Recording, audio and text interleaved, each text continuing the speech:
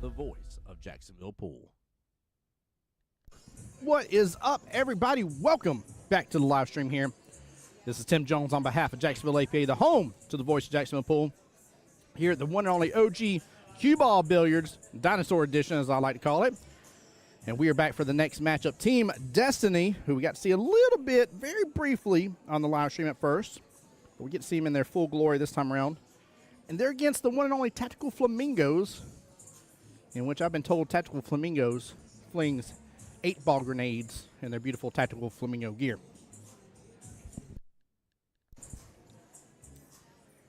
So Miss Stephanie is going to be up first for Team Destiny. Tactical Flamingos will be Miss Chelsea. We're going to see what the rest of their lineup is here in just a moment.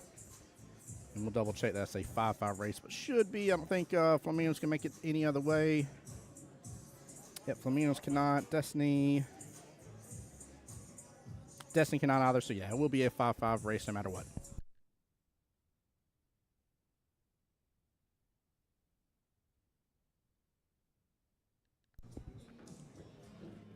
Keep in mind with this team captain's tournament, they do start off with 8-ball first and keep on rotating formats, 8-ball, 9-ball, 8-ball, 9-ball, until there's a victor. Both teams lock in their lineup from the get-go. Once that lineup's locked in, that is what it's set to until one team wins. Now, this is a one-loss side bracket match, so one of these two teams will be out of here after this is said and done. And we're going to continue doing our best to give you as much coverage as we can. Obviously, some matches go a little longer than others. Some are a little shorter than others. So as we can keep people rotating on table 24 and 25, we're going to keep the live stream up and giving you guys, again, as much of the action as we can. So appreciate you guys for tuning in. Stephanie with a nice smooth stroke there on that bottom left-hand corner pocket. Good eyes on the 9 if she wants to go and roll up. I don't know if she wants to save that for later. But she, of course, has that 13 and 11 right there next to 8-ball, top half of the table. 10-ball in a problem there with the 5. Good smooth stroke. Very nicely done. Beautiful, beautiful stroke right there. This could end up getting a breakout here. She hits it slow, gets it, and clips into the 13, gets it away. Don't know if it's quite in a better window here, but she's still got a good hit on that, though, nonetheless. Good little run.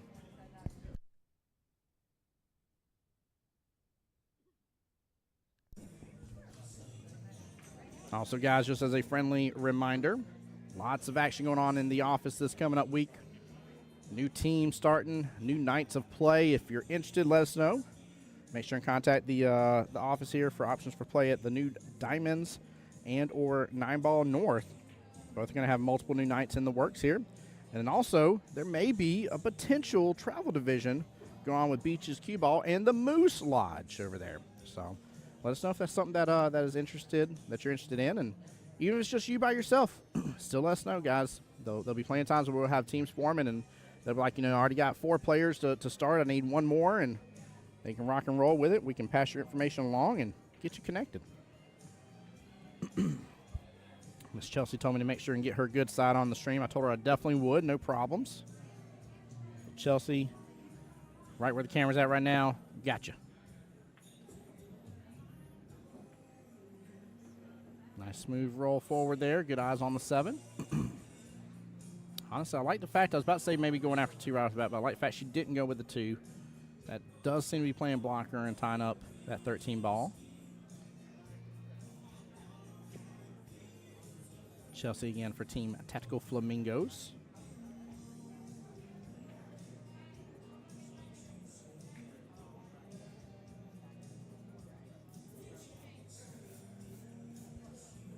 Now,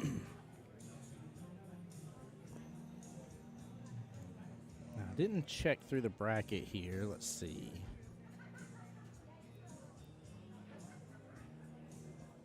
Tactical Flamingos lost to the Strokers during the first round. Then played 1 too many, took them out. Now here they are against Destiny. Destiny played Team Top Brass, who we saw, and lost to Top Brass, who's now currently Or actually, I'm sorry, they actually took out strokers of all things. Top brass did, and Team Destiny now over here against the Flamingos.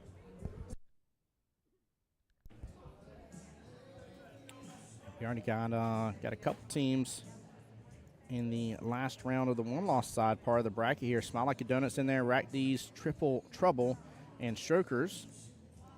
And then we do have some in the quarterfinals as well. Skellington Crew in there, Top Brass over on the winner's side, and the Q Commanders. So we're getting close to our final 8 teams. A couple more matches away.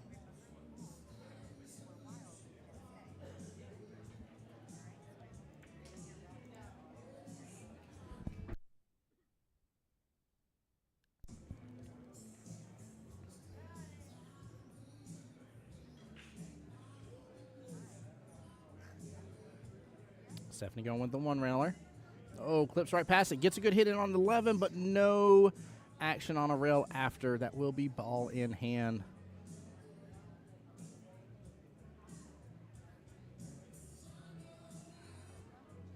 Chelsea's main problem ball is going to be the 5. She could use the 3 to get a breakout on it.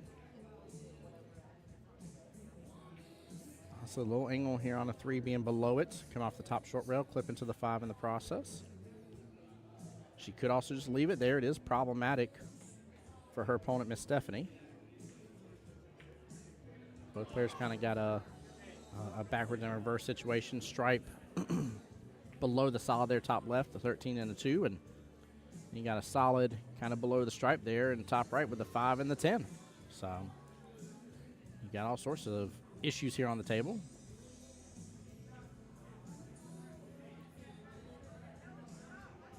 Ooh, nice cuts. Well played by Miss Chelsea.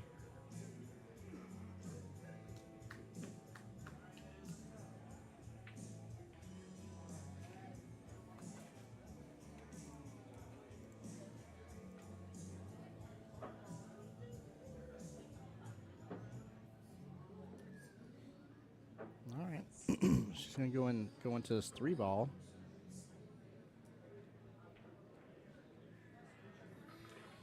Just barely smooth strokes it here. Doesn't give up anything. Nicely done. Great choice. Very, very good choice here.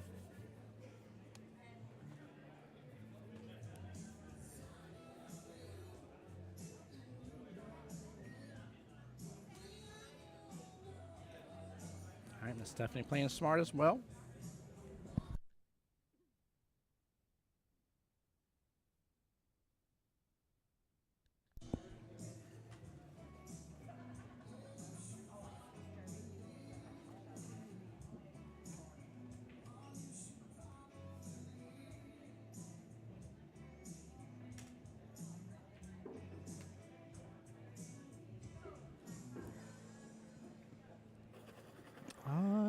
Doesn't look like a bad situation. I mean, the stripe's tied up in between the 3 and 5, but there may be actually room now for that to go. Still, Stephanie controlling most of that top right-hand corner. Or, I'm sorry, Miss Chelsea, forgive me, controlling top right-hand corner. Miss Stephanie back at the table now for Team Destiny.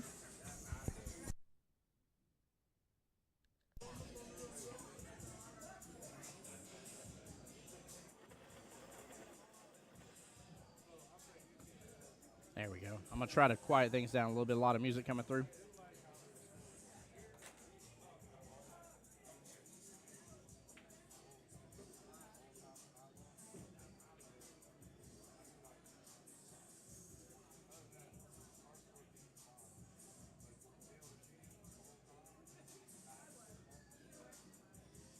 She's going to open up this 2 just a little bit. Oh, she clips it on by. Takes over the pocket. What a shot. Nicely done. Very, very well played. Wow. Impressive, impressive, impressive. That is a great leave there. That's going to be problematic, Miss Chelsea.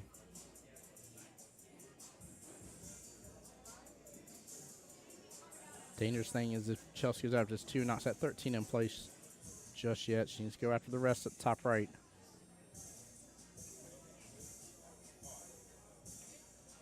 She does end up clipping that strike there a little closer to the 5. She'll have eyes on the 4. Now, if that doesn't go cleanly, she can actually go and do this combo here. Let the 2 take over the spot of the 13. Would not be a bad option. And even if she doesn't pot the 2, which is honestly what she doesn't want to do. Oh, she goes for a bank instead.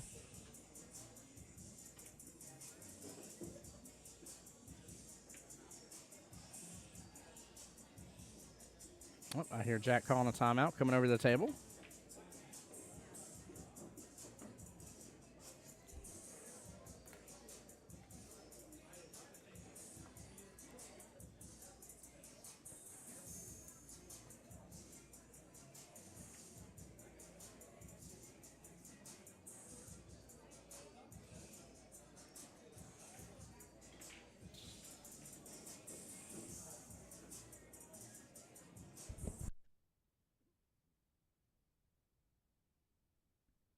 I'm interested to see what he's telling her to do to work out with this situation.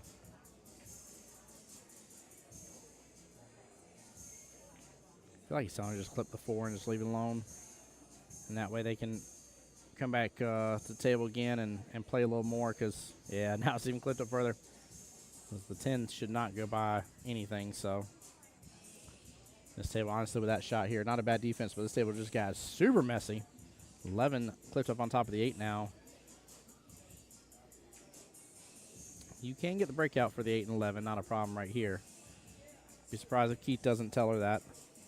Come off that top short rail and back over just a little bit. Should naturally head that direction.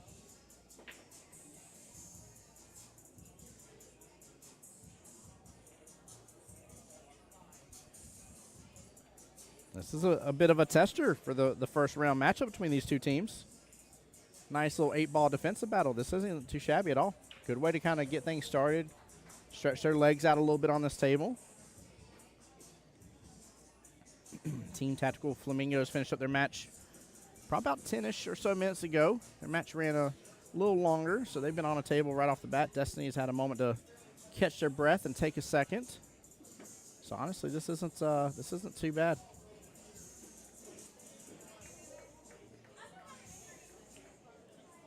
I think he's going to try to get her to get the breakout from the 11 ball. She does this. She may actually end up potting the 13 with the 8. It's really tough for me to tell the angle that it has on it, but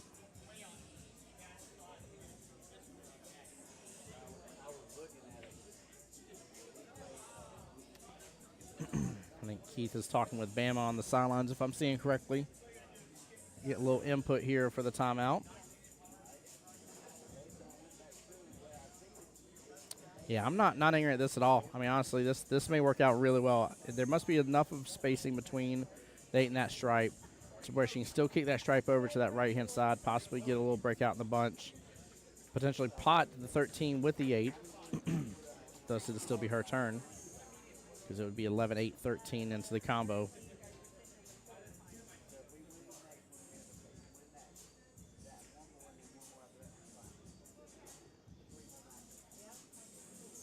Yeah, that'll do. Nothing wrong with that option right there at all.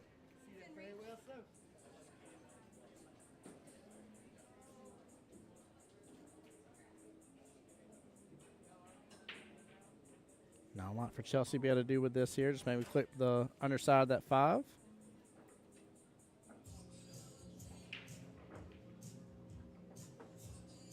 Just like that. Nicely done, Miss Chelsea. Great hit. 4 and 5. Well, more so the 4 playing blocker. Don't think there's enough room for a stripe to go by. And I don't know how much Miss Stephanie can see of that 13 ball top left-hand corner pocket.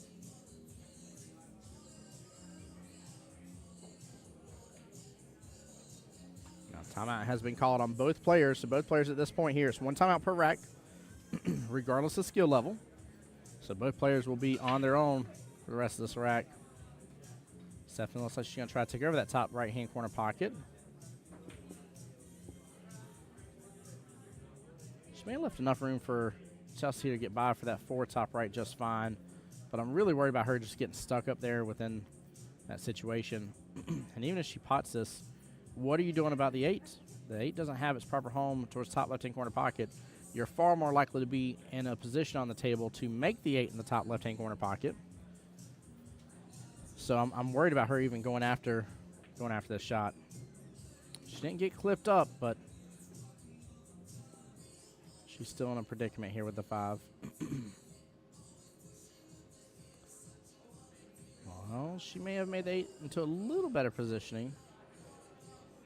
We'll see if Stephanie can run this. I mean, it's not extra pressure just yet where you got to feel like you got to run the whole table.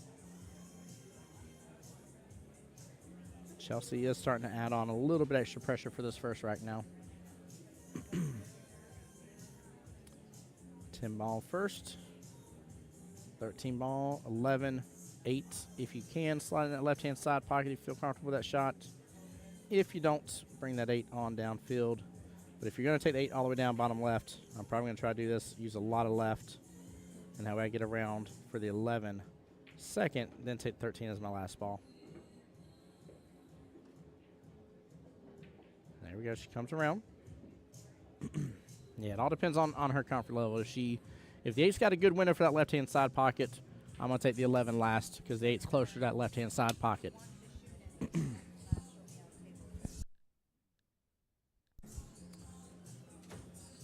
There we go. Good smooth stroke.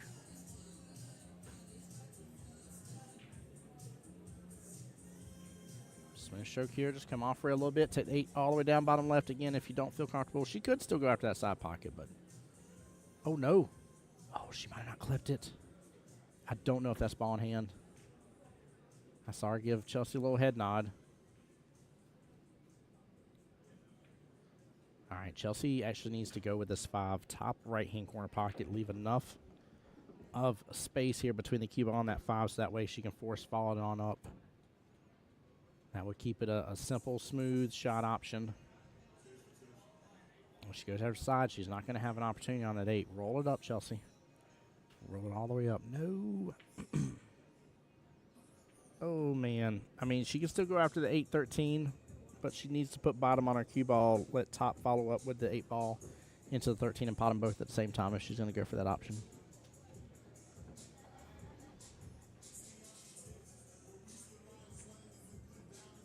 So anytime you're that close, you can be running a risk of a potential double hit. You always want to be careful to see if you can give yourself the room.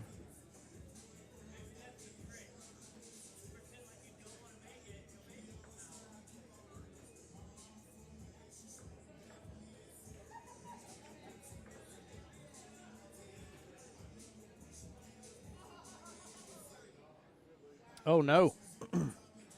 Well, 5 Boat says Kelly gets called over for this one. Goodness gracious.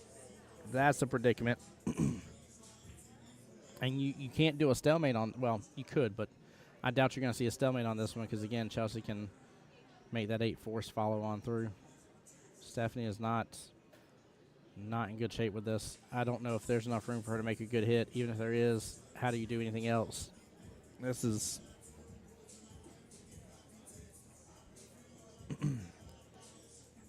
I don't blame her for doing that, but even with ball in hand, Chelsea should be able to succeed and get this. A lot of cases, ball in hand, great option. In this case, they are super close to each other.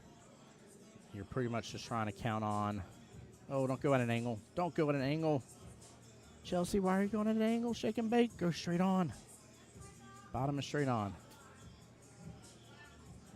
Oh, my goodness. It just played defense again. Oh, Lord. I don't know if she did it on purpose, but Stephanie's going to give her the ball in hand again. Yeah, Stephanie's already picked it up, handed it to her. I don't know if Chelsea knows she can make both. She's looking at it like she's got to have a different choice. She's got to know that she can pop both of these, though. But the way she's looking at it tells me that she's not aware of that.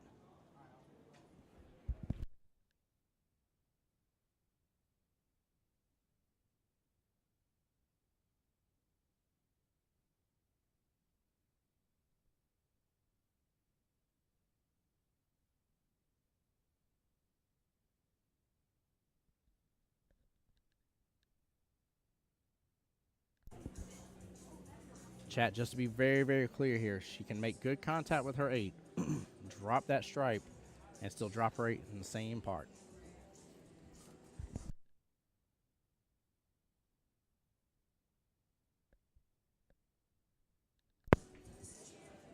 And this is where timeouts are crucial. This is where knowing the rules is crucial. She feels like she's stuck. She's not stuck.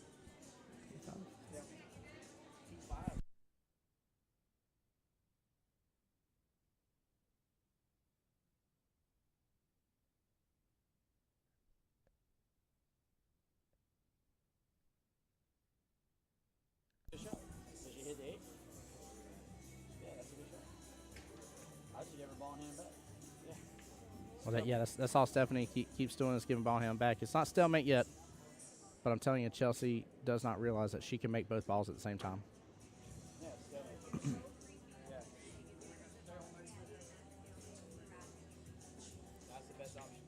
It's not the best option. You can make both right now. You can make both of them easily, Justin. What happens if you don't?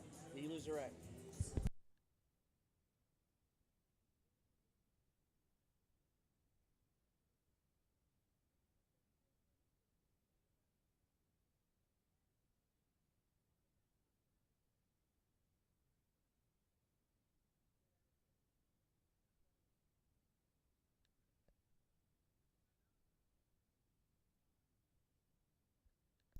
All right. So both have agreed to continue giving ball in hand, thus presenting itself as a stalemate.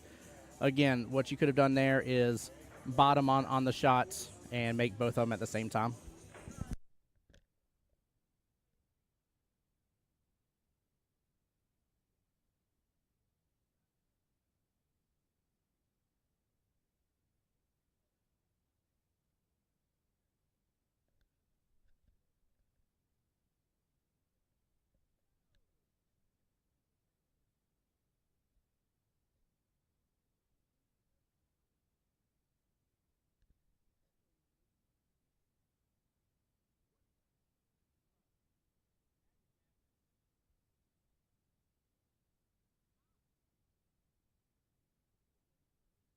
All right, here we go. Resetting again.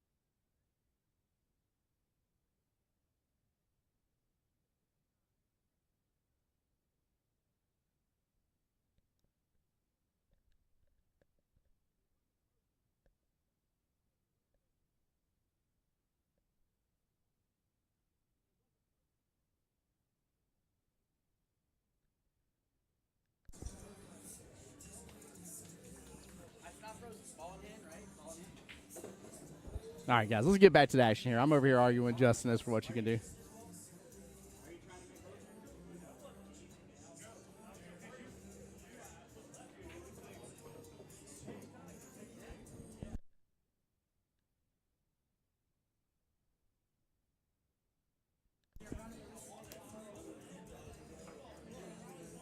Justin and I are having fun arguments, by the way, here, whether or not you do it. Chat, you let me know what your thought was. Did you think earlier on that matchup here, which they may have been frozen in, if they were frozen, I'm definitely wrong. Zero doubt in my mind. If they were frozen, I'm 100% wrong. So. Oh, no. I told chat my answer, that you could make it. I've been telling chat my answer. No, 100%. My answer is that those balls you could force follow and make it happen because they weren't frozen at first. If they're frozen, I completely agree with Justin. You can't make them. Can't make both, I should say. The best you could do in that instance is if they are frozen, you would hope just to leave it hooked up.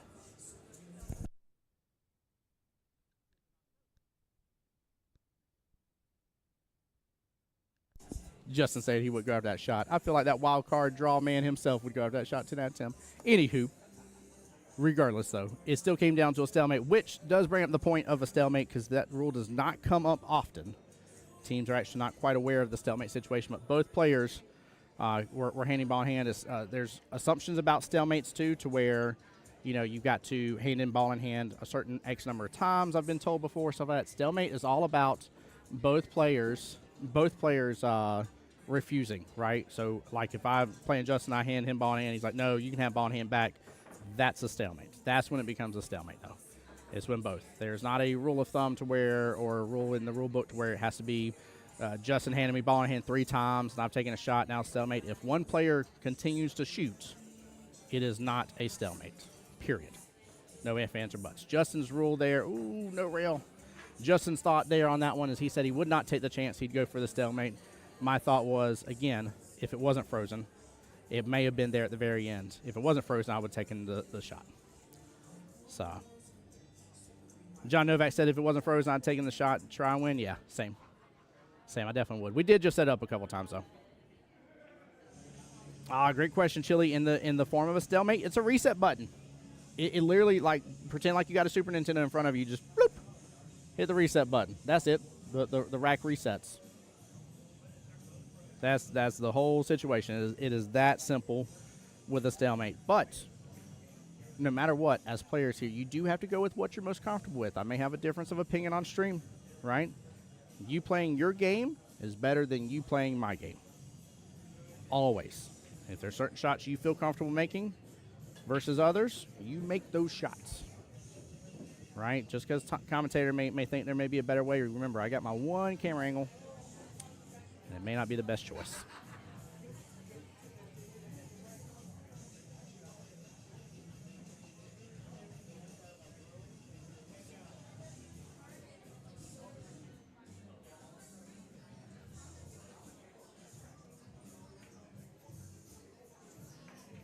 Well, we only got one main issue on this table per se.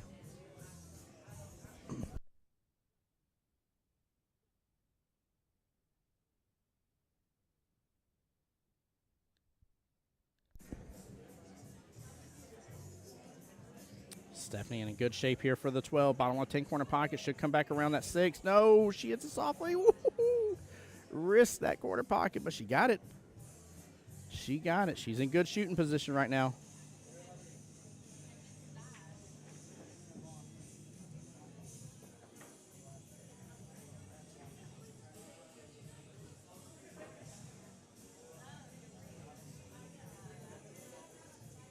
She's off kilter just a little bit. 13 doesn't roll too far away from that top right-hand corner pocket.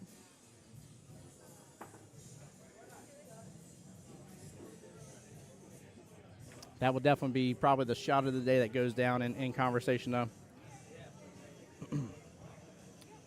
Chili asking, do both players have to agree? Just curious what happens if running into a difficult person. So it isn't about both players agreeing, Chili. The way the stalemate works is that if you and I are playing each other, right, and I say, here, I don't want to take the shot, here's ball in hand, and then you look at your shot options and what's on the table, you're like, I don't want to take a shot, here's your ball in hand back, and you're still like, there's still not a shot I want to take.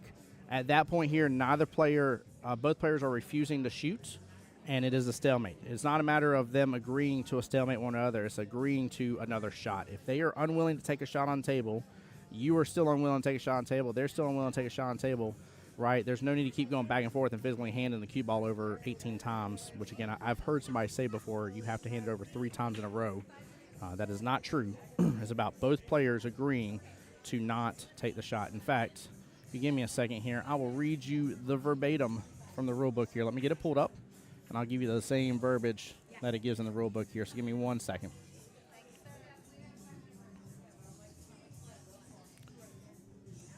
Helps if I spell stalemate right, though. In the unlikely event that a game should become stalemated, meaning that neither player can or wants to make use of ball in hand, the balls are re-racked, and the player that had to break at the start of the stalemate game breaks again. The game shall be considered a stalemate when both players or teams agree. There is no minimum number of turns that must occur before a game is stalemated. So again, it's not them agreeing per se to the stalemate part. It's them agreeing, well, I guess per se to the stalemate part, but it's both the same. Main thing is that both players do not want a shot. They don't want to take a shot. I've heard people say before, like the player with the most balls on the table is the one that racks. That's not true. There's been a couple little oddities of the rule that I've heard before. It is a ginormous reset, though.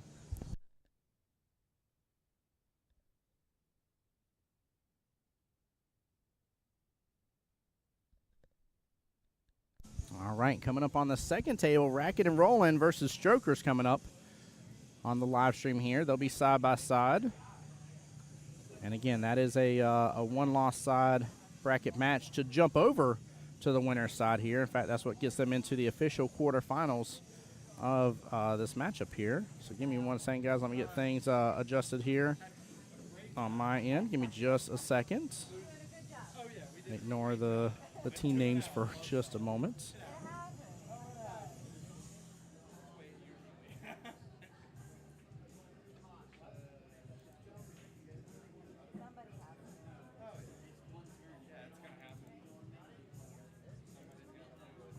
I'm changing the wrong ones. Hold on here. Sorry, guys. Doing this backwards. All right, let me turn those two off. There we go. All right.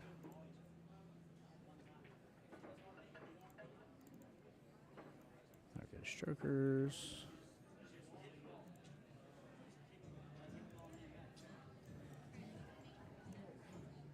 Rack and Rollin.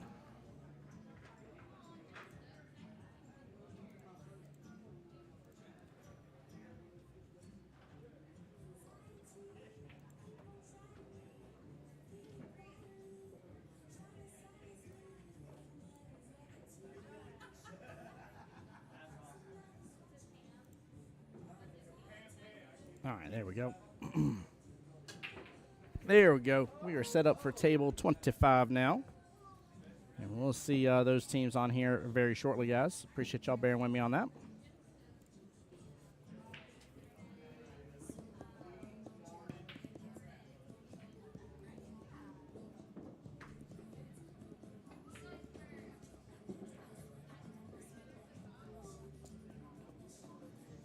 Yeah, I think where Justin's talking about that turn or that matchup.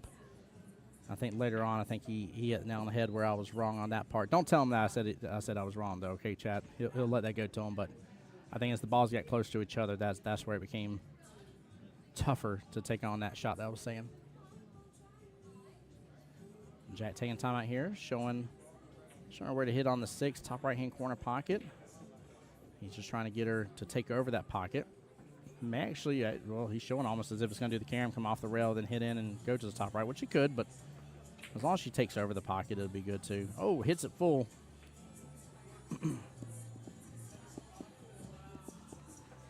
know, it's not usual that we get a stalemate situation. That was actually quite interesting.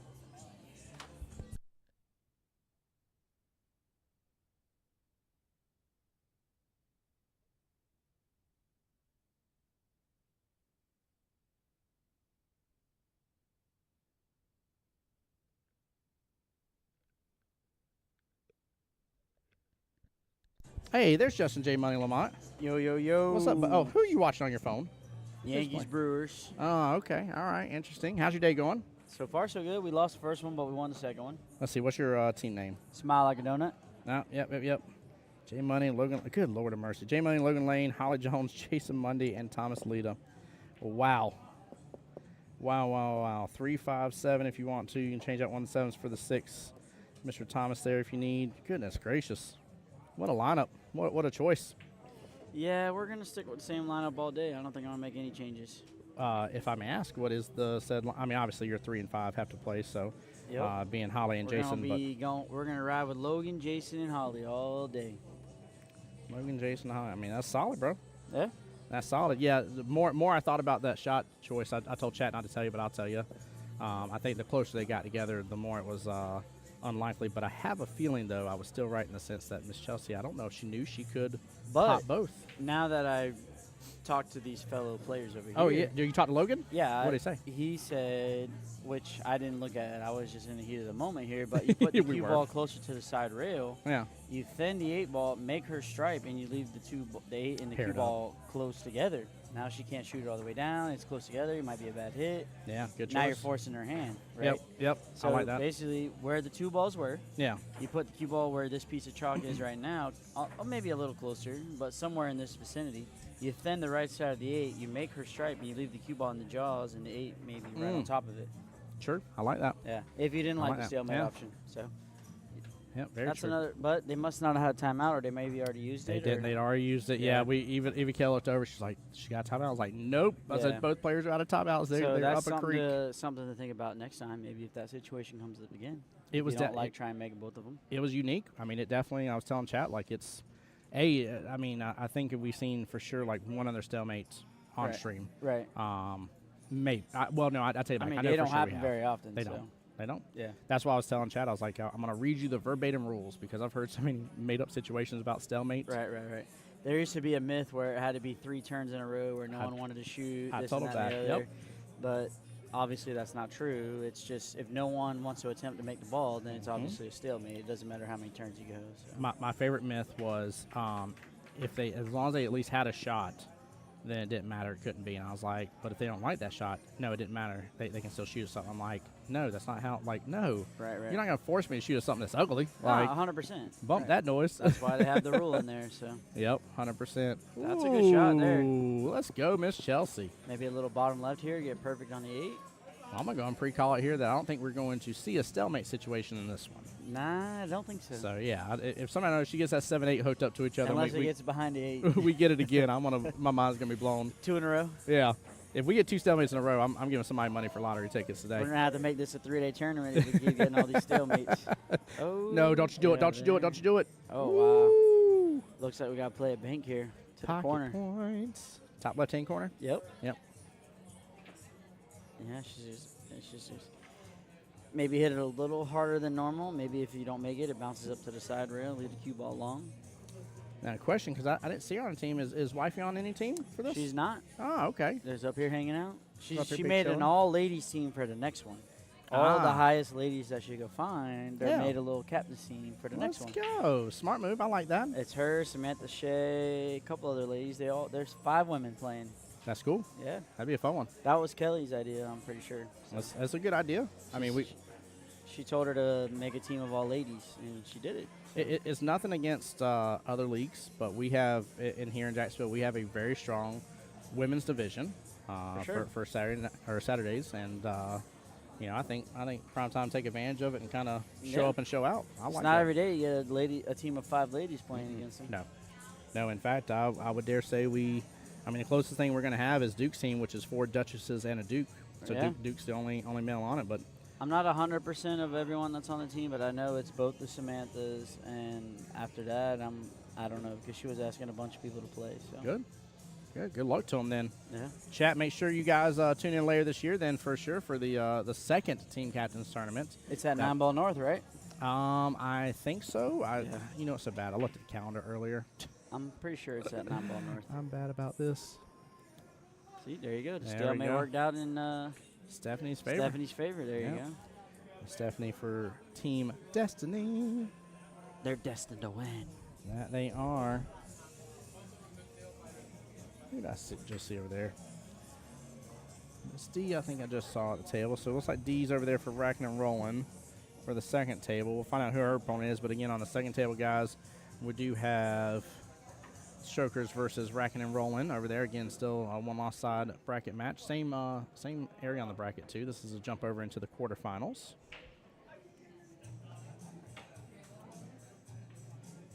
I do see Mr. Jason Davis racking for the Tactical Flamingos here. We'll see who his opponent is on the other table. It's like Miss Debbie Smith. So let's see, 4 is 8. So probably Stephanie, Debbie, and Keith for the other one. Yeah, we got Rebecca Link right here playing D. Perfect. Thank you for that. Trying to mark everything on my paperwork here so I can keep track of it. Good throw right off the bat. D versus Rebecca. Pretty good one. All right, we're about to be off to the races on the other one. Miss Debbie getting into that. Go 9. Right?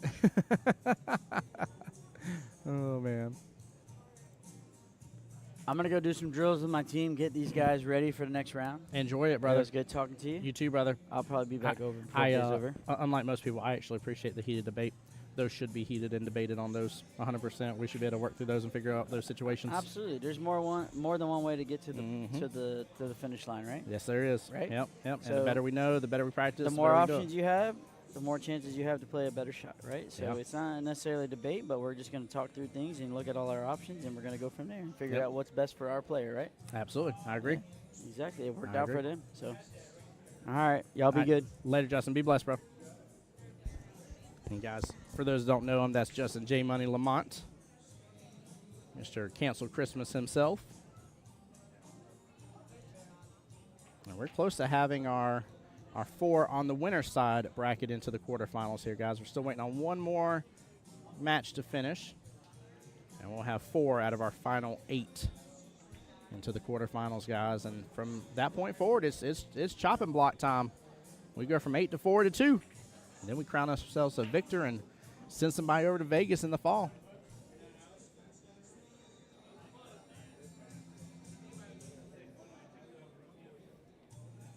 Miss Debbie over here looks like she maybe hooked a little bit. Oh, she definitely was. 9-ball went first. That will be ball in hand to Mr. Jason Davis.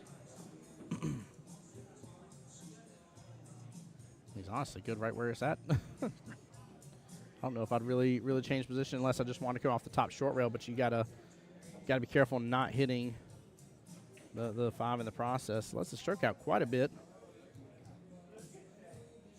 Jason Davis, one of the players there up at 9-ball North. We've seen him. I know Perry Poe's been on a team that's been on stream. Actually got to see quite a few people here. It's been good representation from over there for the captains. So John Hummel says who? The correct answer to that always in life, John Hummel, is Tim Jones. But yeah, 9-ball North has started to grow a little bit, and we've had our fun for the Friday night tournaments as well. Trying to let some people meet new people. And ready to see how that division continues to kick off and grow. I'm just happy for all the people there. I never realized how many of you guys are in the Ocean Way community here. And yet, almost every single time that we were there on location at some point, whether it was doing an interview with James or, sitting there having Wednesday nights or the Friday night tournament, almost every single time somebody would come by new and be like, yeah, I live right up the road. I'm a mile this way. I'm 2 miles that way. I'm up here in Ocean Way. I never had a clue that we had so many of you guys up there, so it's nice to finally have a place there that's, kind of reminds me of almost like this with QBall here. QBall's right up the road from me. So it's always nice to have that kind of home location that isn't too far for you to drive, can go enjoy and relax. So take advantage, guys. A lot coming up. Make sure you message in the office.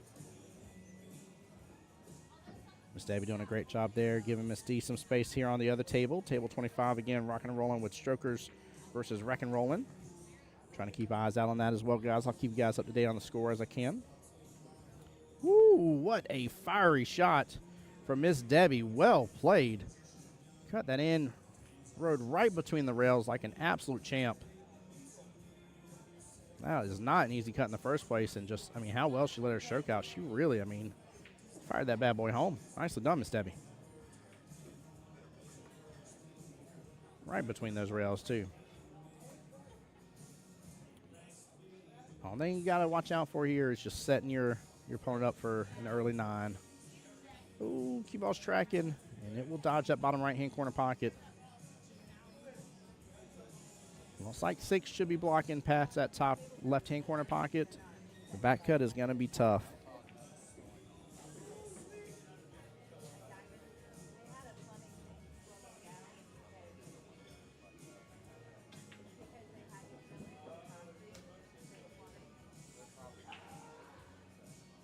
Jason playing smart, going defensive. 6-ball should play blocker for the most part. I think Debbie can still see some of that 4.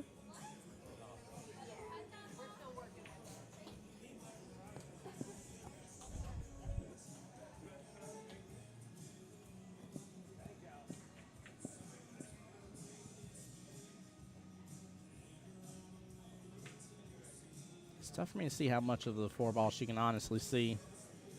Obviously, if she can see enough, draining it down, bottom left-hand corner pocket, go for it. You're going to have eyes on the 5 in some form or fashion. Yeah, 6 wasn't blocking it. So good try right there. We'll open up for the bottom right for Jason.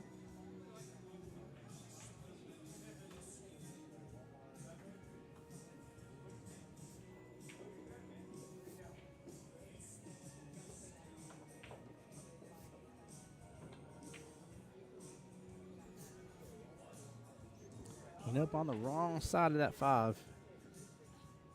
Sucked himself a little bit. He has to come off the top short rail and back into it, though. Hits it good.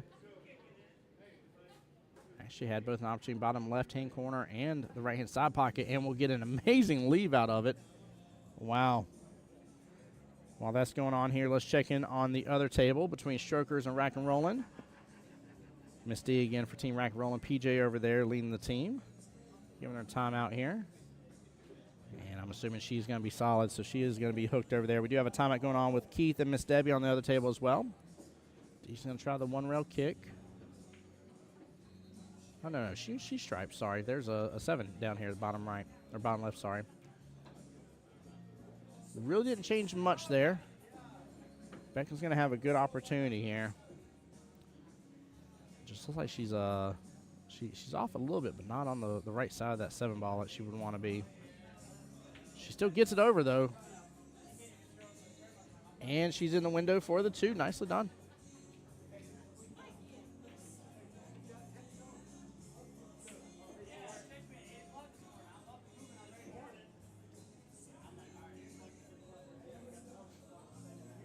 Jason on the other table is getting ball in hand. See him over there in the corner here. We're about to switch back over. And Raj going with a timeout here. Switch back over to Mr. Jason. Good eyes on the 6 here. And looks like it's going to be a little bit of a back cut. If so, he should be able to drift back below for the 8. It's the 9 in the process. 9's got to get out of the way. And he will be just a tiny bit off rail. 8-ball top right-hand corner pocket for the first rack win.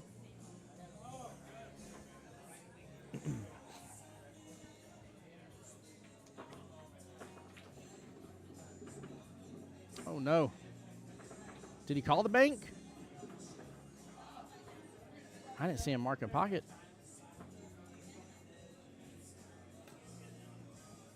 Forgive me, we are on 9-ball, aren't we? Goodness gracious, Chad, I'm losing track because I'm jumping between the racks here.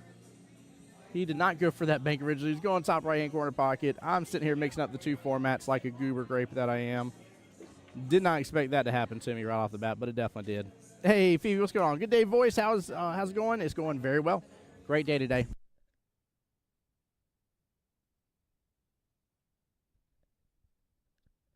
All right, we're going to wait for that match to get started back up here in just a moment.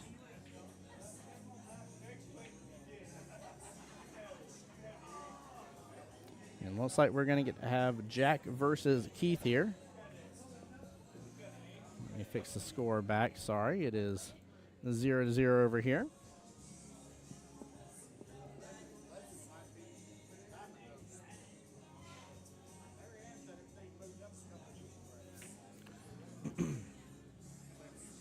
Phoebe over here cheering on Jack Carter. Yeah, he'll be on the table next. He's waiting. Keith ran away for just a moment here. I think quick little restroom break. So give him just a moment. Becca with good chance here. 8 bottom left-hand corner pockets. If so, that would be first point to Team Strokers versus the Rack and Rollin'.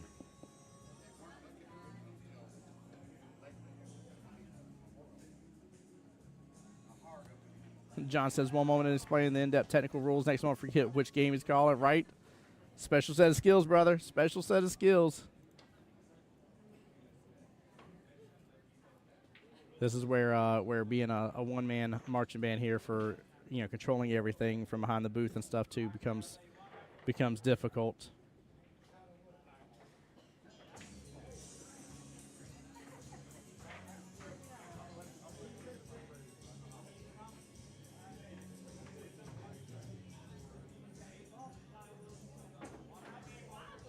And again, Flamingos up 2-0 against Team Destiny. Flamingos, Mr. Jack Carter there. And for Team Destiny, Mr. Keith Richter. Looking to get them on the board before things start moving away too fast. 8-ball getting a little bit of movement.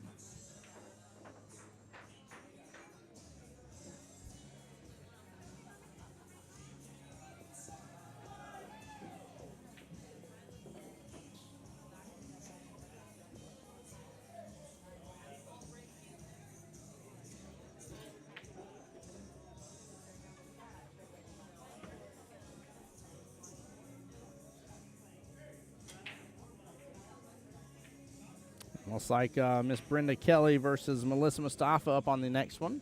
Again, Shirkers up 1-0 against Rack and Rollin' on the other table.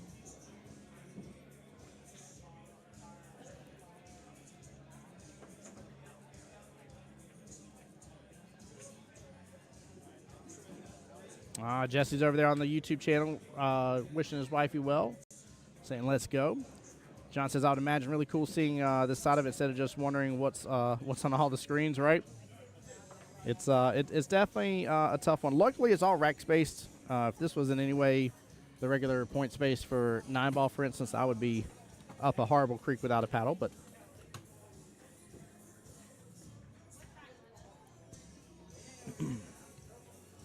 oh, scratch by Keith there, left-hand side pocket.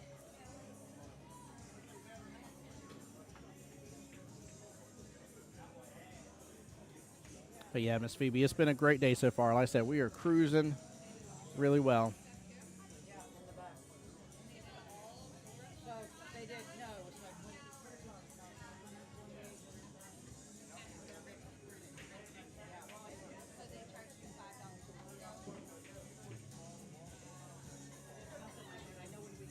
There we go. Jack has the potential to be on a little bit of a run here.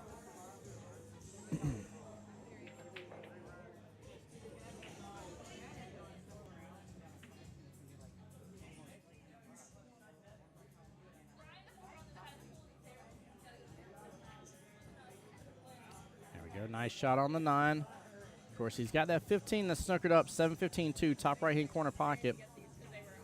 That will be a major problem for him. In fact, Keith will probably have first real good swing at that just because of the 7 to be able to get the bump out of everything. I don't know if I was Jack, if I'd be making any more balls on the table at this point here. Maybe just kind of setting up closer, but yeah, honestly, I mean, minus it being on the short rail, I wouldn't have went for the swing on that.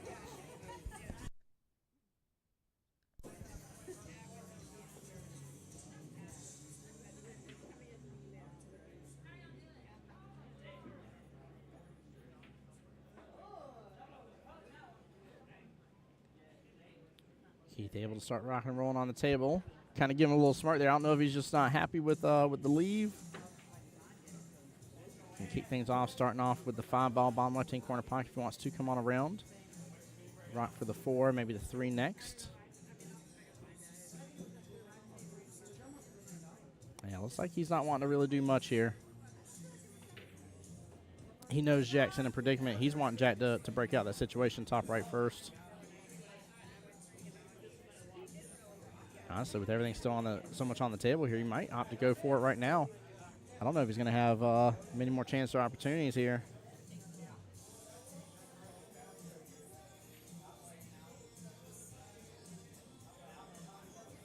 He must have a little bit of room and may have determined it is not frozen. So it looks like he is going for the opportunity to get a good hit. He will be dealing with that railing right there. Don't like 7-ball all day long.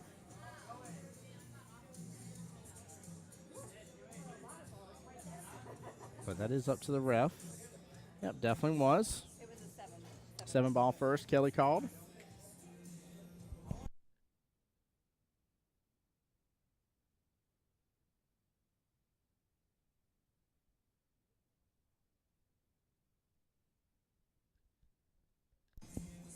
Phoebe, I wish you could have been here as well, my dear. It's a good, I mean, this is, again, I've said it multiple times on stream. I'm probably going to say it another dozen times, so you guys bear with me. But I know it's a Vegas qualifier, but this is one of the most fun tournaments. I feel that this is just a good, relaxing day of good competition, but you don't have to stress so much. You're amongst fellow team captains, and it's just a really great time.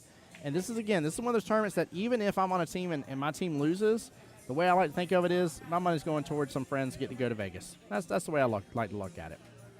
It's a great day. Really, really good day.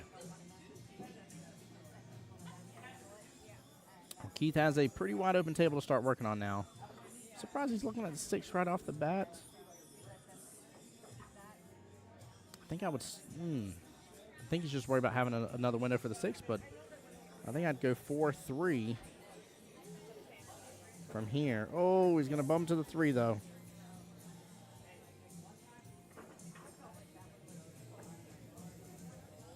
Phoebe's saying this is the first one you missed. Yep. Hope everything's going well. I'm definitely sad you're not here as well. Mr. Brandon Asado walking by the sound booth here. That man's been in the back working his butt off, providing us with some good eats today. Keith getting a little love there off the 14. Bottom of 10 corner pocket for the 7. Looks like he's going to have an opportunity here to go for the 2 and then start working on the 1-4-3. A little interested to see what he's going to get his leave unless he just decides to go for the combo with the 3-4.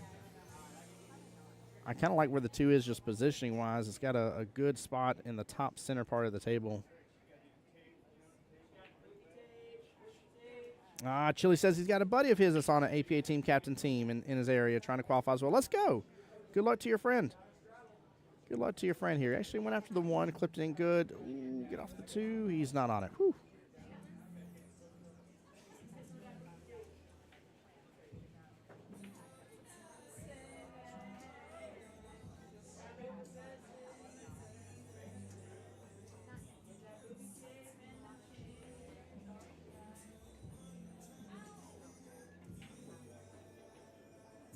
By the way, Keith, not that long ago, has moved up to a skill level 8 in 9-ball.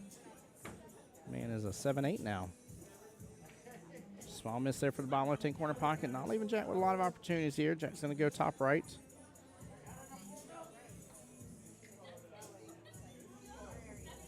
There we go. Gets it. Bypasses that side pocket in the scratch. Maybe hooked a little bit still on the 4.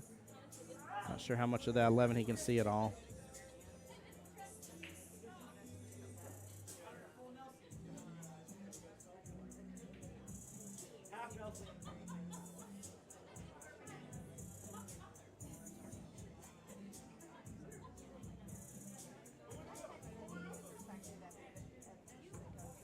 Ball in hand to Mr. Keith after that. Phoebe there telling Jack take advantage, second go. Yeah, he needs to. He swung. Unfortunately, just got a little bit of an unlucky leave. Keith needs to take advantage of and finish this here. Chili, I appreciate you asking. Chili on my YouTube side said, can't remember if I asked this or not, but are you on one of these teams? So, Chili, I now work full-time for Jacksonville APA, not just as a streamer and commentator, but actually in the office. Because of that here, National Office has a rule of thumb, or a rule here, to where us people that work in the office cannot compete in high-level tournaments. This would be one of those. So any tournaments that send us to Vegas, we're no longer allowed to compete with. However, I was blessed last year. I was actually on the winning team for this last year, so got to go to Vegas, represent, have some fun, and team captains, and I was really blessed too because I was the middleman on the team. So no matter which lineup they ran, I was in that lineup. So actually had a lot of fun.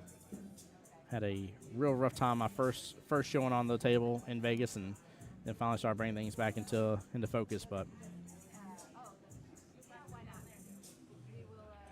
Ooh, dodges that top right-hand corner pocket. It's going to come back down. Is it going to get stuck with the 14? Playing blocker. He called that pocket real fast. I don't think enough the 14's in the way, but nah, it must not be. It must not be in the way enough. Keith gets this here. He'll put Team Destiny on the board.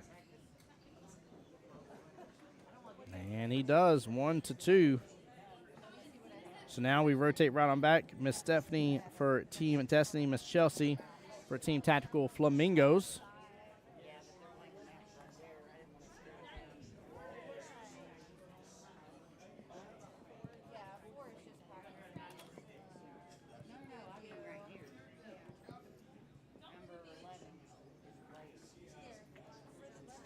on the other table, I for sure see Raj at the table. I'll see if I can get a score update. I'm assuming it's Raj versus PJ here on the other table. Give me 1 second, guys. Let me double check, see who won that last rack. I will be right back.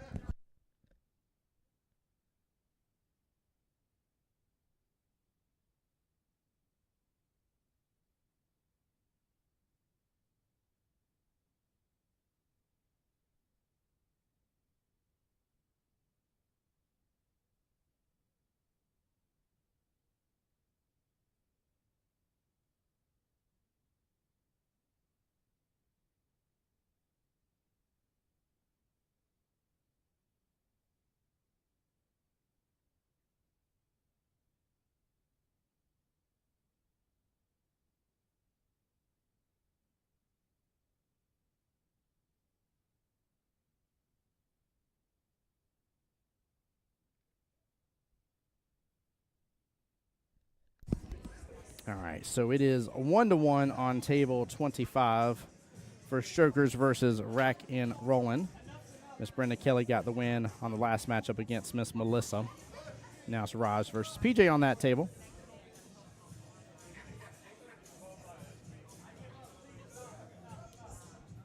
And, of course, because these ladies start off with 9-ball, we've already rotated right on back through. We're back to 9-ball now.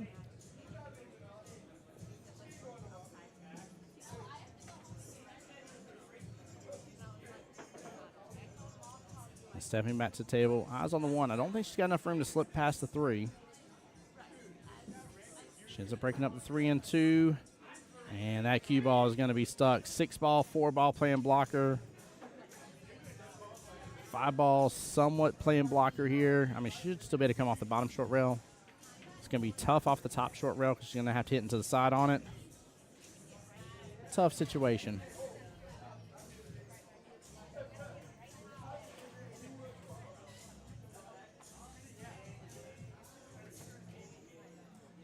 Yeah, very, very tough situation on this one. Austin over there on the Facebook side saying, let's go, Chelsea. Let's go, indeed. Show the love. Show the love. That was a good try on that swing here. She wasn't that far off from clipping in that 1 in the proper spot, too. She went after that right.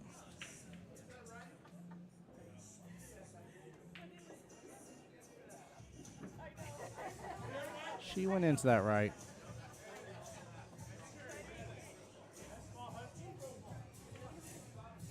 Stephanie dealing with that, that little side rail, unfortunately.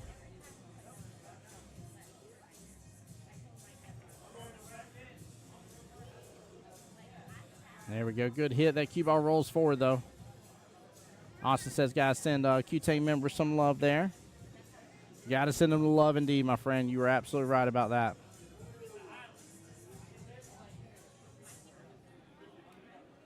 Stephanie is hooked behind the 4-ball. We see Raj on the table beside her here. Raj up for Team Strokers against Rack and Rollin, again against PJ. And they are playing through 8-ball right now.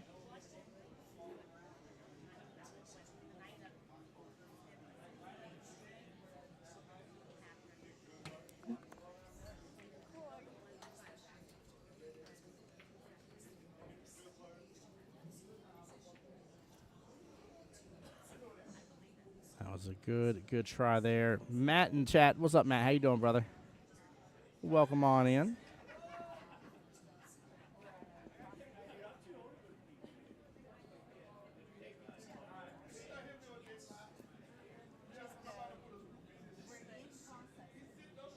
Well, we could see an early 9 here. She decides to go and swing for this. Keep in mind that would count as a win for the Rack.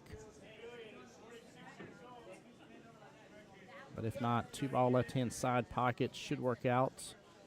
3, of course, top left. You'll want to come off that top short rail. Now you want to give yourself a little bit of spacing here so that way you can roll forward on that cue ball. You ain't got to roll forward much, but you want a little bit. Oh.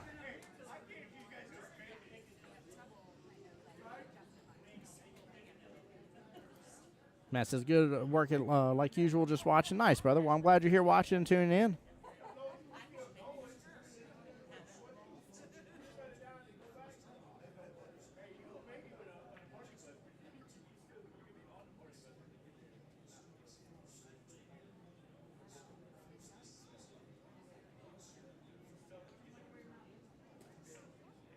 Stephanie's fixed to go for that 2-3 combo. Ooh, comes close to it. And honestly, does not leave a bad position. 2-ball is definitely makeable, but 3 is in a problem position unless you know how to use some inside English here. It's very, very likely she will not have eyes on the 3 afterwards here. Now, if she thinks about that, she may opt to go defensive here, which would be wonderful.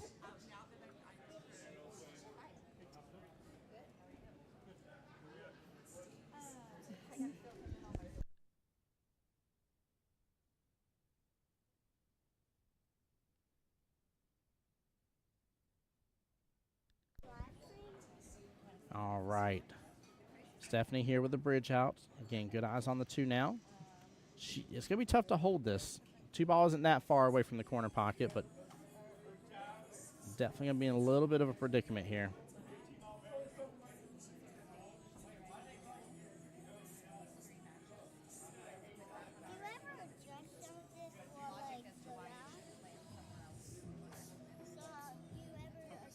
There we go, and she's going to take what she can get here on the 3-ball.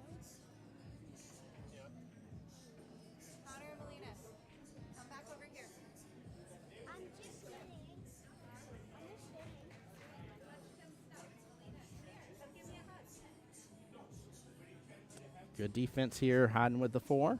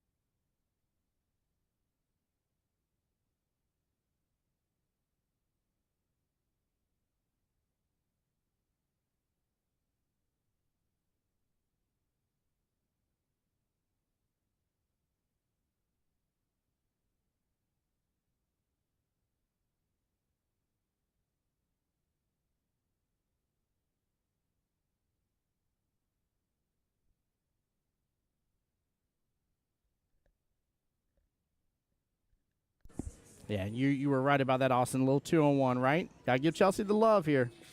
Gotta give Chelsea love and support.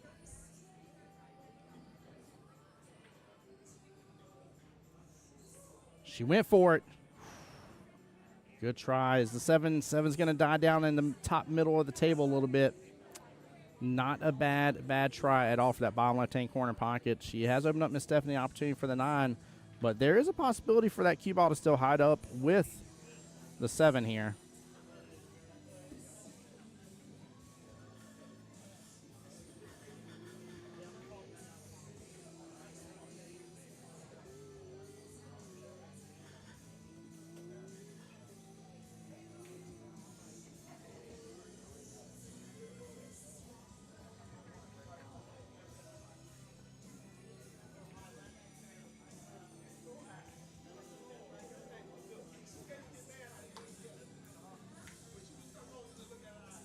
I love it, too. Both Mike and Kelly's kids are over here and getting to relax and enjoy the pool community. And their parents work so hard around helping to continue to grow and build. So. What's up, Connor? Oh. Your shirt. Look at me. Looks like we got some Moscone cut-wearing shirts here with Connor and Mr. J Money. I love it. I love it. All the signatures on it. Dang, you're a professional, buddy. Show them your signatures, buddy. Oh, I didn't realize that Connor has all the signatures on, is what Mike's saying. Nice. Oh, my goodness. He really – way to go, bud. I'm not jealous. I'm not jealous. I'm very jealous. He's even got all the pearl on there. Connor's got all the signatures here. Goodness gracious. Outer space, what? Bowling? Nice. You what? You have to dodge this? Let me see you do it. Oh, not a gutter ball. You threw it in the All gutter. right, let's get back here with the action here. I'll update about strokers here in a moment once I know more about the team score. Good try there. She's opened up the 7 again for the top right-hand corner pocket for Miss Stephanie.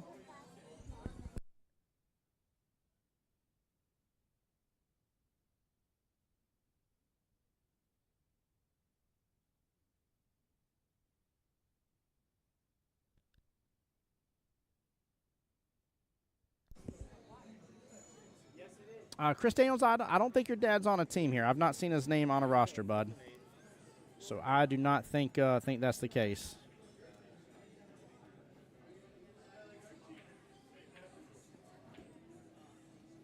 Oh, good try from Miss Stephanie. Gets a lot of movement on the 9, though. Sends it a little wild towards the bottom left-hand corner pocket. That could have worked out in her favor. Could have.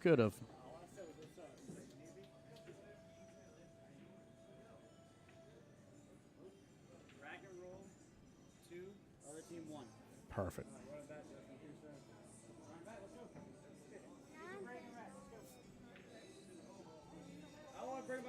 So rack and roll is up 2-1 right now against strokers. So very, very similar score here. Again, this is the oddity. It's almost like these tables are playing like twinsies here.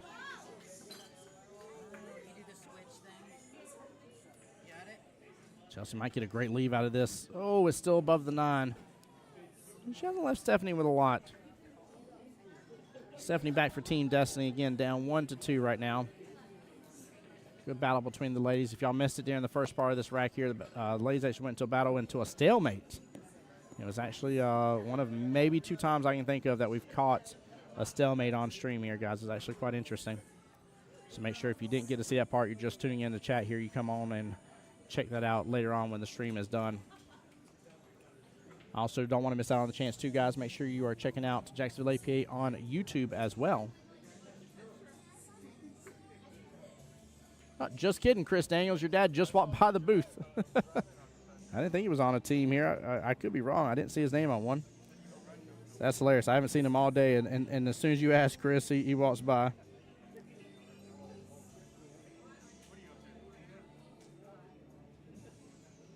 Yeah, I don't think he's on a team for this one. Stephanie with a chance here. Oh, what a beautiful out. Very, very well played. Stephanie for the Wonderful Team Destiny tying it right back up 2-2. And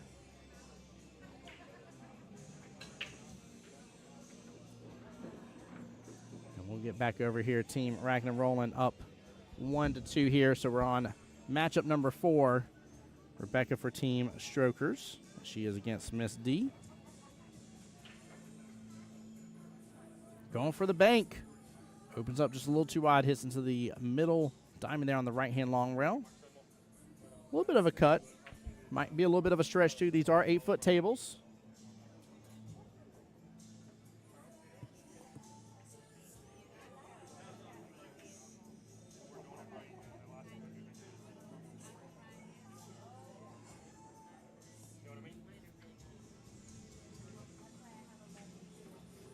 Oh, small miss. D with the opportunity right there to go up 3-1 against Team Strokers.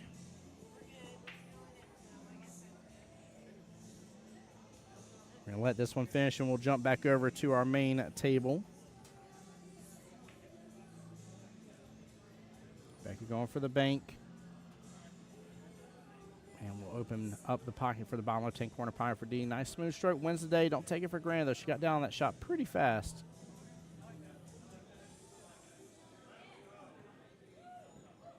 And there we go. That will be the 3rd point for Team Rackin' and Rollin'.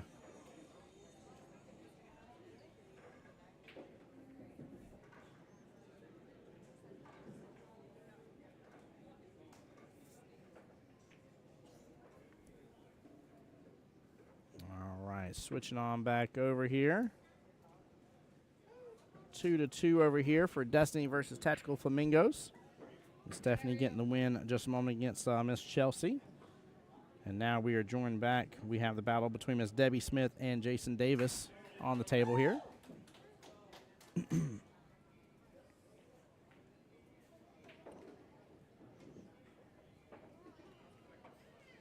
Good smooth stroke from Miss Debbie. And she may have opened up a little bit of eyes for that 5. It's hard for me to tell how off kilter they are from each other.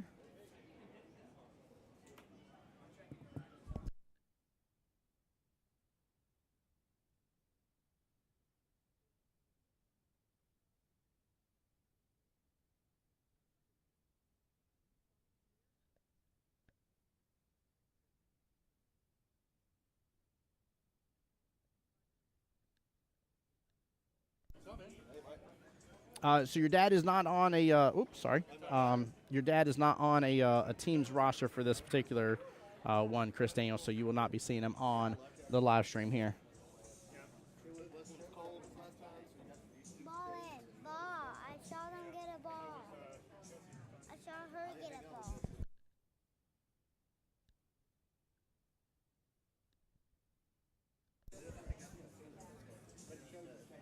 All right, Miss Debbie here on the 6-ball right-hand side pocket. Smooth stroke forward.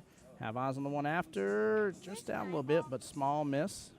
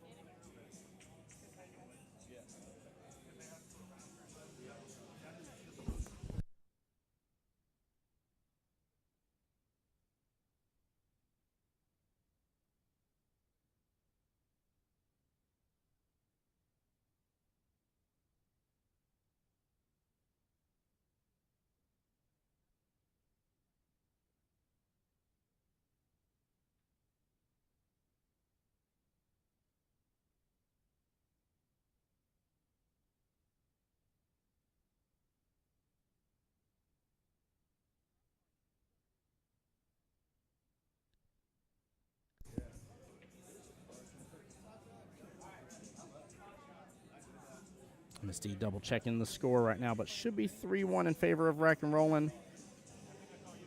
Got her double checking for me on that second table right now. Ooh, nice shot there by Jason.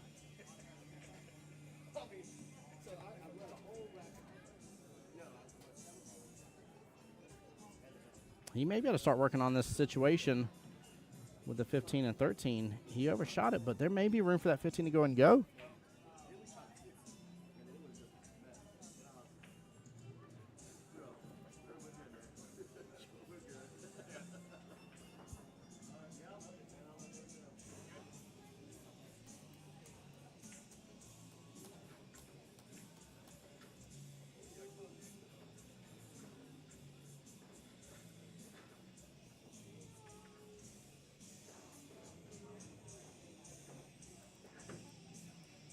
Perfect. John Hunt will text me confirming 3-1 in favor of Rackin and Roland. It is. It's going. We're on ice right now. That's crazy about top hat. Yeah. I wonder if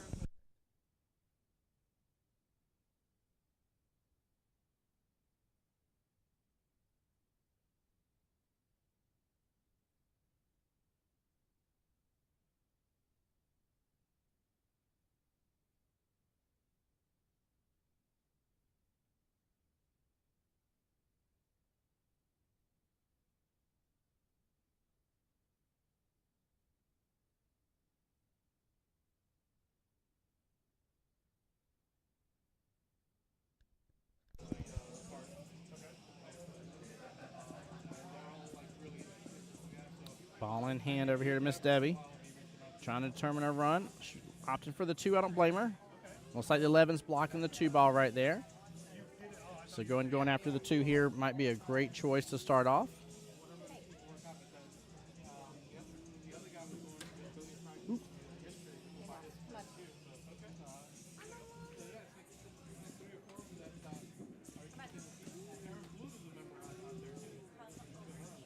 Well, that is a small miss, that ball in hand, but Jason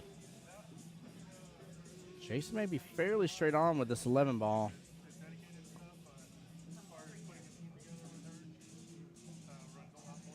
Jack double checking. Seeing how straight he is on that shot, and as he should too, because it might be need for a timeout here, but I think Jason should be able to rock and roll with this a little bit.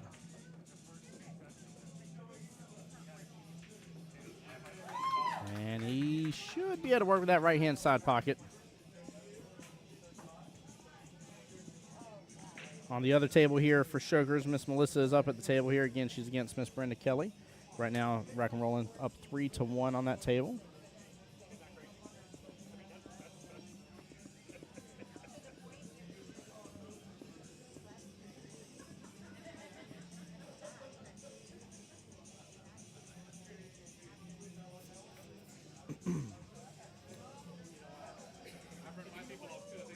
Let's not be as clear of a shot here. Of course, that cue ball is a little bit away, so this, I would say, is a tester.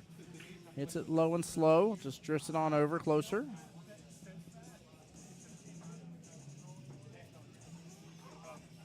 Stevie Smith will have another opportunity on the table here. And he could end up playing blocker. not everybody's cut out for it. It's no fun. And she goes just straight into the 6 here, use a little bit top, not mess with that side pocketing. Block him up where the 1-2 is not a, or is playing blocker against him for the 8. I'll see some more fist bumps happening here.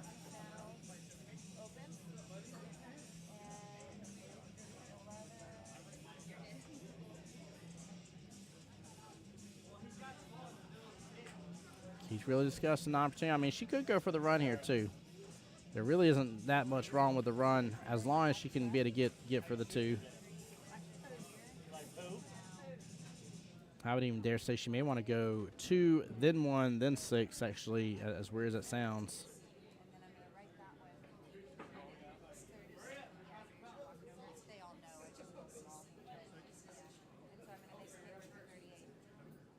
That's going to leave a good leave. Sorry, guys. I definitely got distracted here. I definitely thought she had ball in hand. Do forgive me, guys. This is tough picking, switching between. Oh, I think we are on our... There we go. Good out by Mr. Jason Davis, but I may have a quick little update for you guys.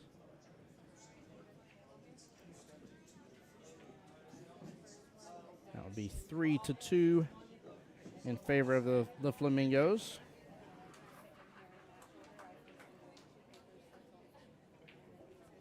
We're going to check in on the other table, which right now, Rack and Roll is up 3-1.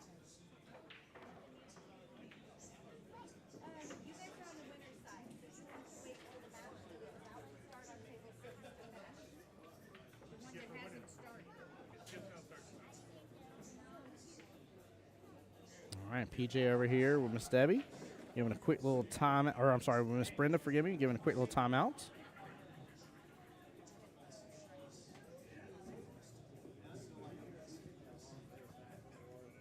Just going to have her play a defense here, hide the cue ball, and possibly get the 9 out of that mess. Oh, that cue ball leaked out quite a bit, though. That 2 ball is open. Melissa will have eyes on it. The question is, how does she handle the 8 is going to be the real question, because it's likely she's going to bump into the 11 in the process. Yep. Oh, cue ball, slow down. Goodness gracious. I think she's got enough an angle here to work on the back cut. That's going to be a tough back cut, though. A little bit of distance. And I would dare say pretty steep for the back cut here. This is not easy. Not easy at all. I guess my main concern, although it shouldn't happen, I believe it's probably going to hit in that 12 full. My main concern is it playing a little carom situation off of the rail in 12, and cue ball scratching bottom left would be my real concern on this one, but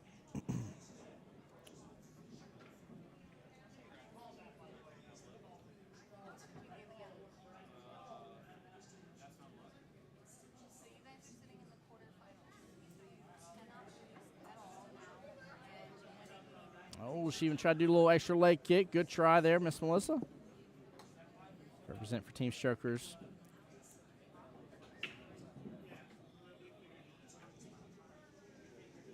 Let's bring it back to the table. Good run potential. She's going to want to get back, upfield. She's going to have a tough time for that last strike that's on that top short rail after she takes this one bottom left.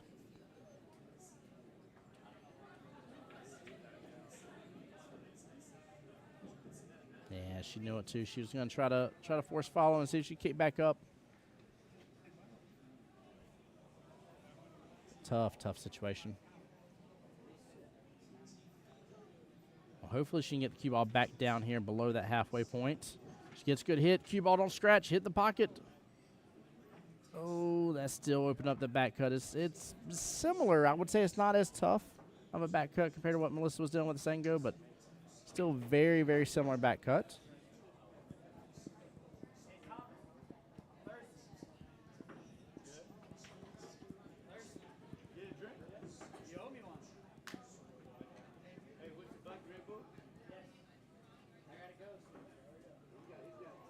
Oh, it hangs in the pocket. Wow. Wow. That's a situation right there. Goodness gracious. And Miss Brenda Kelly is going to have the opportunity to get Rack and Rolling up 4-1 and put them on the hill against Team Strokers.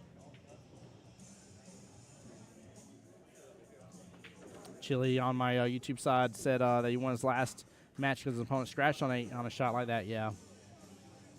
Yep. It's tough, man. It's tough pickings.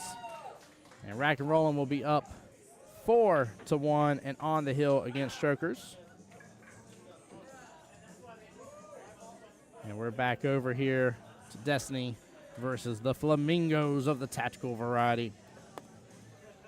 Mr. Keith Richter for Team Destiny right there. Again, 2-3 in the race to 5 for both teams.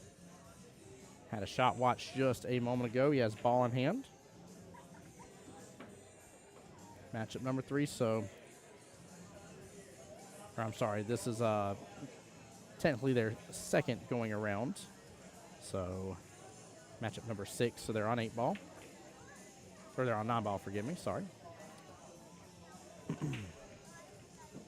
3-4, not a problem. 4-5, real issue.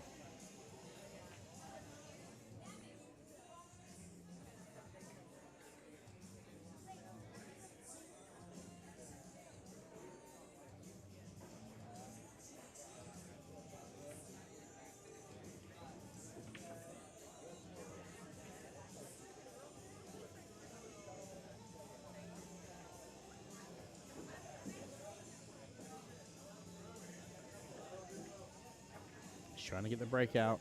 Oh, no, he's just trying to be above it. I thought he was gonna use a little bomb there and break into it.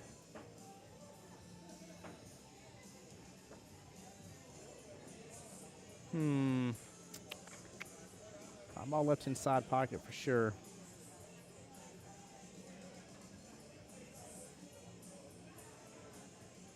Yeah, he's at a little bit of an angle with this. I wonder if he's looking at the 5-9 situation, but I'm not worried about him just completing the run. I don't think there's need to go for the 5-9. There we go. Gets back downfield. He's in prime setup now. He's good. He's real good. That was a great shot. He's trying to keep everything nice and close here for his team destiny. If he gets this, we'll be tied up. If not, the Flamingos get on the hill. Nice job letting stroke out, go between the rails.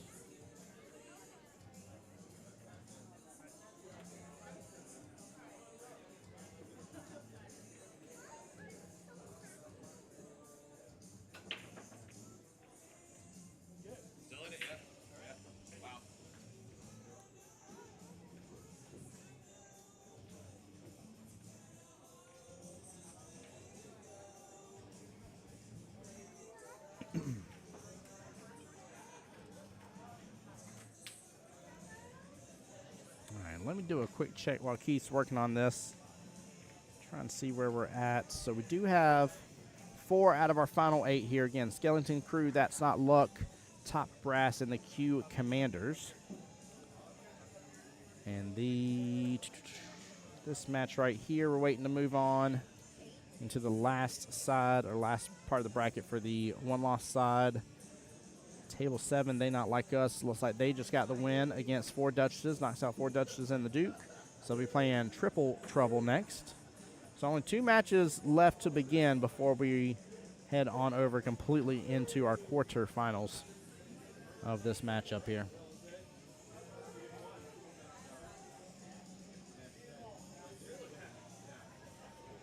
Flamingos get that one 4-2.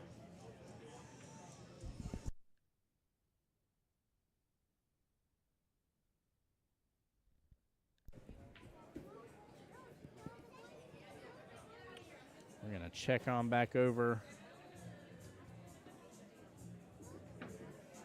on this one, which is 4-1 right now in favor of Rack and Rollin'. Again, Raj up against PJ.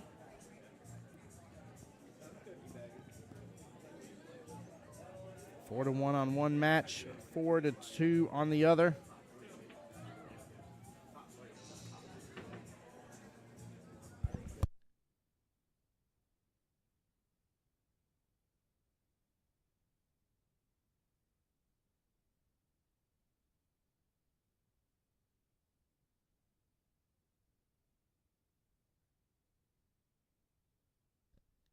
Forgive me, Jason, looking out for me. I did have the scoring correct there. It is 3-3.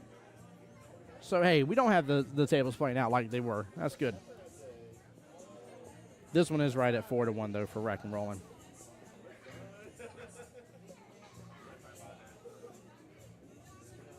And they are on 9-ball for this one.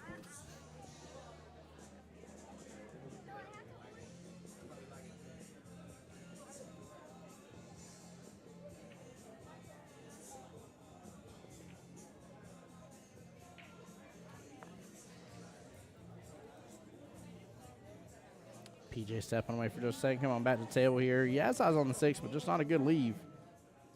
Wonder if he's going to try to play defense here, see if he can get up with the 8.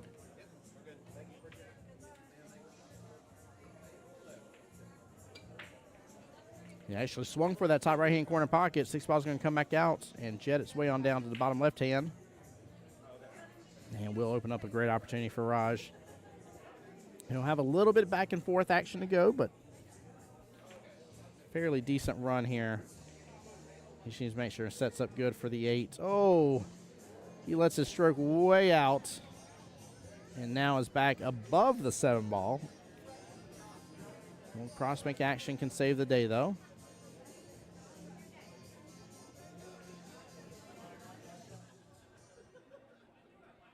Oh, no. Unfortunate scratch there, bottom right-hand corner pocket. Oh, very, very unfortunate there.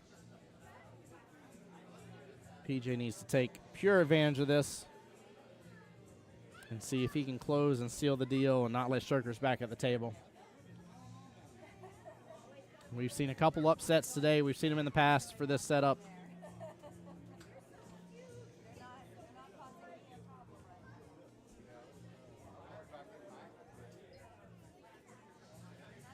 PJ trying to set up good, come off that left-hand long rail, jet on back down. Just got to watch out. Some people set this up and don't realize they're setting up for that right-hand side pocket. There we go. Strokes it good. Needs to slow down just a little bit. And he's in great shape. Great shape for this. If he's a little further up, I'd say it'd be perfect. He's back cutting it just a tiny bit. Slow rolls into place. And a little bit of a cut. Actually, may not even be a cut at all there on the 9, top left-hand corner pocket. So rack and rolling, knocking Strokers out for the opportunity. Oh, PJ rattles the pockets. No. Oh, no, no, no, PJ, after all that good work. Good try here. Well, Raj is going to have the opportunity here to get the second point for Strokers here, so they will move on to their third rounds here between each other. If so, we're going to switch on back over to the other table in just a moment. And Raj got that right here, making it 2-4. And on this table here, again, we are back to 3-3 after Jason get me the correct score. Appreciate that, Jason. Miss Stephanie here for Team Destiny against, again, Miss Chelsea. Stephanie at the table right now.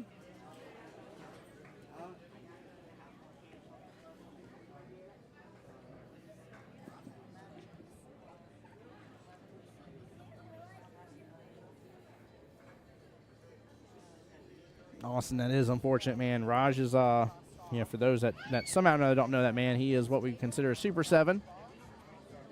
He is a tough hombre to take out. And PJ just had the opportunity to win it all for his team, so hopefully that doesn't come back to haunt them, but it's tough. That's tough right there. You know what's all online and a little bit of the pressure build up, but he got pretty much as perfect as you possibly can on that 9 that you would want. So.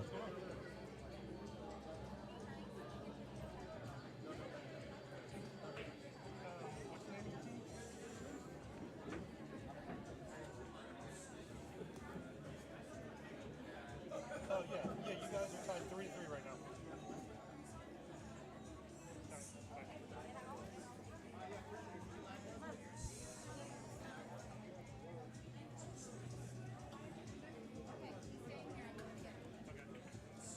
Stephanie going after this 15 here. Gets a little bit of opening. Ties it to 11, a little bit closer to the 2.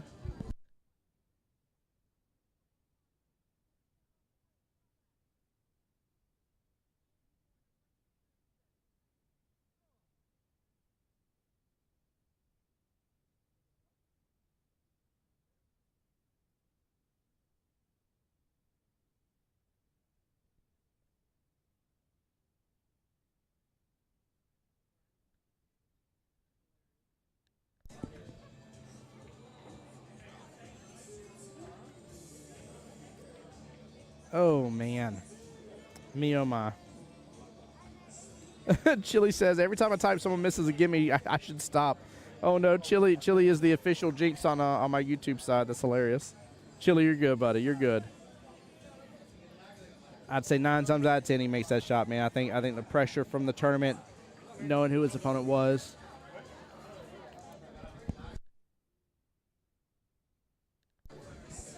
I think those two things is what came into effect here.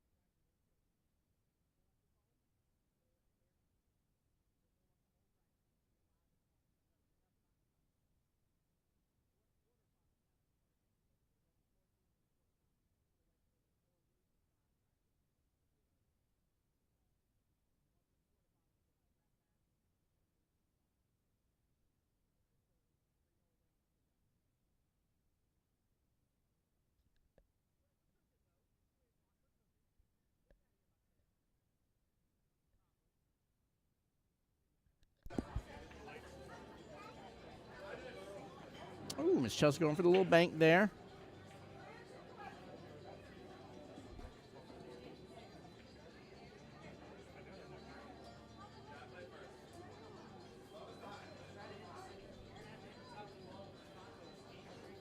All right, Miss Stephanie right here back at the table.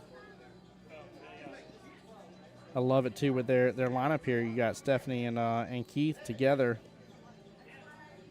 rocking and rolling with the team. And she's going to get a love out of that right hand or that left hand side pocket. Looks like she may opt to go for her 14 here because she really doesn't have much eyes unless she goes for the 15 bottom left. 1 second, guys.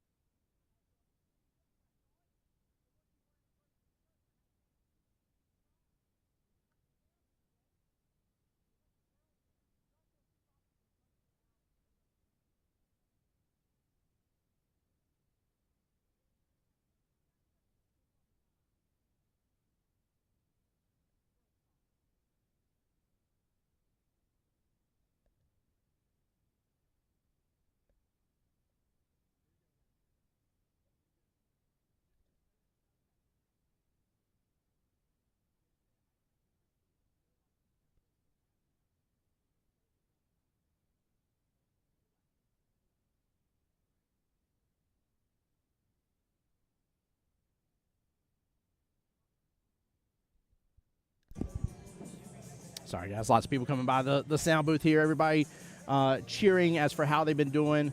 Mr. Ricky, who was on the live stream, was talking about his last matchup being a 4-4. Mr. PJ there, who we saw on live stream a moment ago, was talking about how close he was that shot and what he should have done differently and stuff. So I apologize. I can't help it whenever people are coming over here to celebrate and talk about how their matches are and kind of focus on the gameplay they're having today. Oh, nice shot by Miss Chelsea. A little bit of a tougher leave here on the 5. A little bit of a tougher one.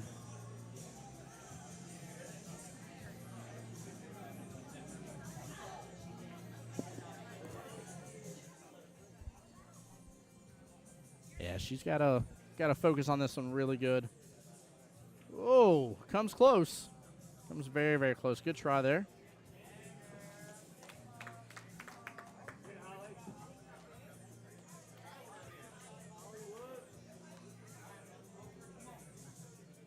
Stephanie here will have good eyes on anything that she wants to go after.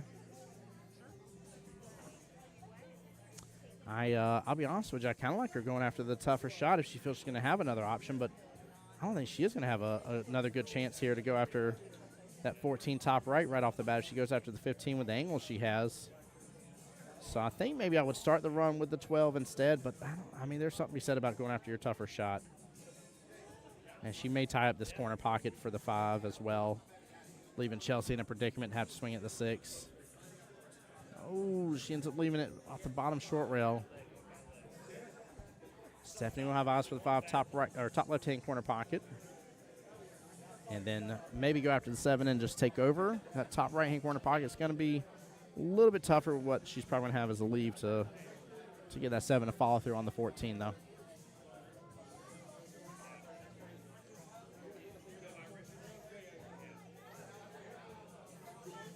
Oh, she might get a good leave out of this. She might have a good leave indeed.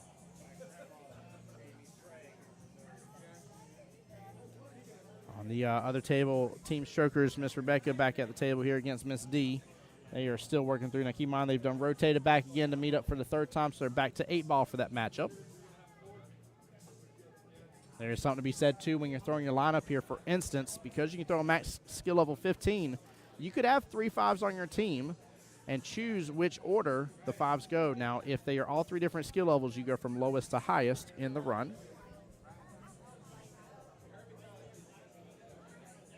But there is something to be said about if you got to run the gauntlet, throwing the player that you can mix and match around with, throwing them in a part that's going to bear them favor as for which of the games is going to work best. Because you got to think the first person you throw, if you go the full all 9 racks, right, they're going to play 8-ball, then 9-ball, then 8-ball.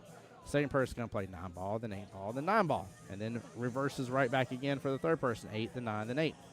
So, again, if you're running a team that has 2, if not 3 people at the same skill level, you can choose your order. You just want to make sure whoever that middle one is, that they favor 9-ball. That 9-ball is their higher statistic game, that they do better in 9-ball. Make sure you think about that kind of stuff. It's good, bold strategy to play.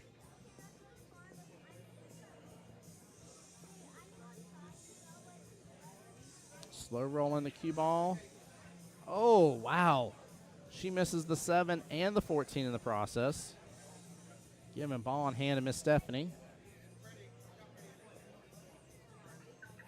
She's got good eyes on the 5 regardless here, so even if she doesn't feel comfortable with the force follow here on the 7, she can still go ahead and force the 7 to take over that top right-hand corner pocket. Would love to see the timeout happen here. Jack's calling it right off the bat, as he should.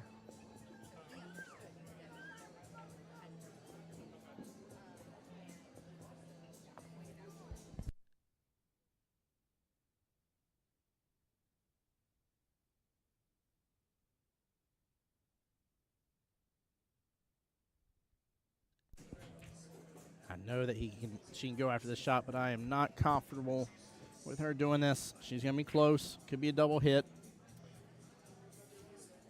Cue ball isn't going to move far, but she's definitely not going to leave her anything as an option on the 8. He's trying to get her to be able to do it to where she can get back below the 5, take the 5 top left, and be able to roll up to be able to take 8 in the right-hand side pocket. That is asking a lot. And I do mean a whole lot from a skill level 4. And that's not me picking on Miss Chelsea here in general. That's just, you got to know what your players and your skill levels are capable of. She's not going to be able to have enough room to give this ump to get back below that 5 to be able to make that run possible. A small miss with ball in hand, but she does hang it up outside that bottom right-hand corner pocket. That is not too shabby.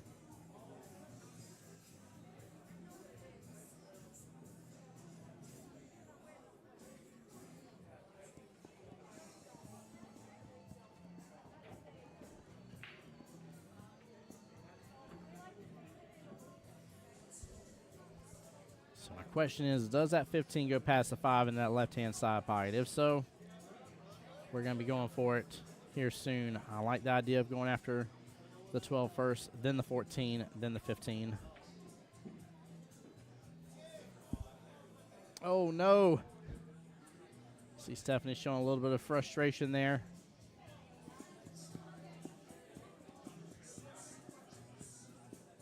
She may have opened up enough of that pocket for Chelsea to take advantage of for the 8-ball if she gets onto the 8.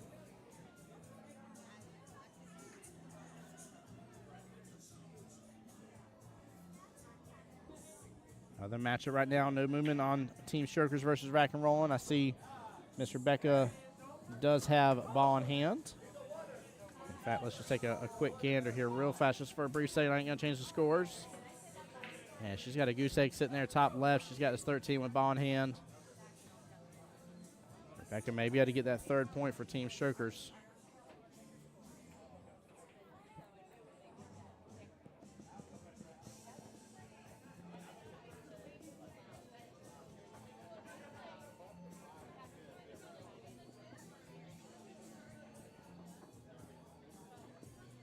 In fact, I see them taking a timeout on that second table. Stephanie getting another opportunity to swing at the table. She's going to swing for the 14. That's tough. Really tough here. She is hooked up over that 7. So she's going to be tree-topped. Going to have a good, sturdy bridge for this. And she tries to make sure she hits in the rail so she doesn't end up scratching and following that 14 in. And it will be ball in hand to Miss Chelsea. If that 8 goes by top left, you're going to do the 5-ball bottom left, 7 bottom right, and then 8 top left.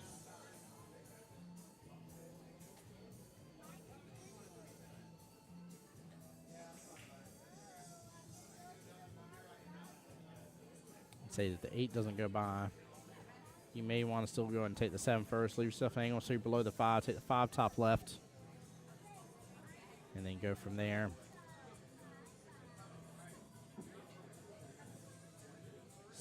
Just going for a tough cut here. 5-ball left-hand side pocket. Gets it.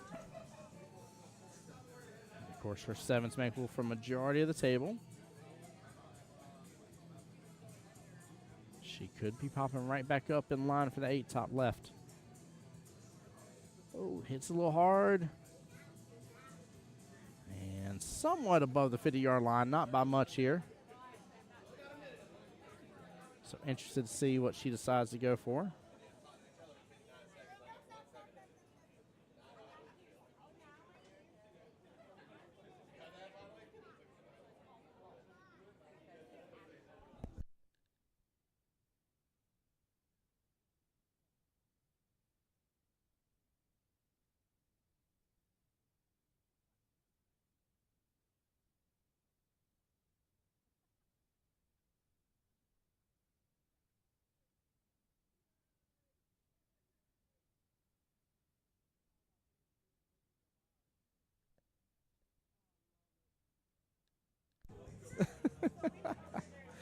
Oh, man, we're just having a chuckle here. Both Mr. Connor and Miss Melina, Mike and Kelly's wonderful kids, are beneath the APA table here where all the check it is and stuff. And it's just funny because you only see a little bit of, like, their legs from underneath the table, but they are having the time of their life over there.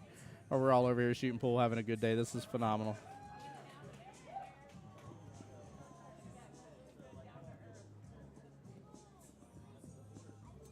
Well, Ms. D just got the out here for Team Rack and Rollin', winning 5-2 against Strokers. Big congrats there on the second table. And that will put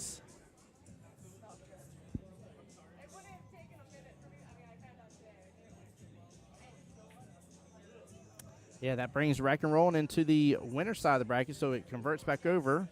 Let's see here. They go to match 37, so they will be playing Skellington Crew after this. I don't know who's going to be on the live stream next after this, but that is that's where they go on that. So they are part of the top 8.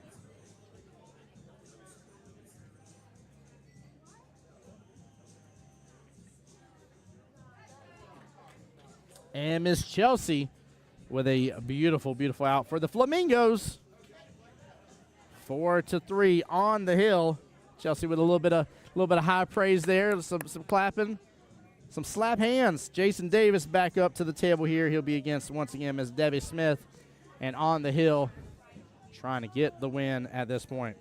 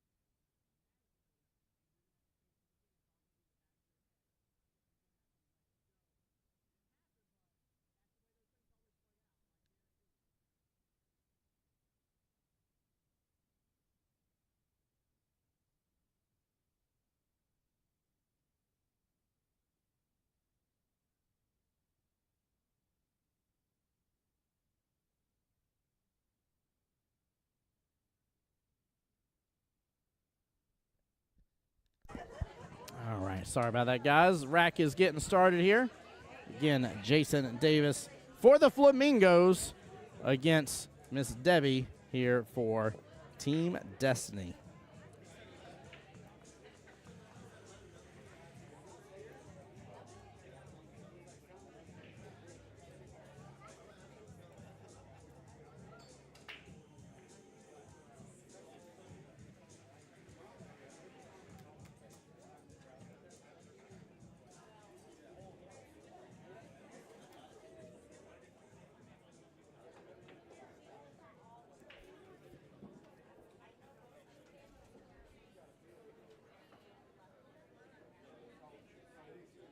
Of course, we are back in the action here for some 9-ball. Guys, give me 1 second. Got to take care of a piece of gear. I'll be right back. Got to meet up. I'll be right back, though. That was a great shot, wasn't it, Austin? Chelsea doing good, my dude. She's doing real good.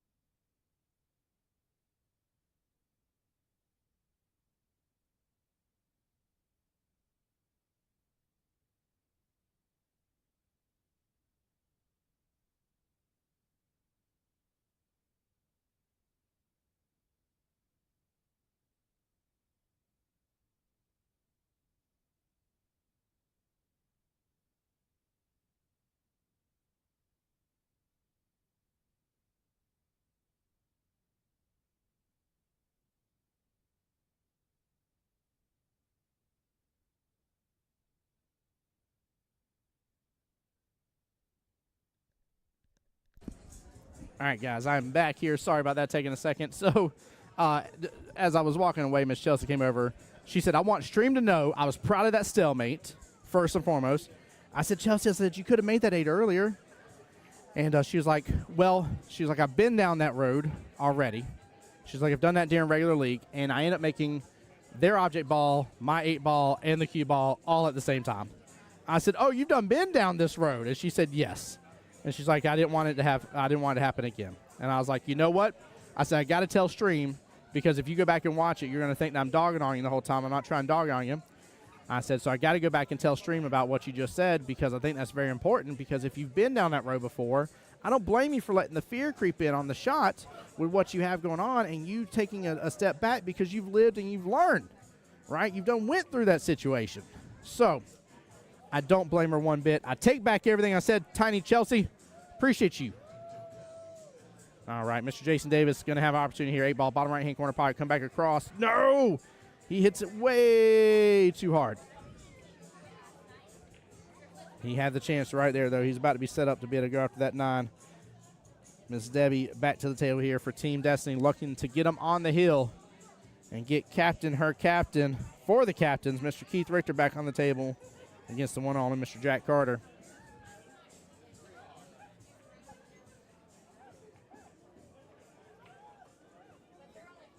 Oh, no, the rattle again. Honestly, I tried practicing that shot, and I couldn't make it. So when it was earlier on, and there was a little bit extra space between that 8 ball and that last object ball, you could have rolled forward. Justin was right. It was more so top. I thought it was a little bit more space where you could do the bottom, but the bottom on your cue ball didn't allow enough top on the 8 ball to then roll forward enough to also keep rolling after it made contact with the object ball. Hopefully that makes sense.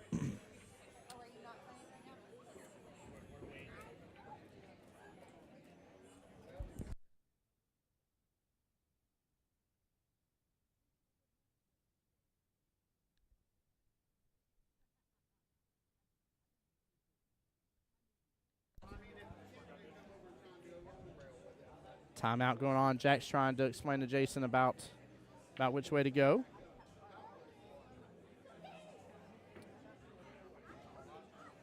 He could actually end up almost like 2-railing this to an extent, but it's going to pop back up quite a bit further. I think you just don't need to overhit this. I think a little bit of outside, a little bit of left English here. Hit the kind of topish part of the 8 ball. Left's going to take the spin and head back to the top left-hand side of it. So, yeah, Austin, on that shot, try top next time. Try top. That should do the trick. He hit a little firm, so it didn't quite catch as needed to, but Jason still has eyes on the 9. That's still a makeable, doable shot. It's just not easy. He didn't give himself a gimme, if you will. Not such a thing in pool, but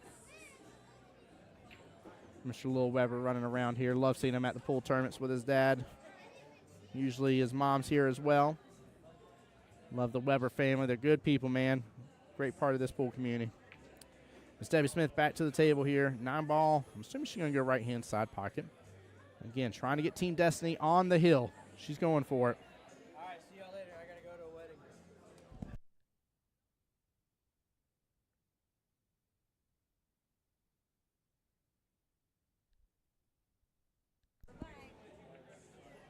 All right. And we got a Hill Thriller on the live stream again. Let's go. Last up to battle, Keith Richter, Jack Carter. 1 rack to win it all. 4-4. And again, the win here moves them right into the final 8. The quarterfinals will be on the live stream next.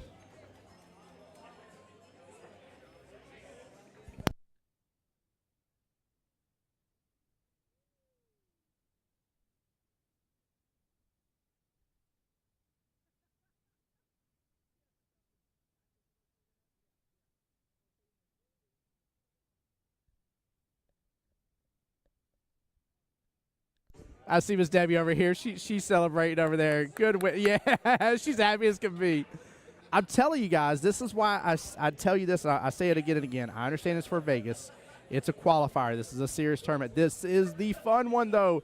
Guys, if you take anything from the live stream, please look into starting a team. If you're not sure how to become a captain, right? There's not a reason you can't message the office, be like, hey, I want to captain a team, right? I want to be able to get into these events. There is a qualification for it in the sense that you got to be a captain, I believe, for two.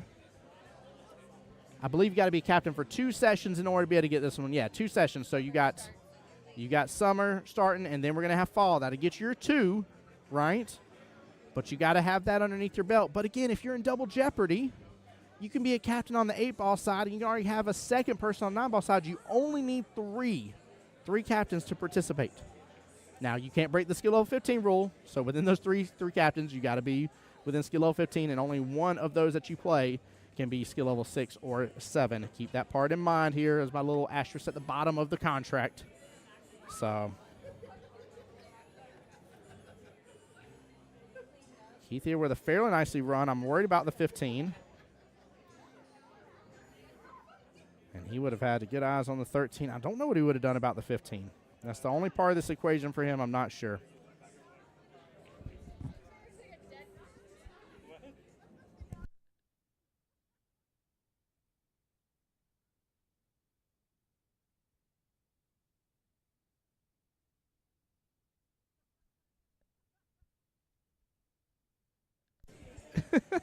I'm sorry, guys. We are cutting up and having a good time here. Oh, my goodness. This is too good. Oh, Jesus.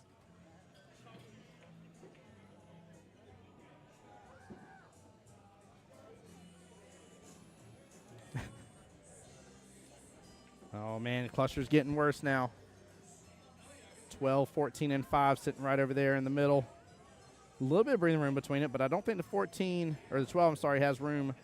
Yeah, it definitely doesn't. 7's playing blocker. You might be able to get inside pocket if you can get a little bit further bottom right of it. Keith at least has taken control of that top right-hand corner pocket fairly well. I don't think there's room to slide by and take over from his stripe. So that does tie up Jack's 4 as a bit of a problem. If he can get back over, I think there's enough room for that bottom right-hand corner pocket on the 12. Again, you can start working at this slowly but surely, a little bit at a time.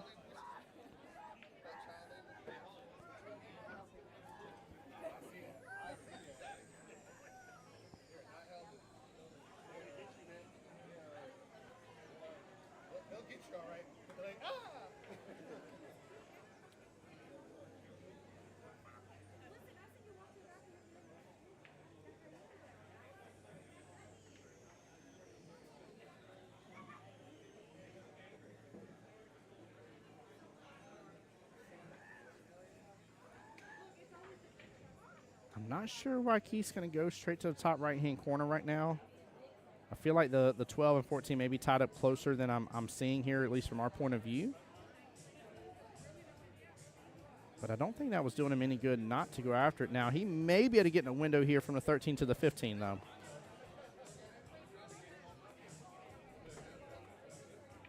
If he's at a little bit of angle and can use a little bit of left here maybe to throw it and get back out maybe, it's tough. It's tough with how close that 4 is. No, he was able to roll forward. He actually had it straight on. Great shot. Always tough from these points of view here, guys.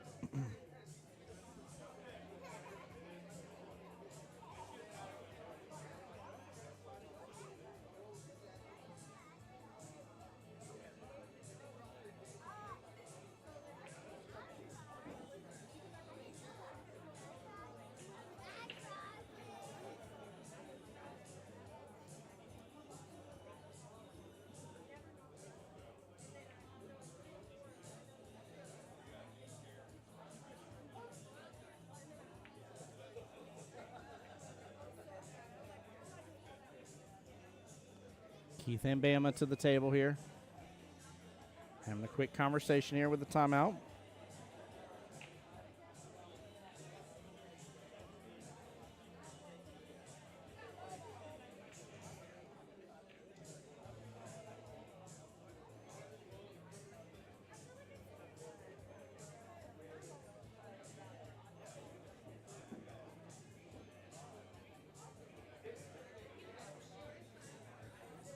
Coach Hellman still got a little bit to work on this table here. I mean, at this point, Just the way the table lies, I don't know which of these two gentlemen are going to be able to have the ability to get through this.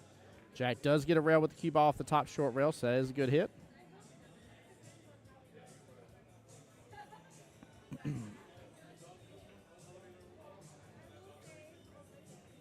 Keith gets the breakout, and it clusters almost back up. Jack's going to go and go out to the 5, bottom right-hand corner pocket. He doesn't have really a choice otherwise, and he gets a little bit of a nudge back into the 12 for the 14. Somewhat tying them up. There's still space to make them bottom left-hand corner pocket.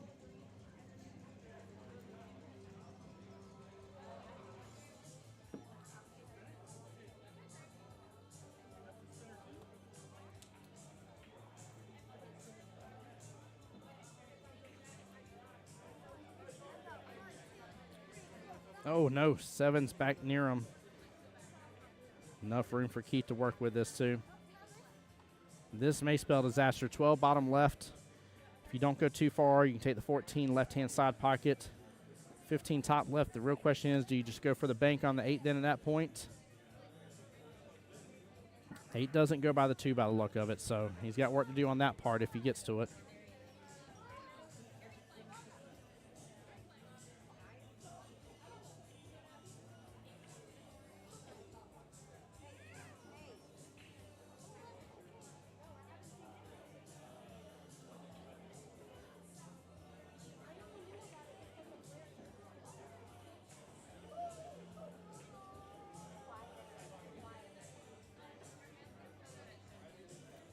Ultimately, the question is about the 8 ball. 15 should have enough room. Yeah, he's wanting to go for the bank, left-hand side pocket. You know, it's always appreciative as well whenever you got somebody that's a higher skill level that still takes a moment to kind of walk the table, kind of points where he's looking at and that kind of stuff. Gives you good insight into their mind as for exactly what they want to do. But I had it right here. He is going to go for the bank. This is for the win. This will be for Team Destiny to knock out the Flamingos. Their tactical days may be over.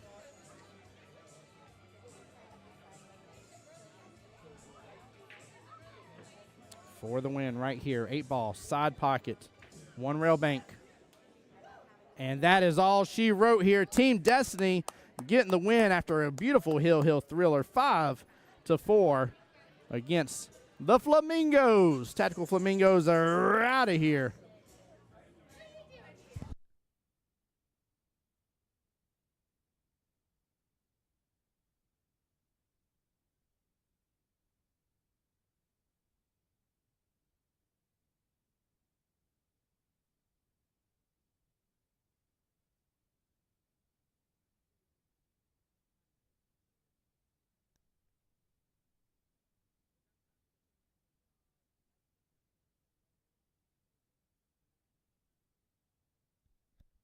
Ooh, we're in for a treat. We are in for a treat. I'm actually very appreciative this match gets to come up on the live stream because if I overheard correctly, we're going to get to see Team Skellington Crew versus Rack and Rollin'. We got to see a little bit of gameplay from Rack and Rollin' a moment ago.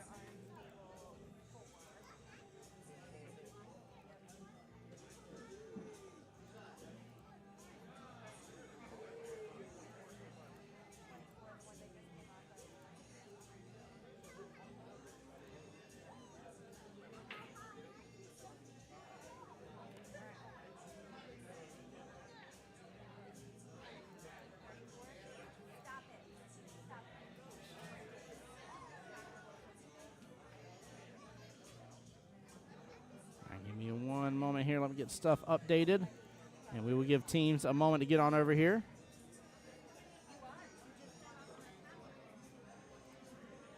So bear with me for just a minute, chat.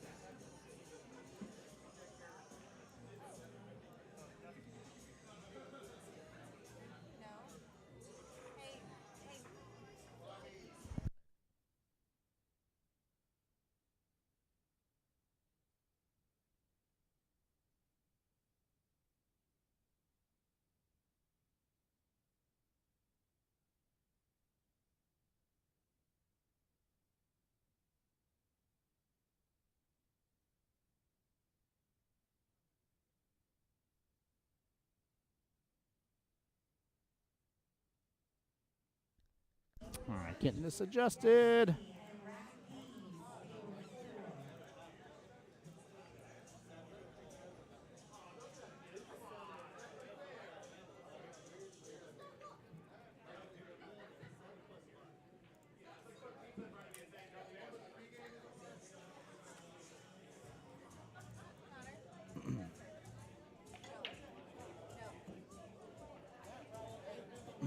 All right, guys, give me just one moment here.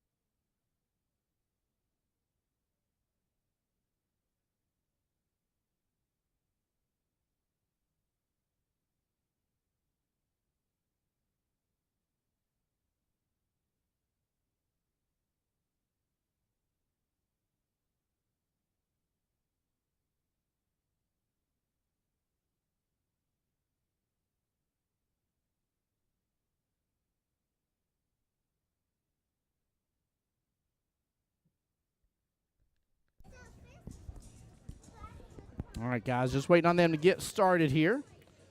So bear with us for just a moment. Again, Team Skellington Crew versus Team Rack and Rollin'.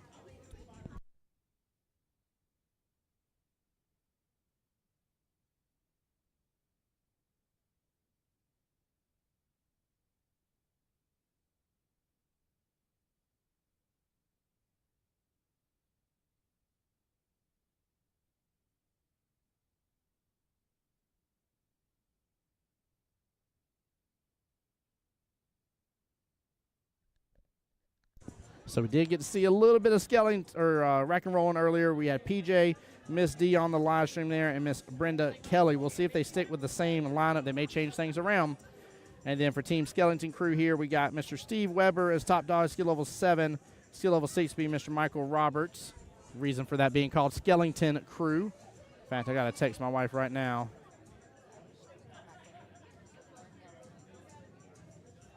Oh, nope, they're in the car. Never mind.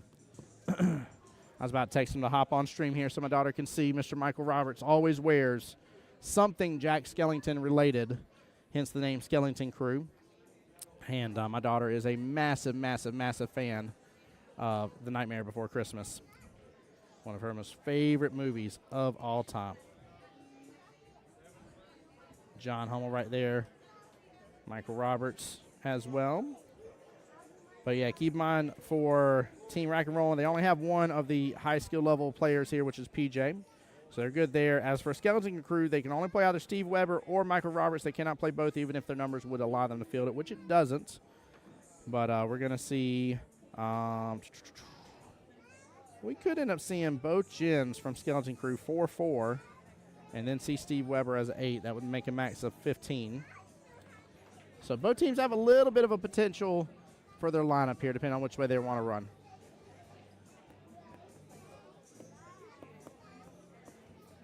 And guys, we will not have a match on the other table.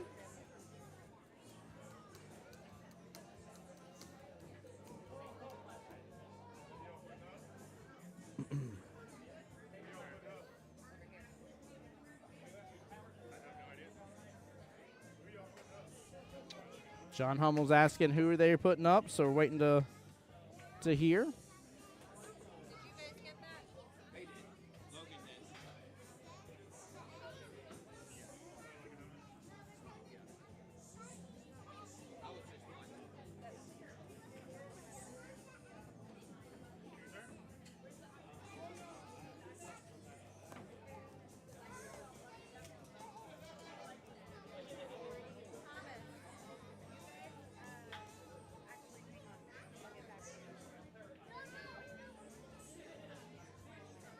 See PJ over there getting his cue out, warming up.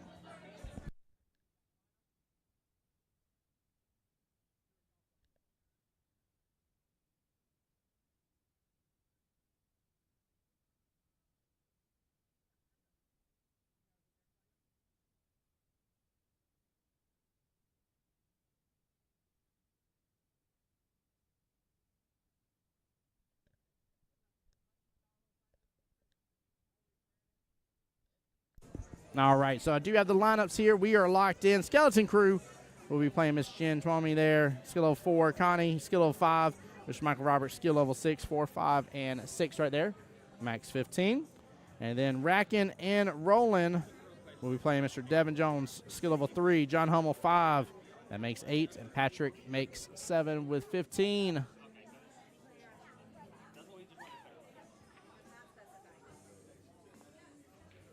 All right, I think both teams are about ready to go. Whoop. So my camera may have gotten bumped. Let me fix that real fast. 1 second.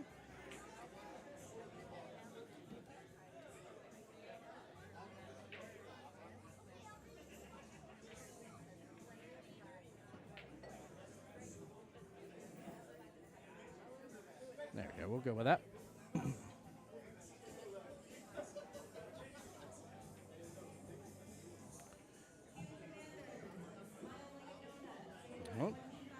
Kelly over there calling more matches here. Are we officially into the quarterfinals? Let me take a quick look.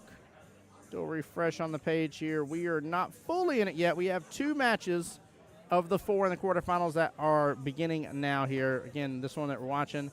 And then Q Commanders versus Smile Like a Donut. Top Brass and That's Not Luck are still waiting on 2 other tables to finish up.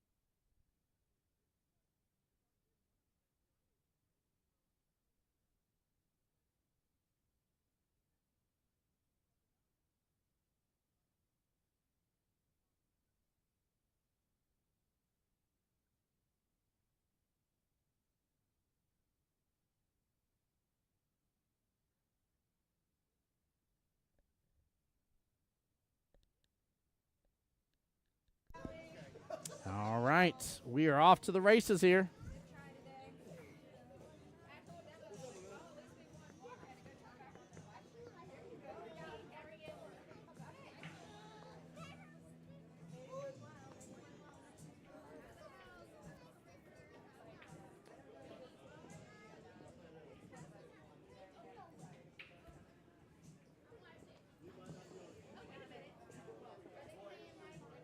And Devin going for this 5 left-hand side pocket.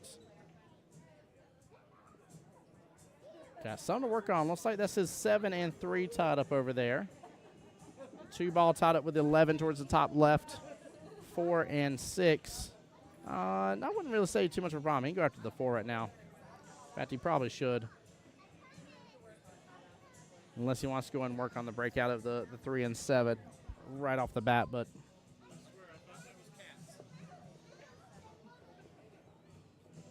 oh, books the cue ball right in that right-hand side pocket. Unfortunate.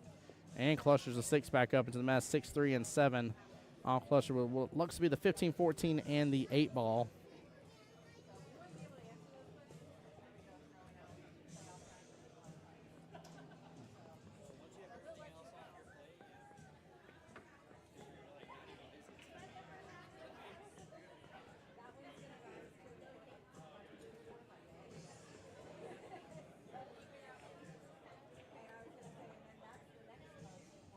Miss Jim back to the table now. Stripe, nice top left-hand corner pocket.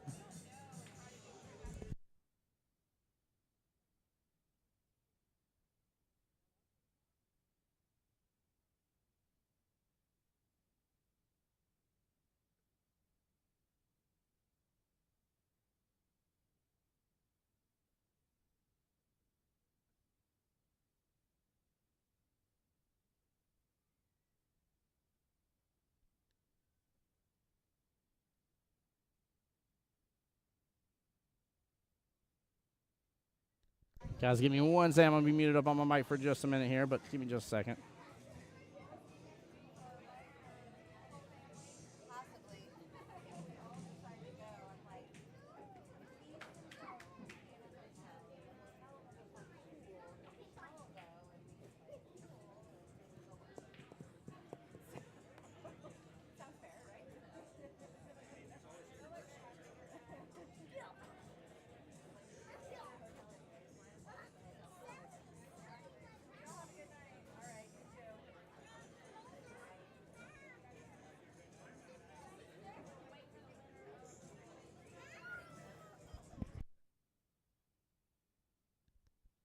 All right, guys, give me one second here. Let me make a adjustment.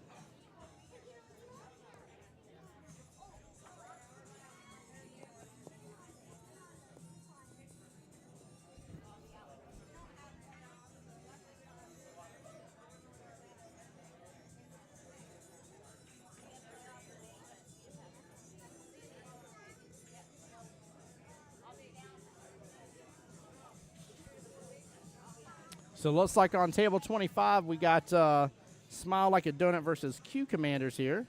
Got to get that updated here real fast. Give me just a moment.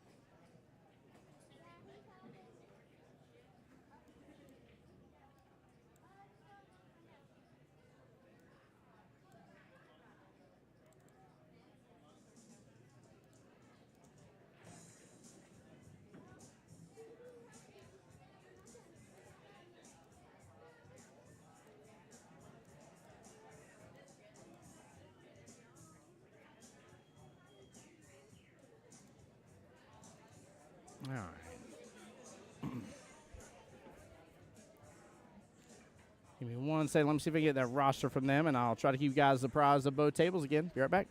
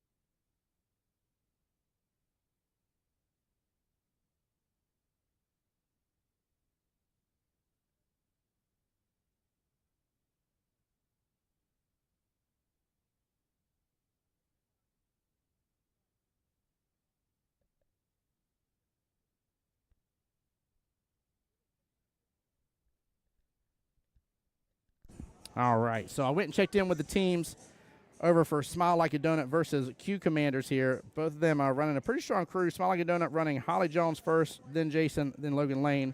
Again, skill level 15 is the total there. Q Commanders running Kat Williams here, skill level 4. Robbie Register, skill level 5.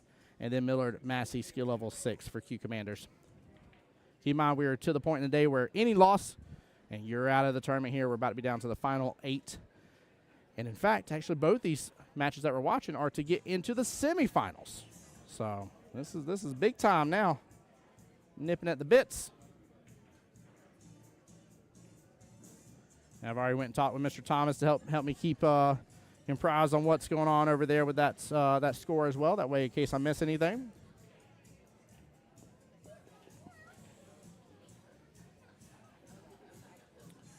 Mr. Devin Jones here on the 3-ball. Might try for the back bank there in the right-hand side pocket. He actually hit that fairly decent. Pretty slow to try to let it open up. Small miss, though. I don't think too bad of a leave, though. Jen's got work to do on these 2 stripes.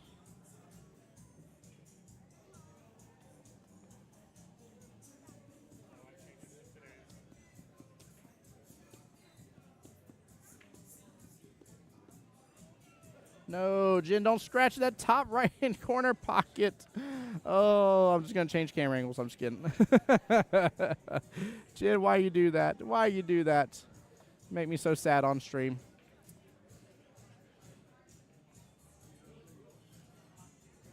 Amazing start at 10 o'clock. Here we are almost 6 hours later and about to be down to, well, technically probably about to be down to less than the final 8 teams because these 2 matches are already going to be underway and knocking more people out of the bracket. So we'll see what happens as the day goes. But let me know if you guys got a particular favorite team, who you think is going to take it all. Skeleton Crew, Rack and Rollin', That's Not Luck, which they are waiting on the matchup of They Not Like Us versus Triple Trouble.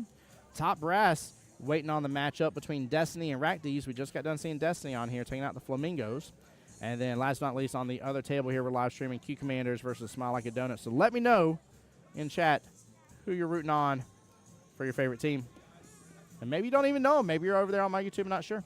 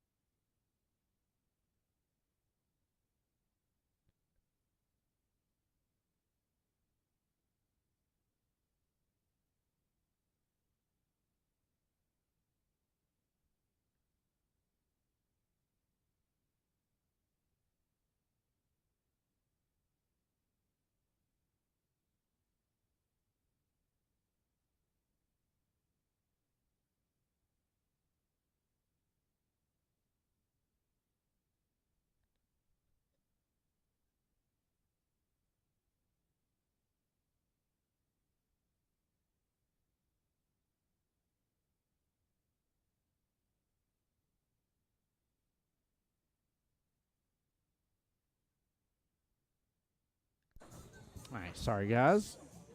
Checking in on something here real quick.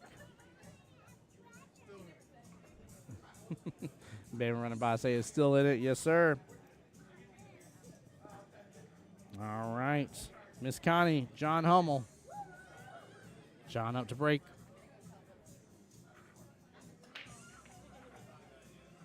Oh, 9-ball getting a lot of action.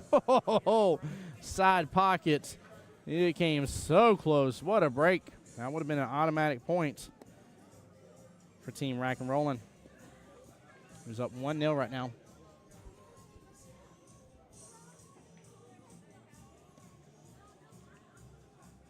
Oh, Miss Connie with a small miss on the 1-ball. Uncharacteristic right there. She's going to have to get in gear here against Mr. John Hummel. You know he's going to be stoked after almost making that 9-ball.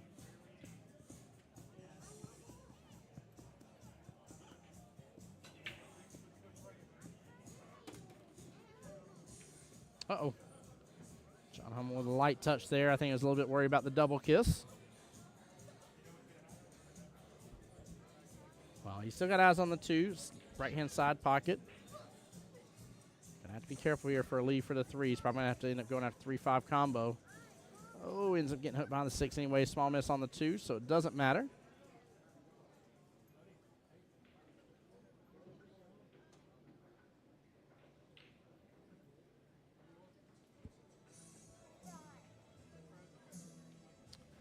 Connie, one of the players that got to go over to Montreal. She was there for the women's side. In fact, she is wearing her CPA Montreal shirt right now as we speak. So she's going back-to-back tournaments on weekends.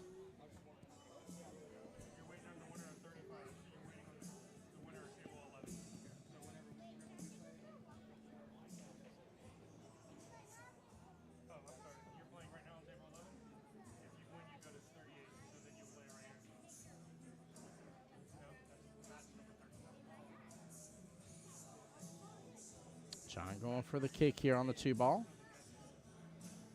One rail, hits it good. 2-ball's going to finish up off that top short rail, and 7 is going to come into play. Connie's going to come off the top short rail, try to get a good hit in that 2. If she can hit a little bit more of the left-hand side, she's going to fling the 2 on downfield, and the 7 should be blocked up with that mess between the 7, 4, 6, and 9. Should be a pretty good leave.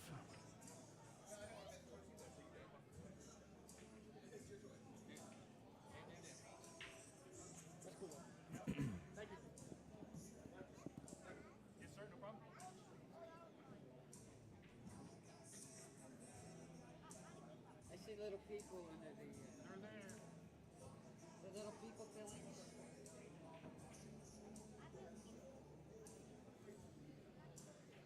Good shot by John. He's got eyes for the carom here. Off the 3 into the 5 left-hand side pocket. 3 should pop back out. May actually open up for a 3-9 combo. He goes for the carom down the bottom left-hand corner pocket. Makes both. He says, I don't need a stinging 3-9 combo. I'm just going to show up and show out on stream here and earn myself a nice little instant replay. Top left-hand corner of your screen here as John goes on to the 4-ball.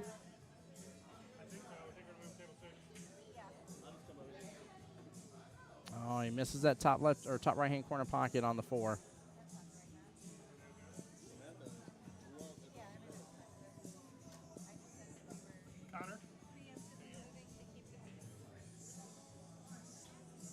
Connie's going to go for this 4, slice it in that left-hand side pocket.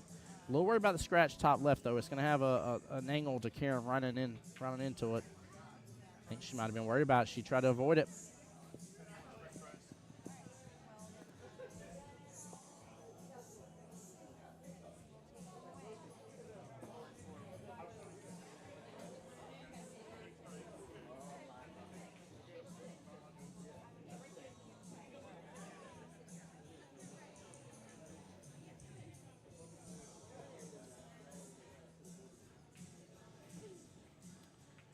Eyes for 6, left-hand side pocket. Going to roll on down. 3 rail it. Hits it good. Gets good shape for the 7.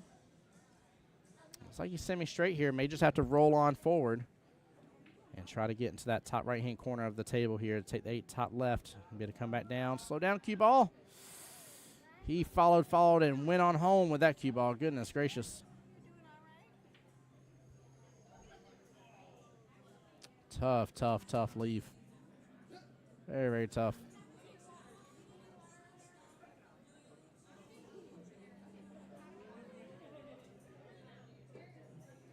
So Mr. Steve Weber getting called on over here.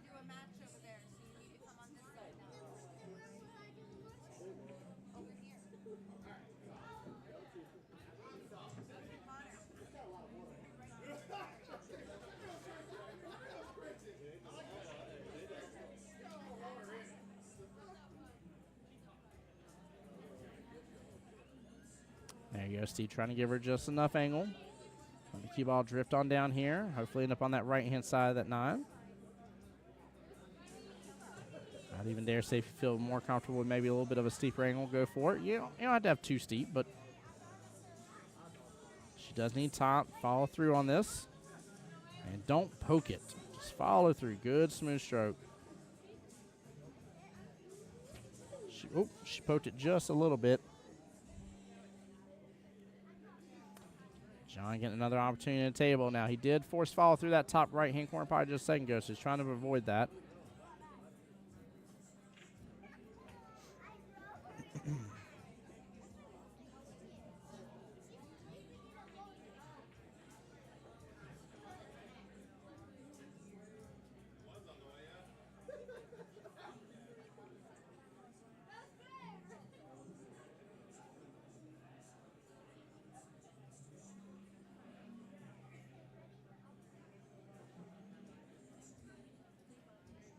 John with the opportunity here to get this 9.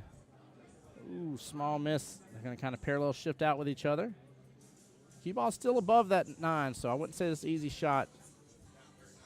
She does have the back cut as an opportunity. She's going to go for that back cut.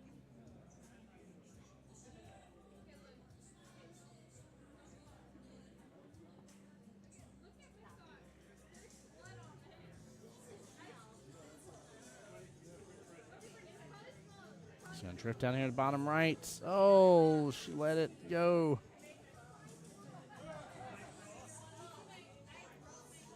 John, if you miss this ball in hand, you'll be in trouble, sir.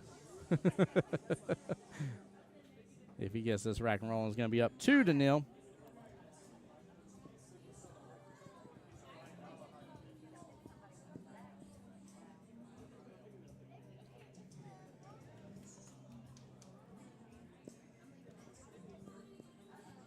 John getting the win.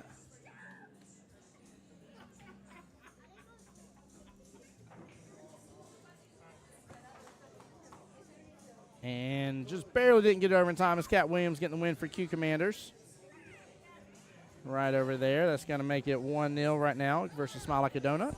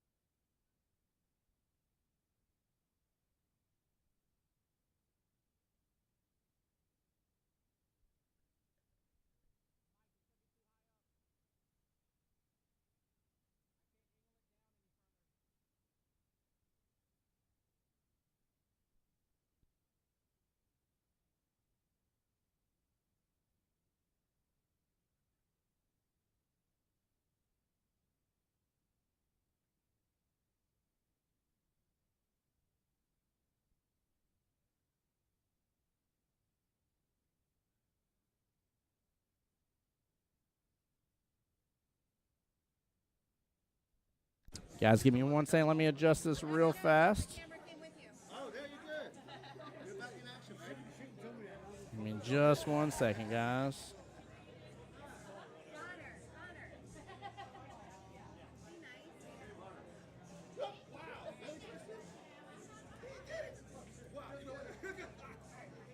All right. We had to do a quick little switcheroo here. No big deal.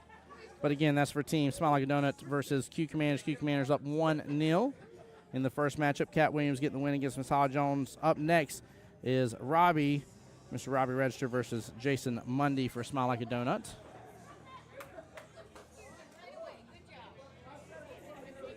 All right, back to the main action here. Skeleton Crew versus Rack and Rollin'. Mr. PJ, excuse me, up against Mr. Michael Roberts. Battle of the 6 versus 7.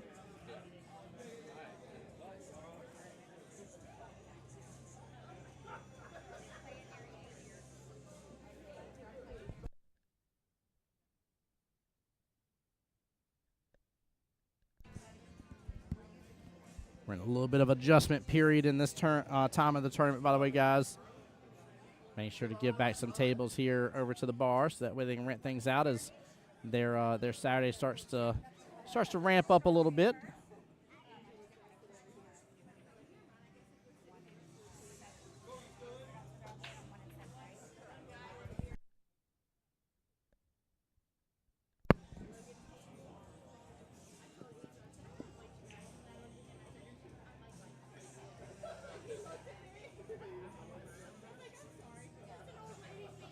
All right, Mr. Michael Roberts back to the table. Again, for those that don't know this man here, he is a huge fan of Nightmare Before Christmas. You see that in the background with the shirt that he's wearing.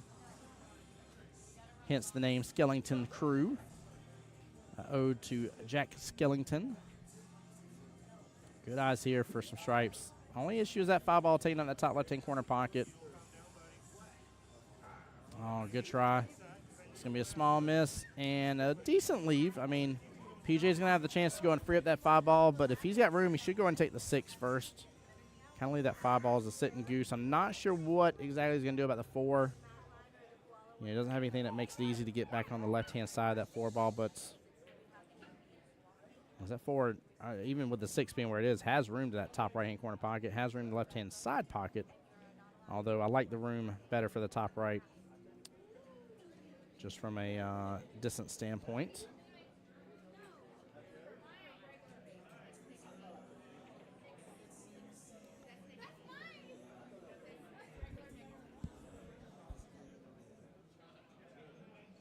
He's trying to ensure it, but it looks like he just has such angle on the 6 that he's not going to be able to get in that window for that 4. I feel like that's what he was aiming at whenever he just kind of pre-stroked his cue just a second ago on that right-hand side of the table, but I feel like he's just going to get jumbled up in all that with where the cue's naturally going to go if he puts bottom. He got in a little window. He actually knocked it just enough to get through everything while still showing a little window for the 4.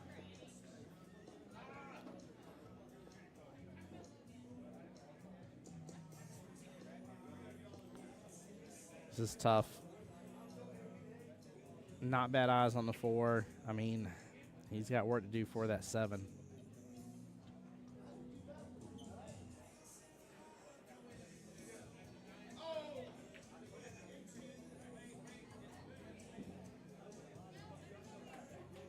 I don't know if he can make something happen to where he can actually get good eyes on that 7 from here.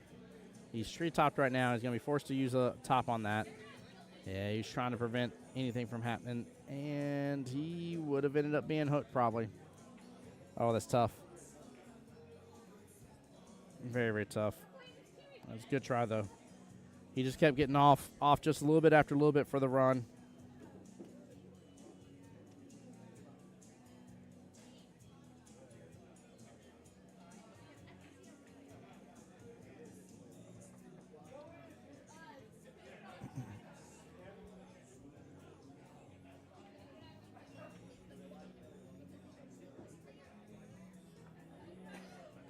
Chat, how's everybody Saturday still coming along? Did you guys get some things done and taken care of today? Or have you been like me and we've just been staring at a computer screen all day? What you been doing?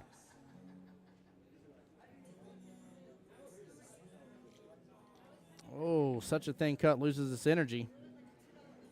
Hey, what's going on, Nathan? How you doing, brother? He says, Timeout. What's up, my dude? Mama Lane, of course, in here. Didn't even see that earlier for Smile Like a Donut, who's on our other camera here. We'll be switching back and forth, too, every once in a while. Trying to keep eyes out for when they're on the core object ball. Show some wins here. Right now, Smile Like a Donut's down 0-1.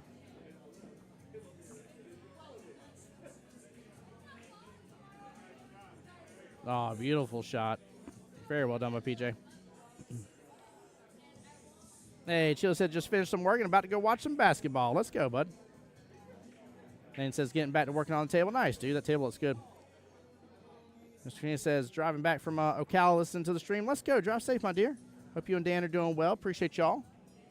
Y'all make sure and be blessed in your drives. Stay safe. Nathan, I love that table you got, brother. That table looks so good, man. He's got this beautiful custom-made table. He plays a little D&D, and he's making a custom-made table, but the wood stain on it's gorgeous, guys. Very gorgeous. Mr. Michael Roberts here for Skellington Crew. Going for that 9 top left-hand corner pocket. I think he's got some better ways to go after it. I mean, I don't know if I quite like going for the shot right away. I think he's just trying to make sure not to leave anything open for PJ. PJ really ahead on this rack right this moment. Now, normally, that can start to cause some issues. But PJ's been shooting really well. That Michael's got to be careful.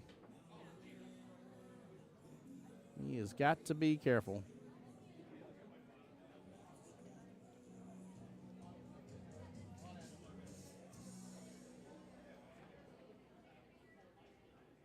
Main thing is PJ just doesn't want to leave his 4 in a bad spot.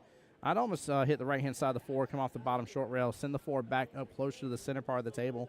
Make it where, Michael's not going to have many opportunities to hide the 4 from you. The more pockets you allow access to, the tougher it is that he's got to land his defensive shots, the better it is that you're going to have an opportunity. So, QBall's going to get back involved with the 4, send it close to that top left-hand corner pocket.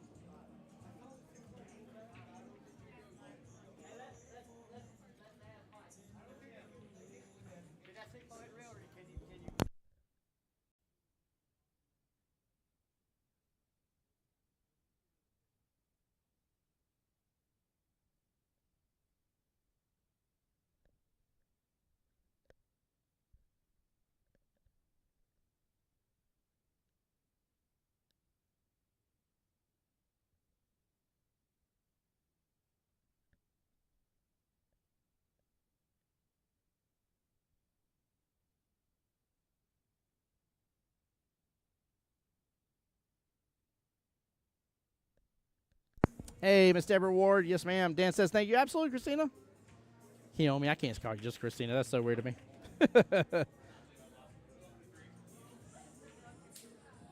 Oh, good shot here by PJ, but what are you going to do about the 8?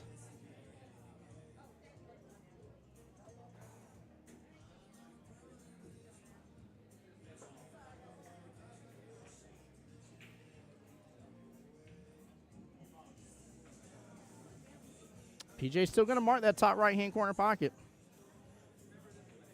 I think he's going to try to hit rail 15 pockets. Bare minimum, at least try to take over. It may mess this rack up quite a bit in a good way.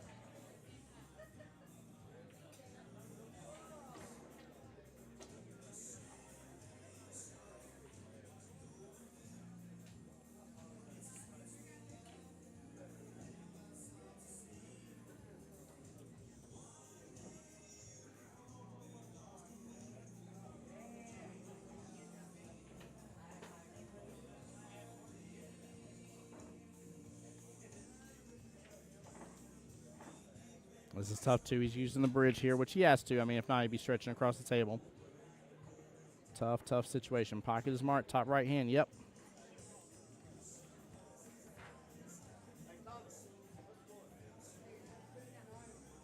All right.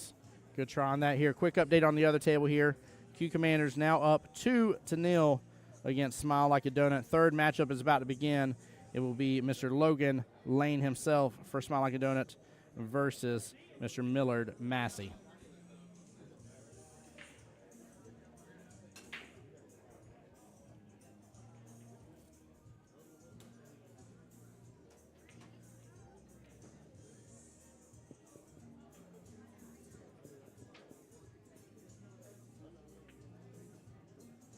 Mr. Roberts here going to go and head for that stripe that's tying up with the 8. I don't know if I quite agree with that unless he feels he has the complete run on, which he's got quite a bit of work to do to get the run happening. Problem is that still opens up that if the cue ball is towards the bottom part, you go for a back cut on the 8 and still get in that top right-hand corner pocket. I mean, you're pretty much almost anywhere from where the 8 ball is to the 14, almost shade all the way upwards. You got that. You got some window now in between the 10 and the 11. So.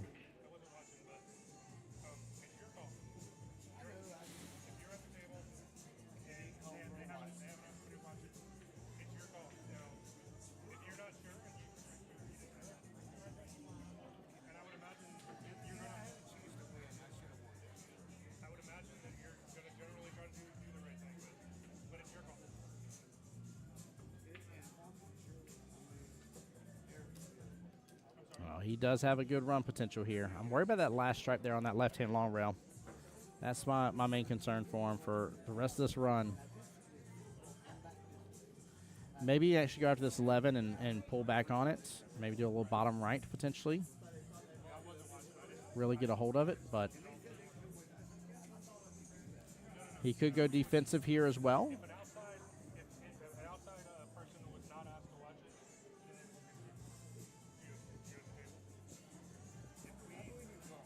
if we start bringing in outside things, then like that's how arguments start. If Kristen says it was bad edge, you said it was a good edge, like you can get the whole argument each other. PJ trying to look here. This is a very similar situation kind of setup what we saw before. He's got the room now, so he may be able to use the trick of what I was talking about here, where he actually puts bottom on the cue ball that turns into top on the 8, hits that stripe, and then the 8 still has enough momentum to go forward and drop on in.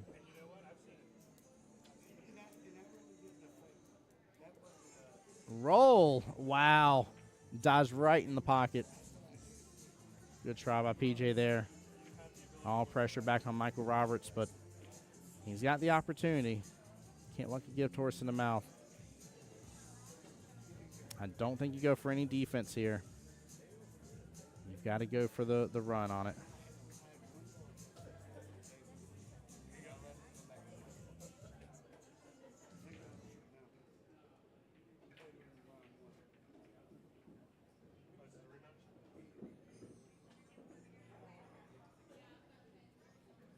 Good smooth stroke. If he can kick back over in that right-hand long rail and come back over, he'll be back below that 9 ball, take a top left-hand corner pocket. He's got to stroke this, though, and stroke it good. He needs to level out his cue a little bit. Yeah, he was a little higher angle on his cue, I think. PJ's going to have the opportunity here to bring up rack and rolling up to 3-0 right now and shutout potential if he gets this.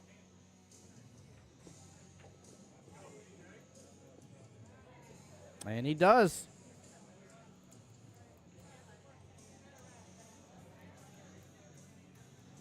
We're going to join back on over real fast for a minute here. Check out Team Smile Like a Donut versus the Q Commanders. We haven't got to see too much action from them, just a little bit. Mr. Millard over here for the Q Commanders. Again, he's up against Logan Lane. Q Commanders is up 2-0 right now. As we wait for the next matchup to get started again for the other table, Devin Jones versus, Devin versus Miss Jennifer, a.k.a. Jen.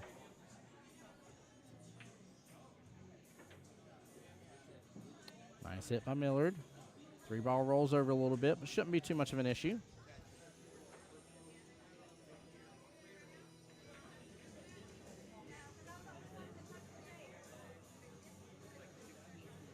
Miller doing a good job just stroking through his shots. I will say sometimes that comes back to bite him a little bit, though. He does kind of free stroke sometimes, I'd say, a little too much. He gets maybe used to a couple other tables potentially and somewhat bites him in the butt. But again, there's something to be said about a player that's just shooting comfortably. The more comfortable you can be, the better off you shoot. Small miss on the 7. It's going to jet right back up closer to the 8. It's not leaving Logan a lot. Oh, almost had a 9 on the snap here. Woo! Wow. Goodness gracious. I'm glad they were loud enough. I almost missed that on stream here. A good try to Devin.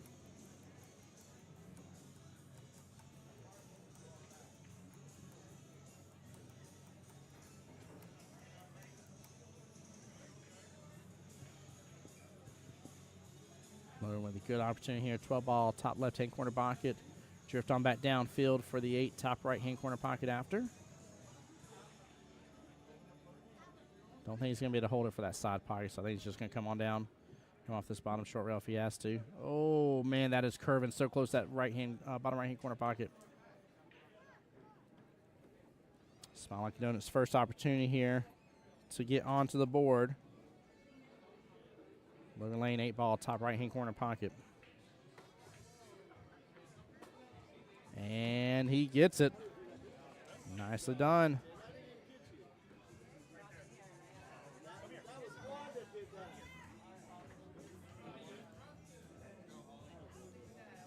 All right. Rack and rolling again on this table, up 3-0. Other table, Q Commanders up 2-1. Great shot by Jen. Beautiful job. Great run potential. Look at the way this table lies right now. 5-ball left-hand side pocket. She can drift back down. 6-ball top right. I'm sure that 9 goes in that right-hand side pocket here in a moment. There we go. She drifts right on down.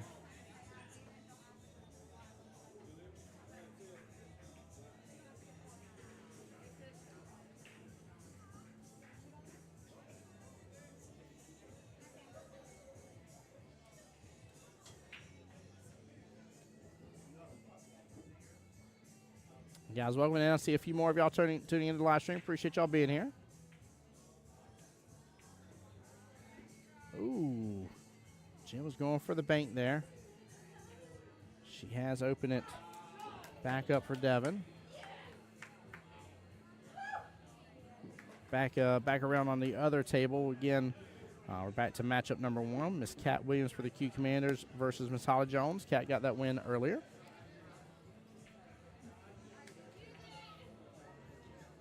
Oh, no, Devin with the scratch.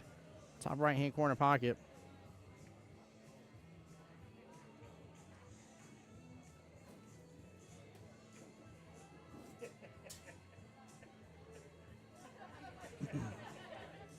Jim will have a great opportunity here, having ball in hand.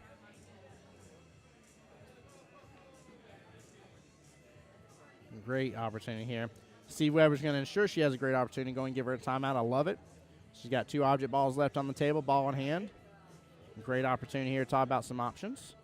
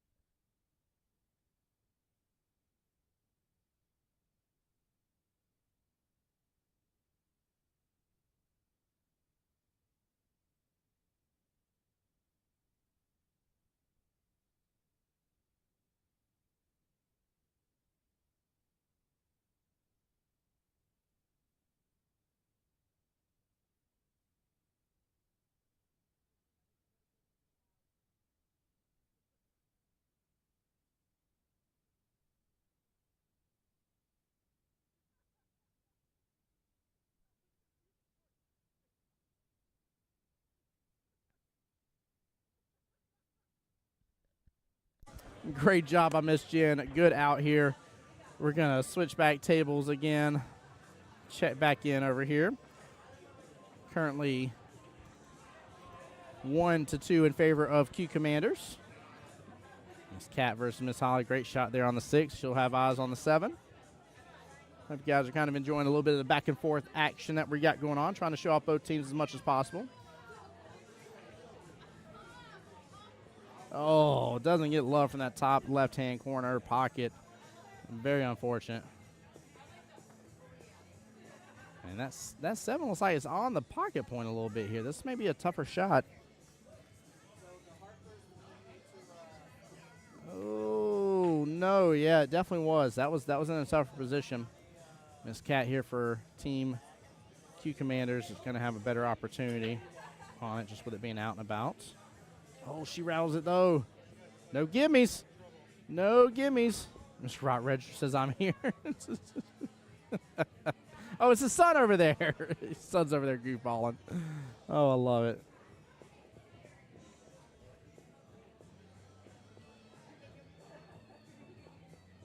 Holly Smooth stroking the 7 on in. Good eyes on the 8.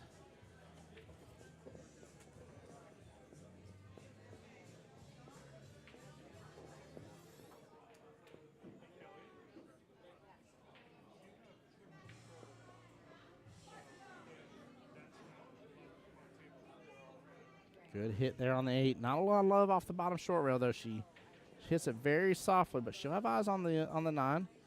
And the opportunity here to get Smile Like a Donut up on their second point, tying it back up if she can get this. Pretty long distance, though, on the 9-foot tables. And overcuts it just a little bit. Still a tough cut here. 9 ball about a diamond and a half away from that top left-hand corner pocket.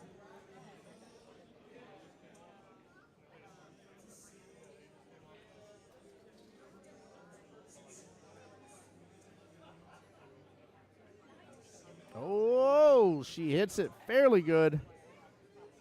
But now that 9's sitting just like the 7 was a moment ago, and that is in a tough predicament. Very tough predicament here.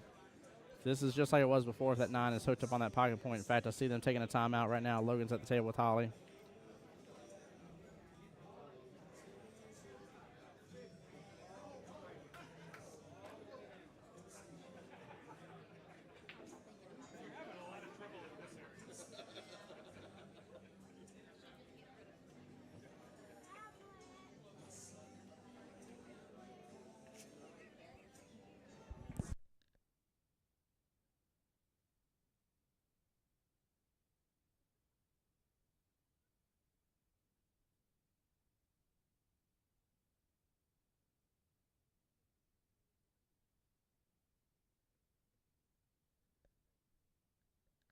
There we go. Good shot by Miss Holly here. Smile Like a Donut getting their second point. 2-2.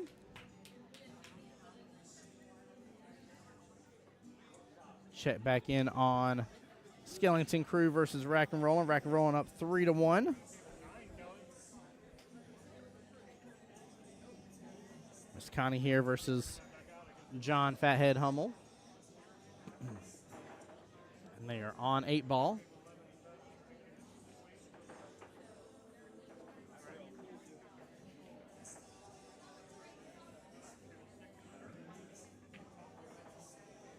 Connie with a good hit there. Will avoid ball in hand, but honestly, she set John up pretty good. Looks like you should have room for the 3. 5 definitely is taking over top left-hand corner pocket. That may spell a little bit of trouble. Well, like he was getting up from that shot a little faster than he had to.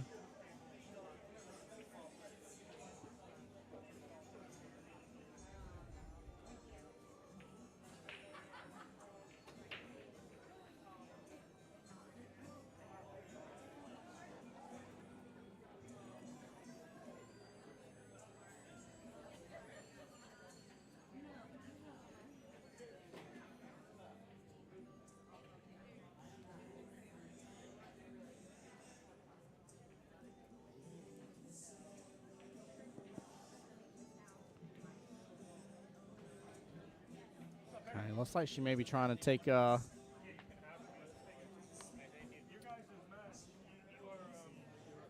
that top left-hand corner pocket herself. She might be trying for the combo.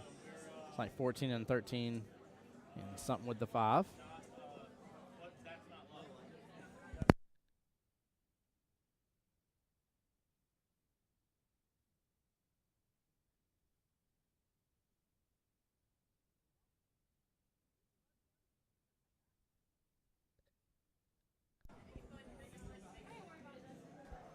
Oh, man, PJ over here cracking some jokes about his matchup, the only part of it that I streamed against Raj here. The team now has a running joke of don't PJ it. John with a nice spin shirt there, 5, top left-hand corner pocket. Cue ball comes back around. Bumps the 6, a little closer to 4, but it's not full on, claps up on top of it.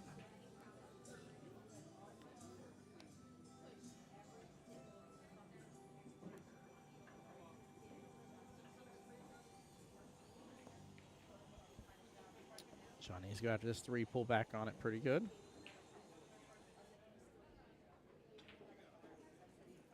Could also just barely hit in and go after the 4. If he comes off that right-hand long rail, go after the 4 all the way down, bottom right-hand corner pocket as well.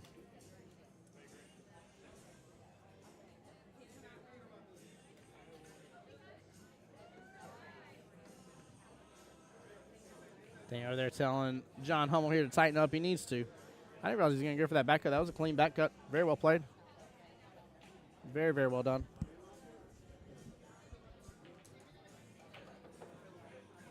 He's going to try to draw that back. Oh, my goodness. Sends it around the world. And he's going to hook himself right behind the stripes. Oh, almost. Almost.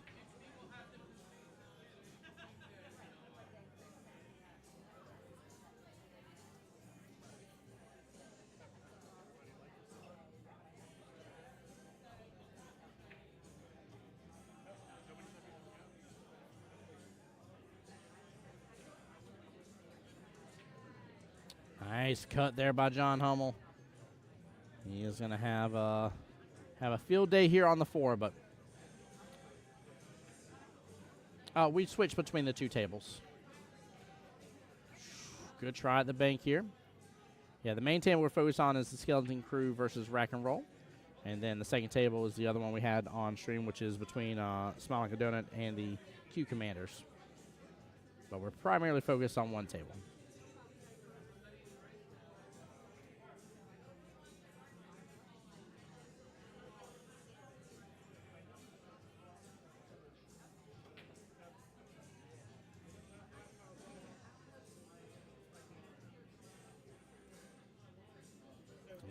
Gotta be careful going after this. I don't know, she's almost better hitting into that 3-ball mess. Trying to just roll forward and get to a rail. It's good on the 15.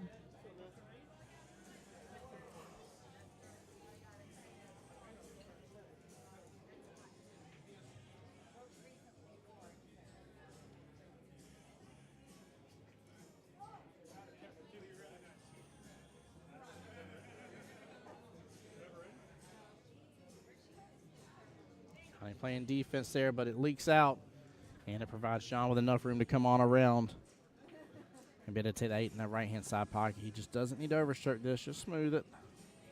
It's going to travel a little bit on its own. Hits it a little hard.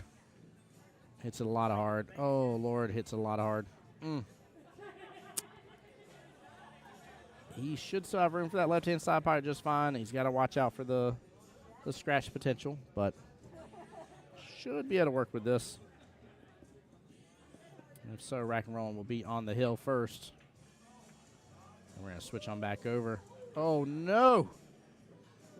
Oh, my goodness. Flirt with fire there on that side pocket. Very dangerous shot there. Very dangerous. Wow.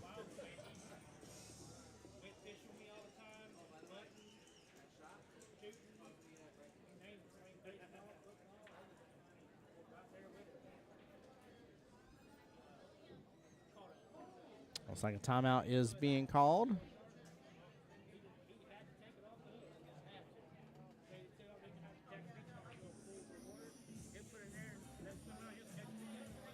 Switch on back over here. Got Mr. Robbie Register here on the table on stripes, 8-ball. Yes, Mr. Jason Mundy here.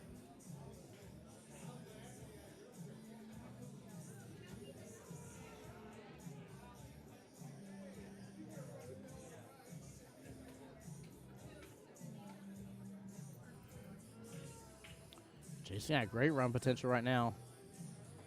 Only worried about realist. Oh, no, I'm sorry. I didn't see the one stuck up over there. Nice little cross bank. Oh, as I wasn't about to drop for a second.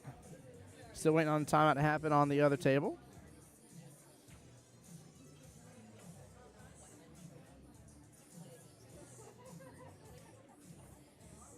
Miss Connie on the other table went for a one-rail kick and has blocked access to that 8-ball.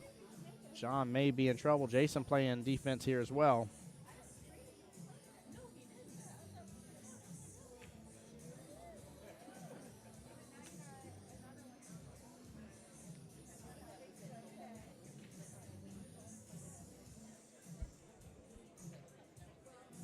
PJ over here giving John a timeout. Honestly, I'm not even going for this shot. I'm pushing that 11 where it's clipping up a little bit with the 13, but it's not to where it's a combo shot. But yeah, I'm hitting that 11 into that 13, giving her ball in hand. I'm not risking scratching on the 8. Likely still give ball in hand regardless. Now, don't get me wrong, if he makes this, it'll be a hero shot, but if we set the shot up 100 times, the question is how many times out of 100 do you make it? And if you tell me he makes it 70% of the time, then I'd be like, go for it. But if not, I'm not taking this chance. I'm just not doing it. PJ led him through the timeout, though, showing where to hit on the table, using chalk to mark it. Oh, just barely drifts by. Ball in hand of Miss Connie. That's what I'm talking about. If he would type the 11 to 13, you know, his chances of getting ball in hand were high there. His chances of scratching were potential. I wouldn't say it's high, but it's potential. His chances of making were very low. So he could have typed the 11-13, went for the option that was far more likely to happen.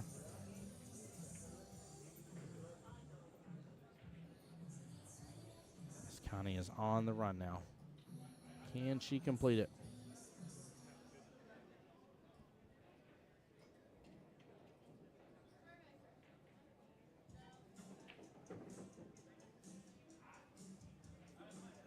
Miss Connie bringing out the bridge. Good battle still happening on the second table here between Robbie and Jason. Still some more work to do on that table, but it's starting to narrow down a little bit.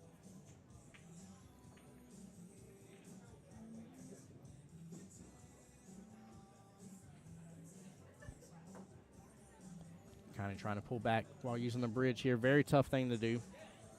She might have been better off swinging for the 13 first.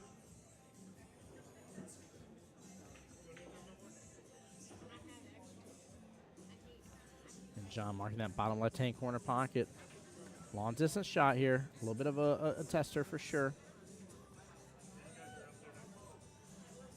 Oh, he hits it good with the speed. He was off kilter just by a smidgen.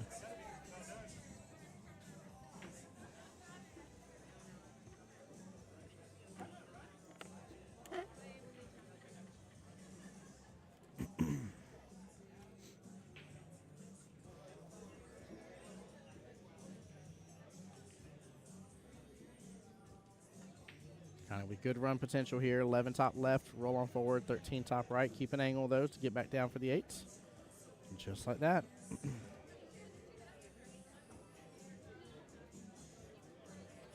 Gotta be careful. Some people tend to overdo this shot. Diamond tables, they rattle the pockets very easily.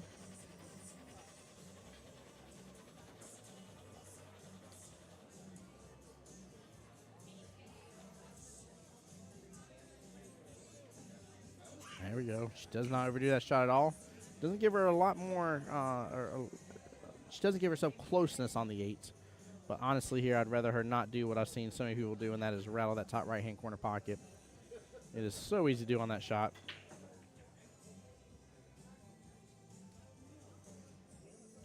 Again, long distance shot, less of a cut than what John was going after. Still a tester nonetheless.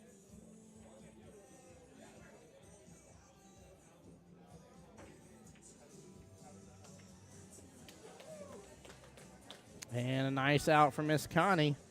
Well played for the team Skellington crew.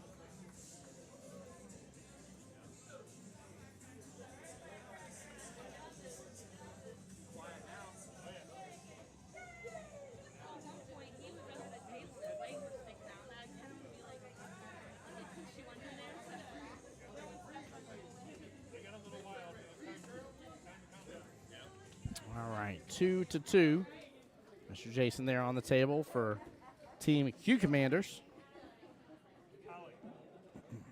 Or forgive me, Jason for Smiley Donut. Sorry, I definitely just misquoted that. Mr. Robbie for Team Q Commanders.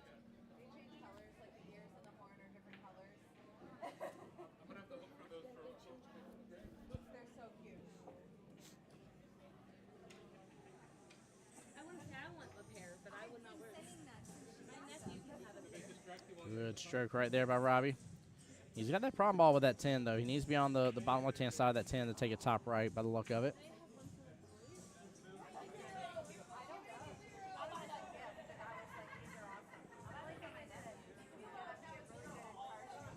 And then on the main table, we've been watching Mr. Michael Roberts versus PJ. They just started that rack as well. Again, 3-2 in favor of Rack and Rollin'.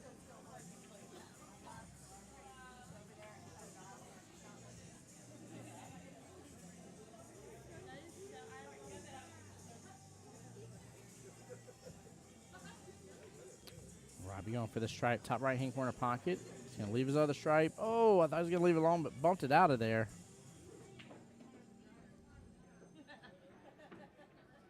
He's in a bit of a situation.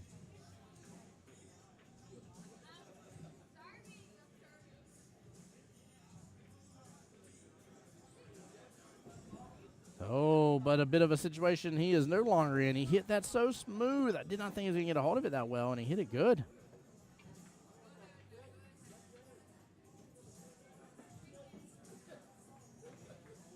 He's free stroking really well right now.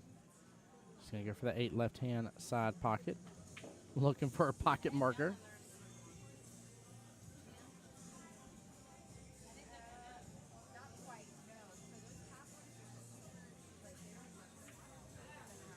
And no, hits into the pocket point.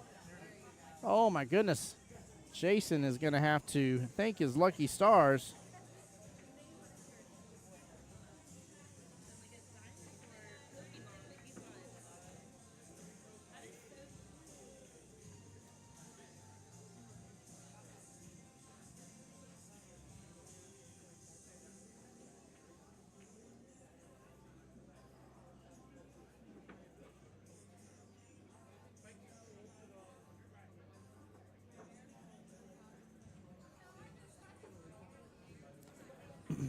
Logan's going to tell him to put a little oomph on this.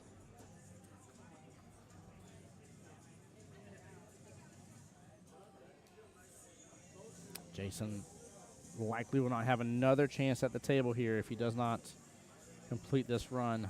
Just with the way Robbie's been shooting right now.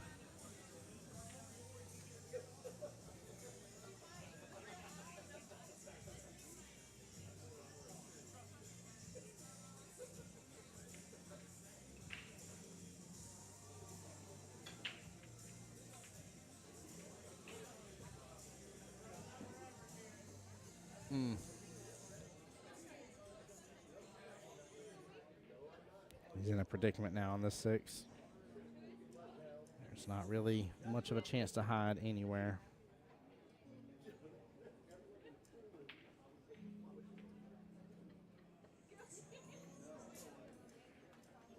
He's going to take a page out of my book, though. He says, if I can't hide it, I'm going to give you the rail and distance to have to go after. QBall didn't quite get all the way to the rail. It is off of it a little bit, so he's not toppled over the rail. And he's going to call that bottom left-hand corner pocket.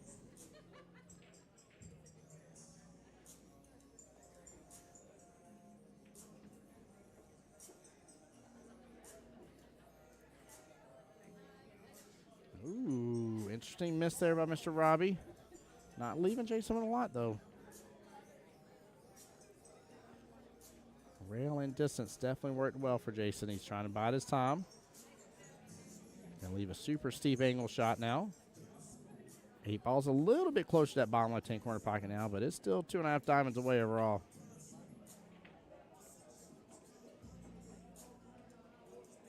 Matchup between Mr. Michael Roberts and PJ is still underway right now.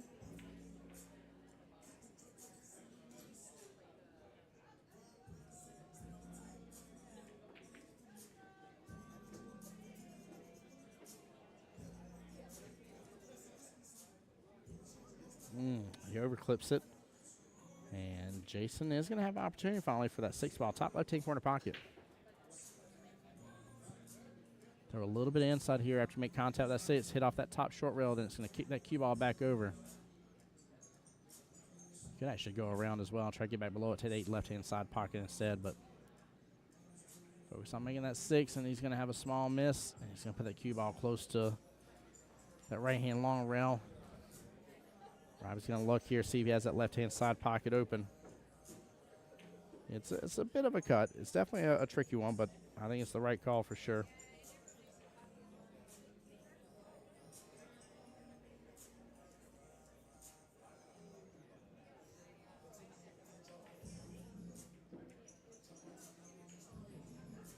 Ooh, small miss again. Again, that was a tester without a doubt. 6 and 8 still remain on the table. Mr. Jason for Team Smile like a donut. Should be able to drain that 6 top right-hand corner pocket. It is off rail a little bit. I like his speed, but he hits off on it just a tiny bit. It opens up a little too much, hits to the pocket point, comes back out. Robbie is going to be able to mark either bottom left or bottom right. I'm assuming he's going to go bottom right. Keep it simple. And he does.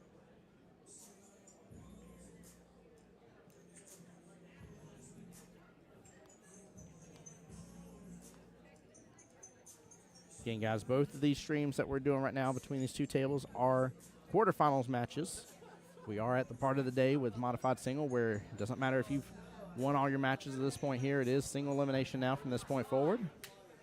Wow, Robbie rattles in that bottom right-hand corner pocket. Jason 6-ball line, not too far outside that top right.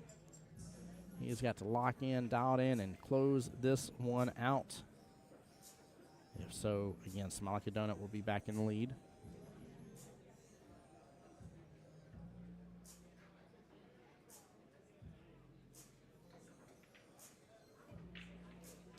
Hits the 6 good.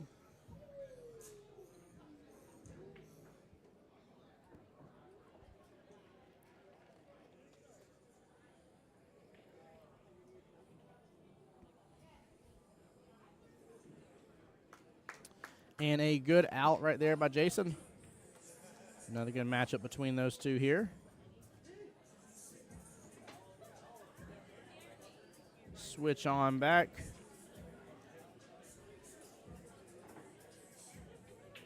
(3-2) over here in favor of Rack and Roland. Mr. Michael Roberts at the table, 6'9", clipped up close to each other. Rack number 6 overall between the two teams. Matchup number 2 between these two. Kelly called in to watch a shot for the 6-ball. So there's room for it to go clean, and there was. Hits it good.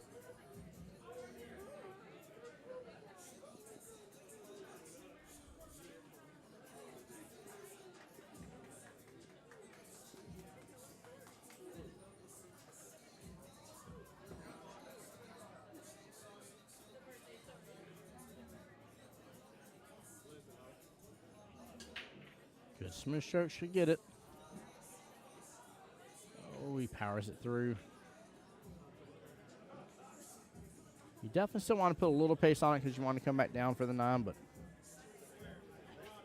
PJ back to the tail for Team Rack and Rollin'. Skill level 7 again versus Michael Roberts skill level 6. Remember, skill level does not change what your race is. Your overall team skill levels combined is what changes what the race is. If you are 12 and below, you race to 1 less. Unless you get to 9 and below, and then it goes down even further. PJ will have the opportunity to bring him up 4-2.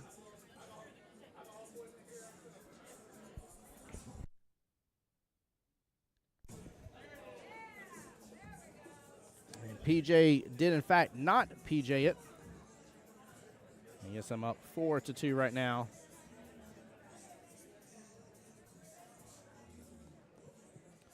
Mr. Devin will be back to the table versus Miss Jen.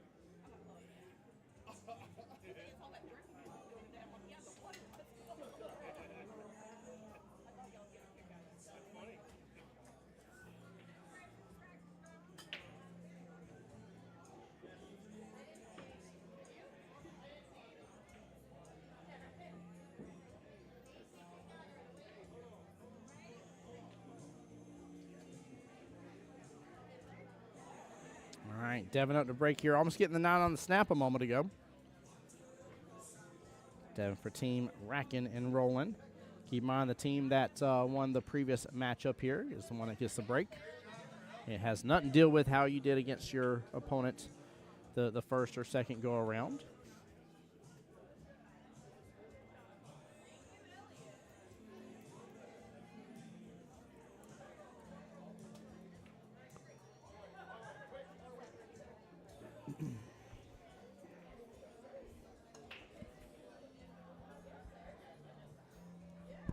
All right, here we go.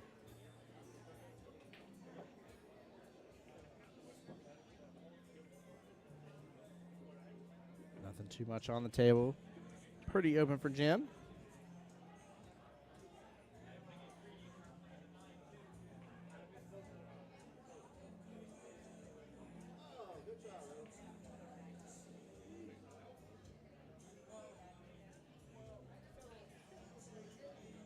Looks like Jen's going to opt to go for stripes here. Go for that left-hand side pocket.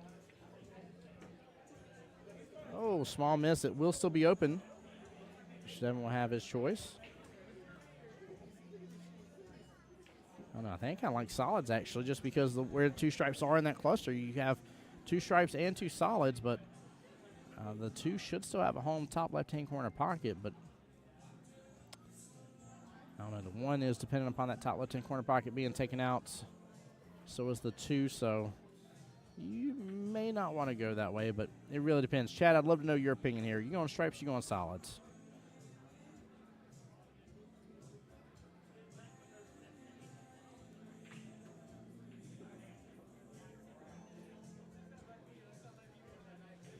Well, I like where that 12 is right now. As long as he can see it just properly here, he should go to that 12 towards top left-hand corner pocket, slice into it. Would not be kicking anything right now, not when I can see something just fine. No need to risk the biscuit. Oh, you can still see enough of it. Got in that window. Nicely done. Check him in just a minute. I'll be right back.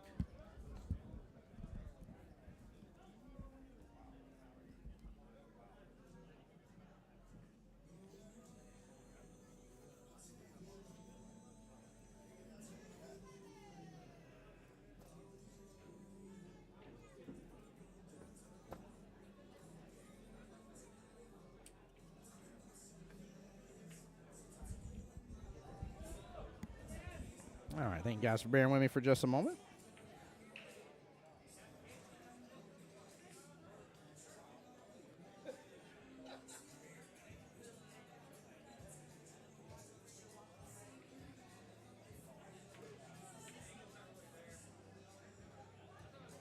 Going for the 1 rail. Bank did not work. One side's getting close over here, guys. Give me 1 second. We're going to jump tables real quick.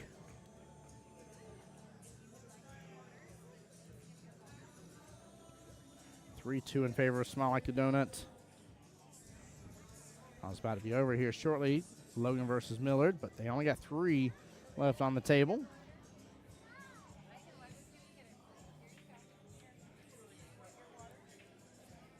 Uh-oh. The cue ball may hide on the 9. Oh, it clips it, but I don't think it gave Logan enough room. He might be stuck behind it. Yeah, he's looking at the kick here by the luck of it. No, nope, he's not. He's got enough room. He can work with it. It looked like he was looking at the kick at first. Beautiful shot. This could be tic-tac-toe and possibly get Smile Like a Donut up on the hill. If so, we'll have similar scores here, 4-2.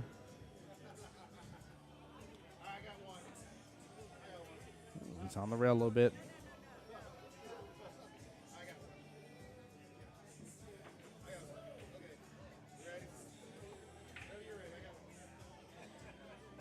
Oh, small miss there. Miller with the opportunity here to tie it right back up for the Q Commanders, and what an opportunity this is. Very uncharacteristic miss here, but Logan was on the rail. That can make things a little tougher.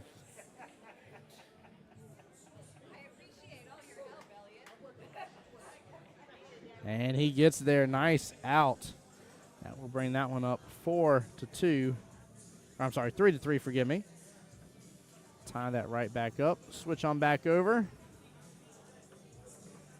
this one is 4-2 in favor of Rackin' and a Rollin'. As Jim plans on getting this win here and keeping everything going. Swift earlier said he was going to go stripes there. Swift, how's it going, bud? Welcome to the stream. I think you're a little bit behind on the liveness of the stream, but that's all good. Hope you're doing well once you hear this message. Jim on a nice little run. Nice little run.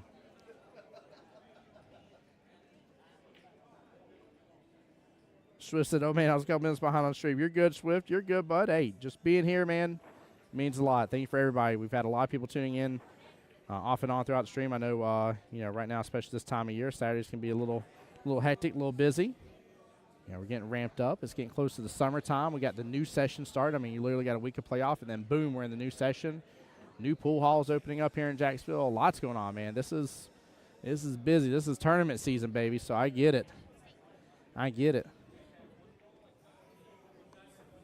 Looks like my kiddos have come on by here. My little Luke Sampson and my wonderful daughter Luna coming by the live stream.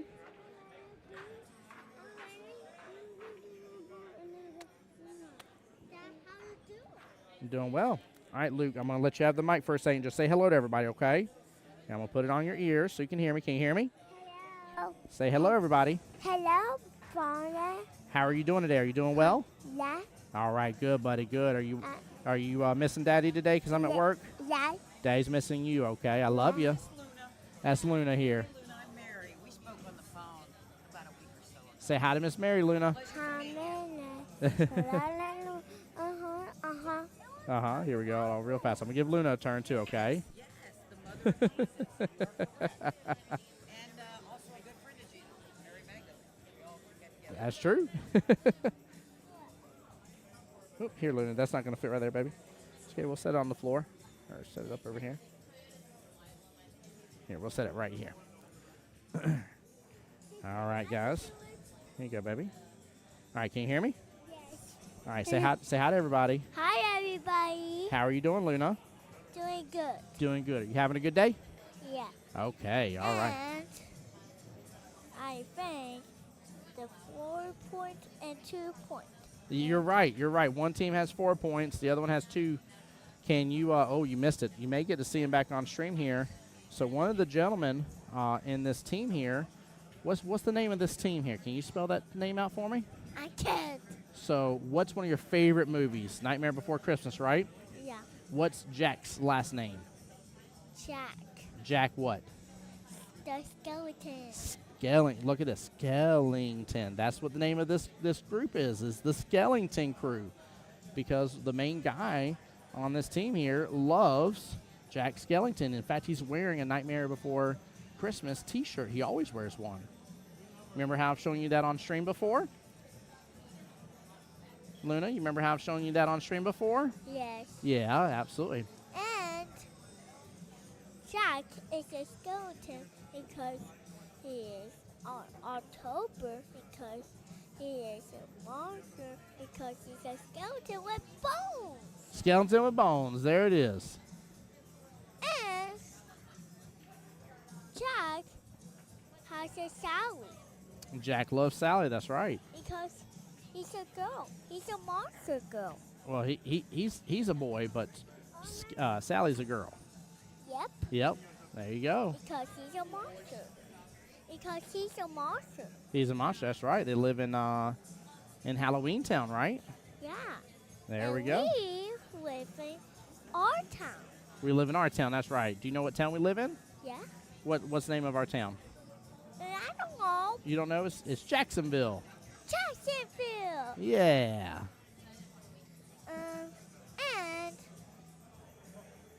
everybody, are you having a good day? Lun- Yes. Luna wants to know from chat. Chat, go ahead and feel free to answer. Luna has the big question of the day here. She wants to know, are you, in fact, having a good day? Yeah.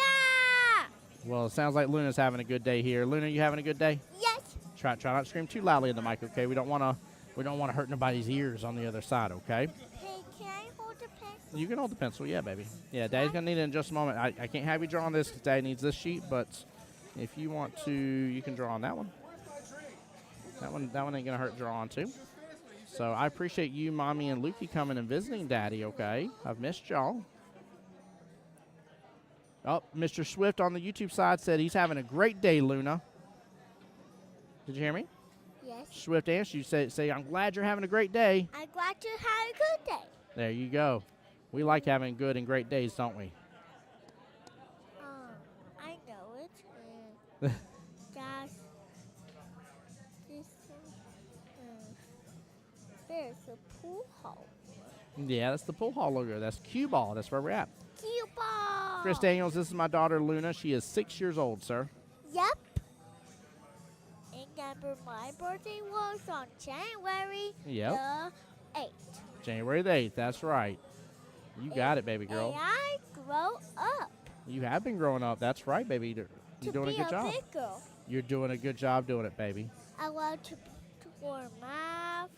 I want to read books. I Yeah. want to read, and I want to do everything. There we go. Well, I'm Yeah. glad.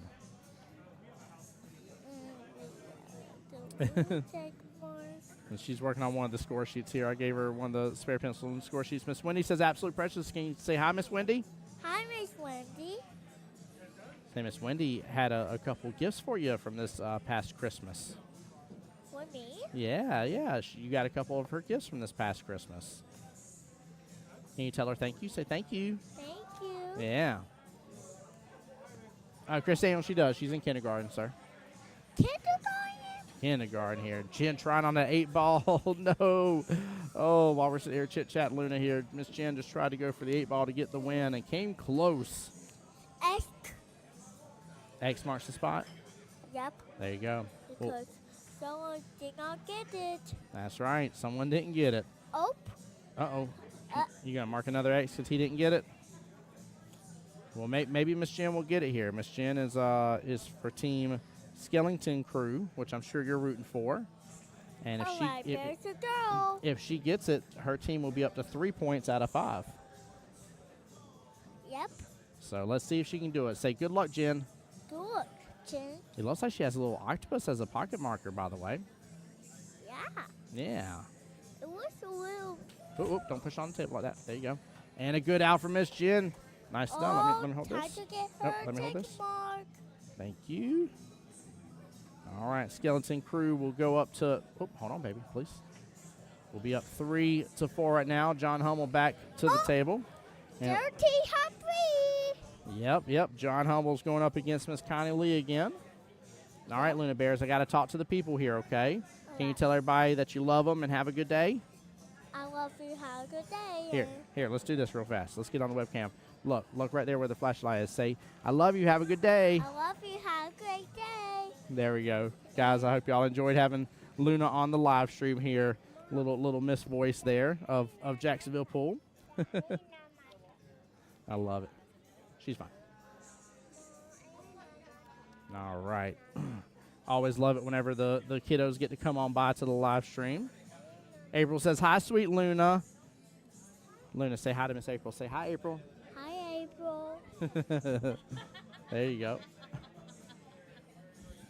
I put all the check mark in all the X's. There we go. All right, Miss Connie up here on the break. Again, Skellington Crew 1 behind. Connie shooting for Skellington Crew. John Hummel shooting for Rack and Rollin'.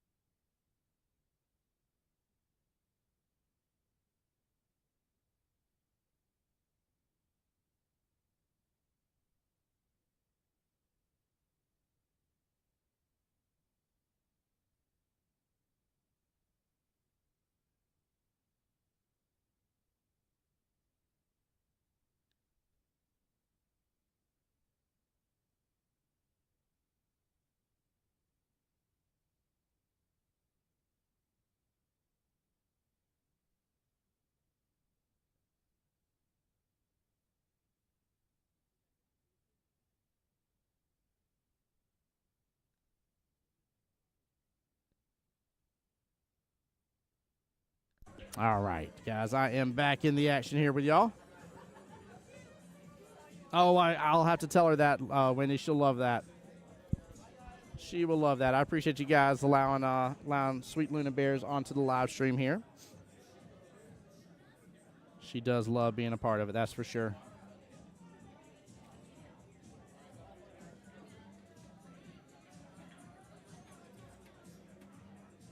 On the other table, still 3-3 right this second.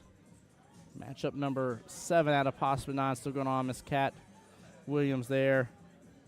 She is up against Miss Holly Jones again for the third and final matchup. I just saw Holly take a swing on the 8. We may jump over that table in just a moment here. John is stuck right now. He's going to go for the 1-rail kick into the 3-ball. Gets a good hit. QBall is going to parallel on down to the bottom left-hand corner of the table and open up still a little bit for Kind to work with. Mama Lane says sign Luna up, right? She'd do great behind the mic, wouldn't she? She loves people and loves life. She's a good princess.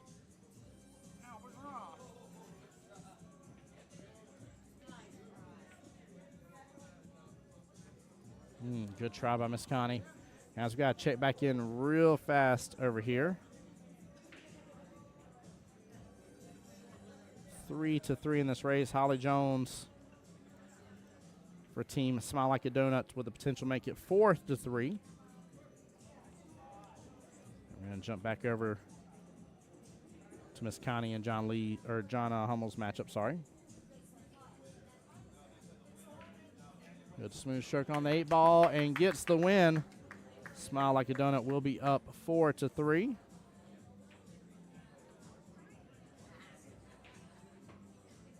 Back over here for Racking and Rolling, up 4-3. John scratched there, Connie with ball in hand. We'll see. We might have 2 Hill Thrillers here in the quarterfinals. Goodness gracious, each of these matchups are kind of going the distance. I like seeing it, though, just because of the fact that, all these people are team captains. Maybe you're looking for your next team. I know a room full of captains that would that could potentially take you on. So,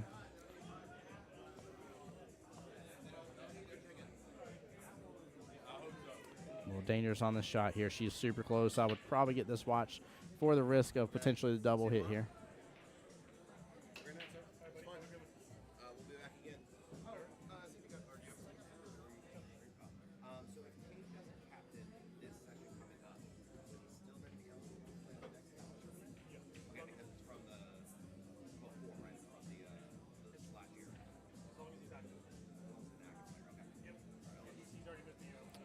Good shots there for the 4 and 5. Again, I was a little worried about the risk of that double hit.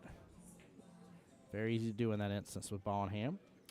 On the other table, Mr. Jason versus Mr. Robbie is going on. And again, on the same table, Smile Like a Donut up 4-3. This table, Rack and Rolling up 4-3. Both teams trying to hang on here. Any loss here at this point, and you are out. Oh, no. Facing to leave John with ball in hand. 4 option balls left on the table.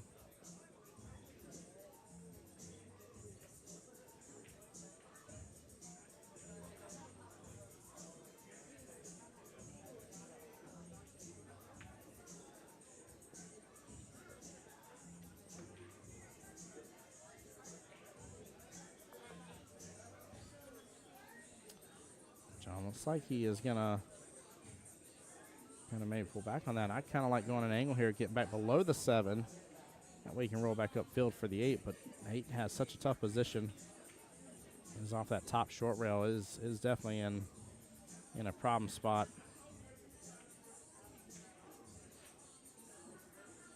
Definitely in a problem spot. Normally with ball in hand, you got 4 edge balls left on the table. You like your run potential chance, but this one he's gonna have to work for. And he leaves that 7 so good. That is not a great place for Connie, so he did awesome there.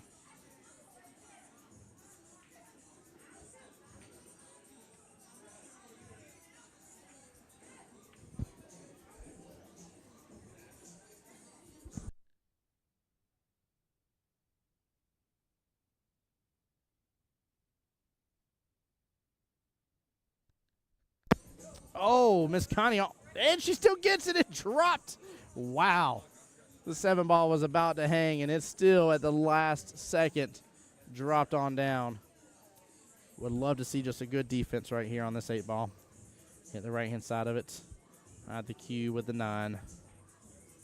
Smooth as can be.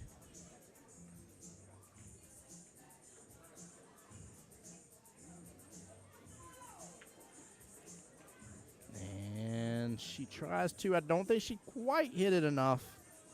It's an angle here. John should still be able to see some of it.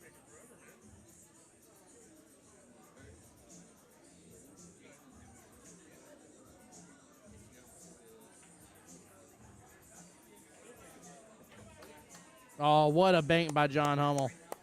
Nicely done. And to set himself up for success to go ahead and get the win here. Take advantage of this. Racking and a rolling. Knocking out Skellington Crew. Winning 5-3 overall. We're going to switch on back over. Smile Like a Donut is up 4-3.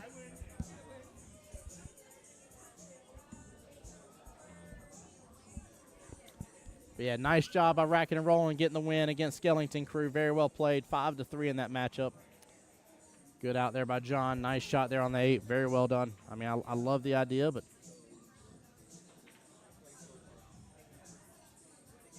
Carlos has to call a shot here. 7 ball, clean as can be.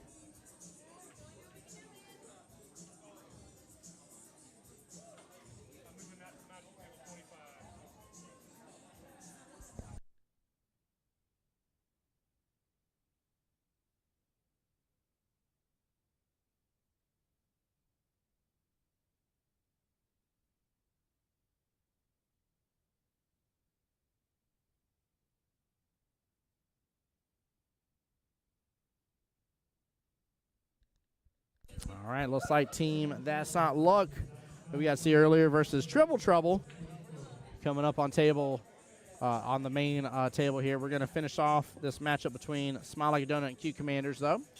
Let me double check where they're at on the bracket for that because I would like to see. Racking and Rolling, first one made the semifinals. That's Not Luck and Triple Trouble is a quarterfinals match. And then Top Brass is still waiting right now on the matchup between Destiny and Rackdees here. It's taking a moment to go on through, and it got started a little bit later than a couple of the others.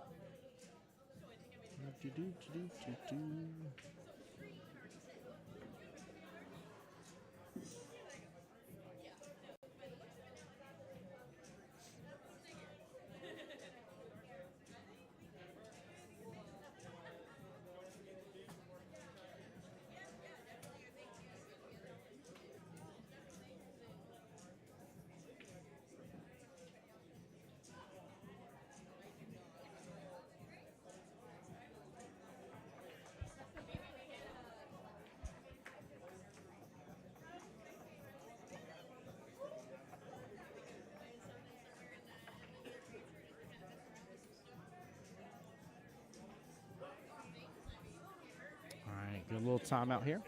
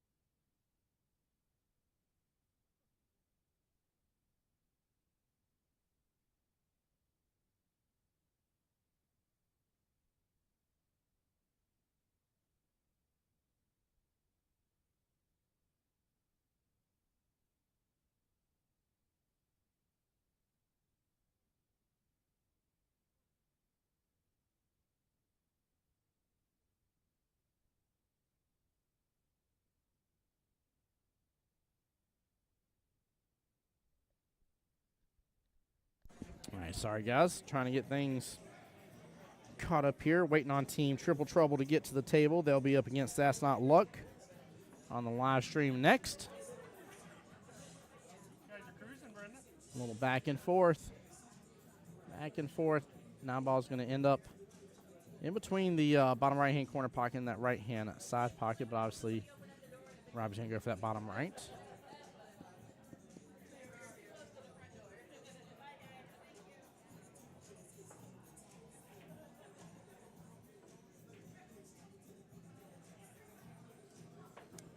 Robbie tries to send it here. No go.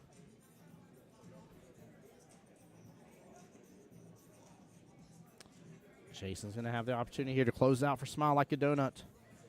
If so, we'll have both, two of the quarterfinal matches, finishing 5-3 if so. He is about to stretch for that. Looks like he is waved off wanting to use the bridge. I dedicate that bank shot to you.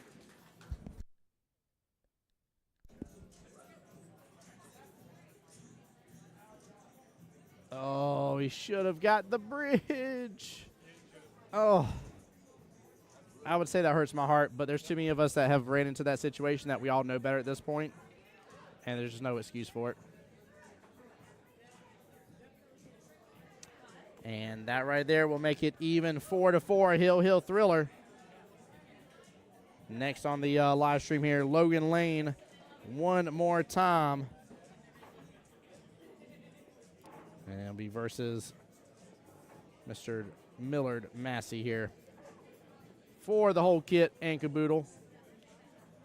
Looks like teams are still coming over to the next table here. I'll try to find out their lineup here in just a moment.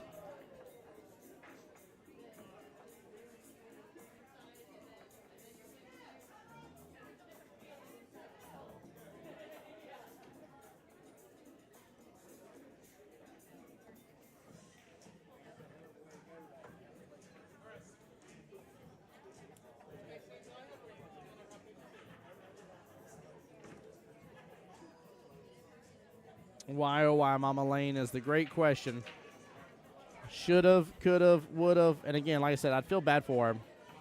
But I know Jason knows better. I know better. Heck, even Mike Moore knows better here. Your own league operator. He would have gotten the bridge for that one. And that's saying something. I'm just kidding. I'm messing. He's right here next to me. I had to say something like that. Oh, man. Let's see if Logan can close it out. But if not, that could be what cost him. I mean, it could come down to that one little thing. I mean, we saw it earlier on the stream. I won't say who, but a player did go to one hand, a shot in on an 8-ball, missed it, lost the rack, and it was the straw that broke the camel's back. His team ended up losing that matchup. I see Omar and George over there talking. I'm going to run over in just a second.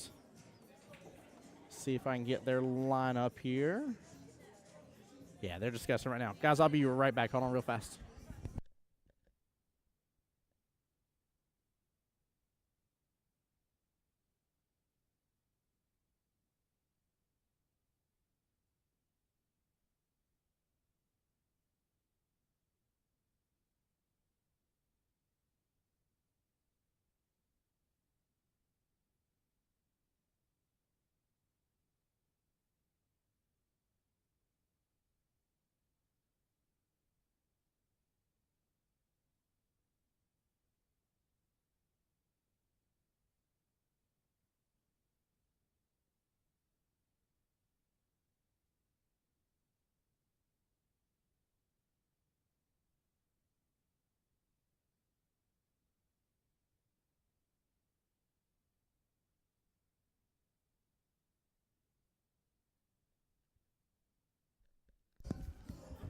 All right, the lineup coming up next on the live stream here. Team That's Not Luck running with Jesse, Dan Blair, and Omar. And Team Triple Trouble going to run with Miss Debbie Bell, Miss Dana Alexander, and Mr. George Figueroa. That will be coming up on the live stream right after this matchup is done. Again, that is another quarterfinals match, forgive me. And we already have our one winner, which we saw on live stream here. And get over to the semifinals.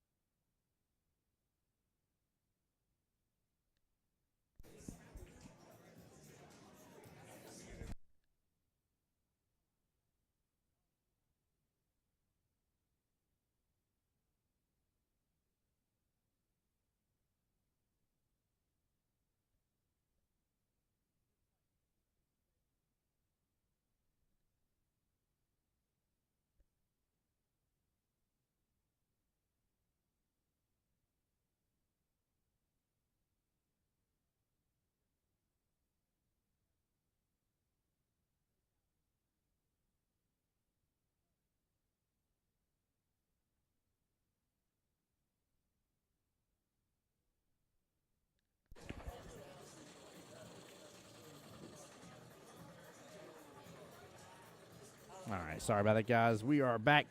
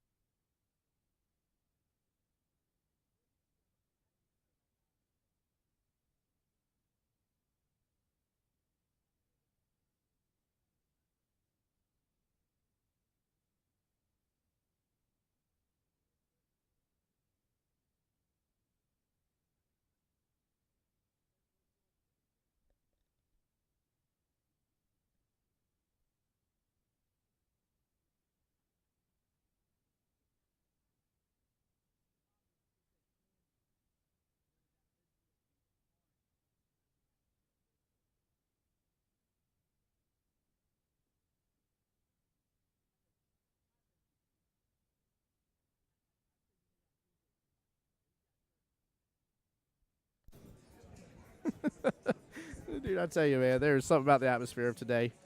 Something about the atmosphere about today, for sure. This has been a great day. I love everybody's overall attitude.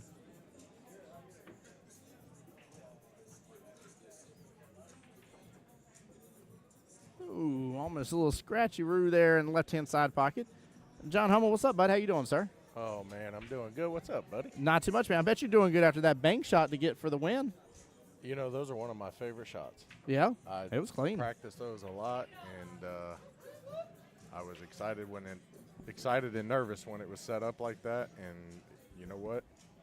It was all in. Yeah, it was good, So, man. It was all in or nothing. So got a good shot on it. Got good with the got a good leave on the 9, and just put one tip bottom and tighten up the bridge, close the bridge up, and just took a deep breath and took it home. So Send it on home. Well, y'all are the first of the 4 teams into the semifinals. well, So you got 2 opponents. We'll be the first of the 2 teams in the finals, and we'll be the first team captain team to qualify for Vegas. So There you go. First. First. baby. I like that. You trying to get those beautiful trophies behind you? They're over there to your right hand shoulder. Y'all got the lucky crystal with the ribbon in it again. I love those trophies. Those are fancy. I'm not even trying. I'm not touching it. I'm not touching it. Oh, I love it. Not touching it. Sounds like I ain't even gonna pick one up yet. Nope, Ain't nope. even gonna jinx it. How about this? How about this matchup here? Smile like a donut and Q Commanders. Hill. It shouldn't have come to this. Jason was on a not easy 9-ball shot, but doable, and should have gotten the bridge. He didn't, and so it came to this last one and became Hill. The Smile like a donut was about to take it out. So if Miller gets the win here, it may boil down to the fact that, and again, I'm not picking on Mr. Mundy there, but it may come down to the fact that we all know better when it's time to use the bridge. Get the bridge. Yeah. Wendy says, "John is my hero." Wendy, what John are you talking about? I'm Jon John. No, I'm just messing with you. We love you, Wendy. We love you. I'm surprised I didn't see you here. I love it. Now I'm trying to get people prepped up and ready for next year and stuff, because obviously we have a lot going on. You know, we got a second team captain tournament, new session starting, new pool halls opening, new nights of the week to play. I tell you what, lots happening. The pool scene here in Jacksonville is just absolutely, it's just exploding right now. I mean, yeah. I've been playing now for 5 years, and I tell you what, it's just more and more new faces coming in on a daily basis. You know, and being a division rep on Wednesday nights, you know, there was a span there of like 3-4 weeks where I had players coming up to me, introducing me to somebody new. Oh, hey, they want to get into, you know, they want to get into APA. They want to know about it, and, you know, getting their information off to Mike and Kelly and getting them all going and stuff like that. So that's cool to see. Oh, Wendy, look, she fixed it. There we go. Nice shot there, Logan. Nice shot. What a cut. Goodness gracious. No, you're not wrong. I mean, it definitely is. I started helping out a little bit with 9-Ball North, and we've had the fun little 9-ball Friday night tournament we've been doing. And So what are we doing here? We just taking the 6 down corner pocket with just a little bit of top, and then 8 in the right-hand side socket? 8 in the right-hand side, pocket? yeah. Yep. Yeah, I think simple is sweet here. Nah, Logan has a lot of capabilities in his belt, so we'll see if he keeps anything simple. Oh no. Oh man. Tough. Almost makes you wonder, though, if that 6 did go, what's he going to do on that 8, you know? He probably would have taken the top right-hand corner pocket. He's got the 11 ball there playing a blocker in case up for the bottom right-hand corner pocket for the scratch. So I think some bottom here, take the 8, top right is what he would have done. But Miller's got a good opportunity here. This is going to be a little back and forth action. Nice. But So I saw, I was over there with the team, but I saw wife and kiddo showed up. Yeah. That's cool. They had to do a quick run out to town. They've been having a good day.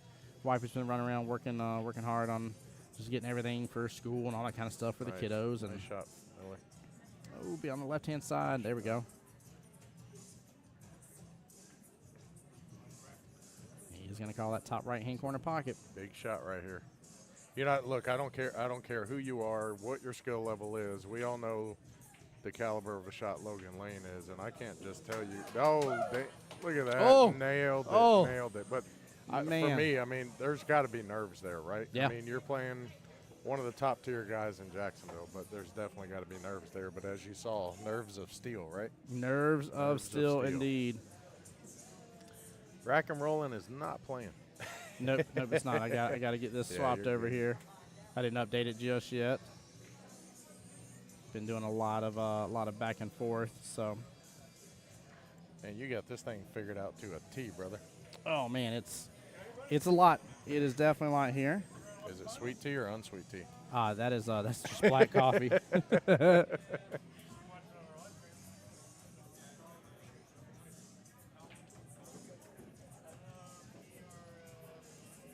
Guys, let me get this all updated. Just give me just a moment. All right. So have we had any teams that were below a race to 5 today? Nope. No? You talking about the Skill having to level go race? Yeah. Yep. Nope. Nobody yet. Okay. The only unique things we've had about today is we had 2 teams, in which one is still in it that only had 3 people. Triple Trouble's one of the other teams that actually the only one out of the group that only had 4 on their roster. So Racties is actually the team that put us in the first round, put us in the losers bracket. Yeah, they're playing their heart out right now on table 4, which I don't see anything going on. I see Jason coming over. Did Rack D's get it? Rack D's got it, so they will continue on and go play immediately against Top Brass right away because we've got to get that match going.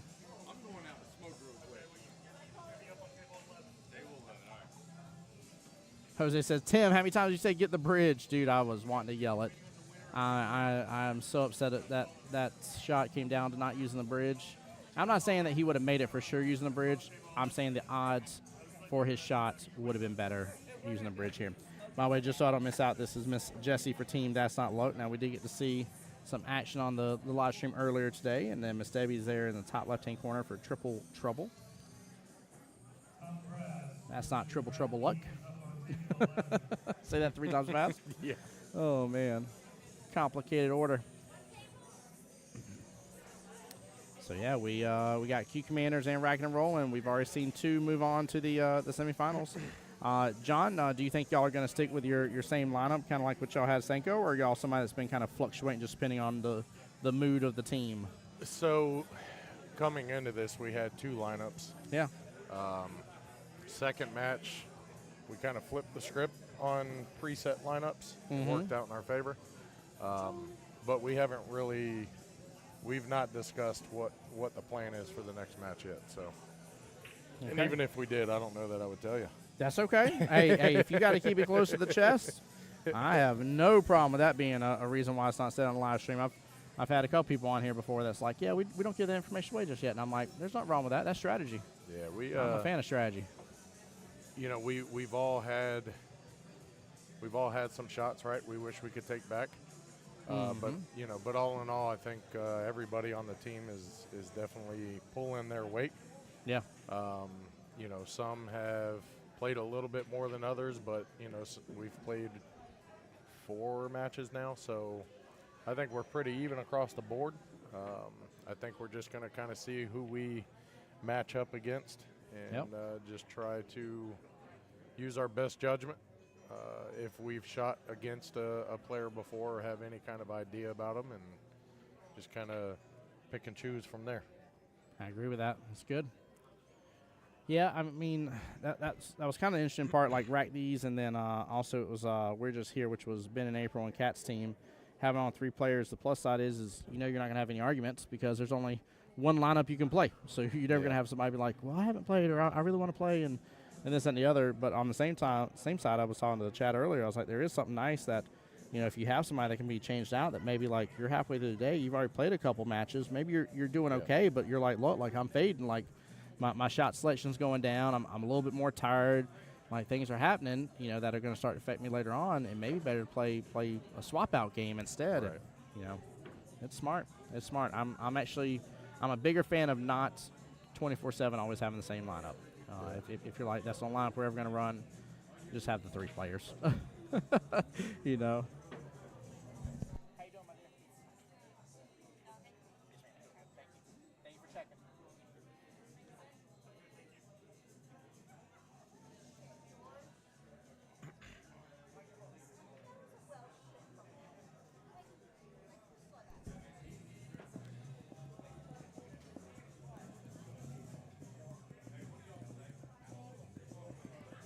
So, I've heard that probably within the next few weeks, I guess where the original 9-ball was is going to be opening back up to something else.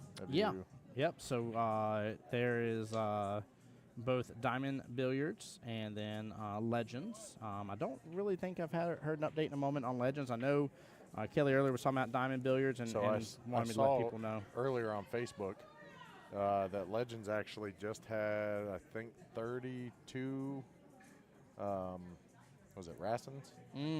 The tables. That's going to be beautiful if so.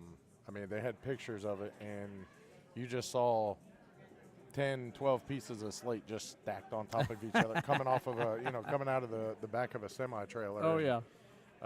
You know, so it was cool. They shared some pictures on there, but I honestly, I didn't even know anything about going into the old 9-ball area, it going in there. So, but yeah, that's kind of cool. Yeah, it's going to be great. I mean, it's like you said earlier about the scene here in Jacksonville exploding. And the thing that I look forward to is I'm just hoping that we continue to grow in teams, because I'm the one that's always like, and I try not to anymore because I feel like I'm bugging Mike and Kelly, but I'm like, how many more teams we need to be able to send 4 8-ball teams to Vegas and 4 9-ball teams to Vegas. Like, that's what it means to me now, especially up and out in the office, is that's the way I look at it, is like, what can I do to help? How can we get there? Like, what else do I need to be doing? Where else do I need to be? Who else do I need to talk to? All that kind of stuff, because that, like, it's just amazing to me how much this place has grown because of that. So it's good. And it, you know, and I know you touched on this on a previous stream, but or when you and Kelly were on the live stream the other night doing yesterday actually doing the wild card stuff. You know, the amount that we have grown enough to on multiple nights switch, you know, splitting a division into 2 because there are so many teams, you know. You know, it's crazy.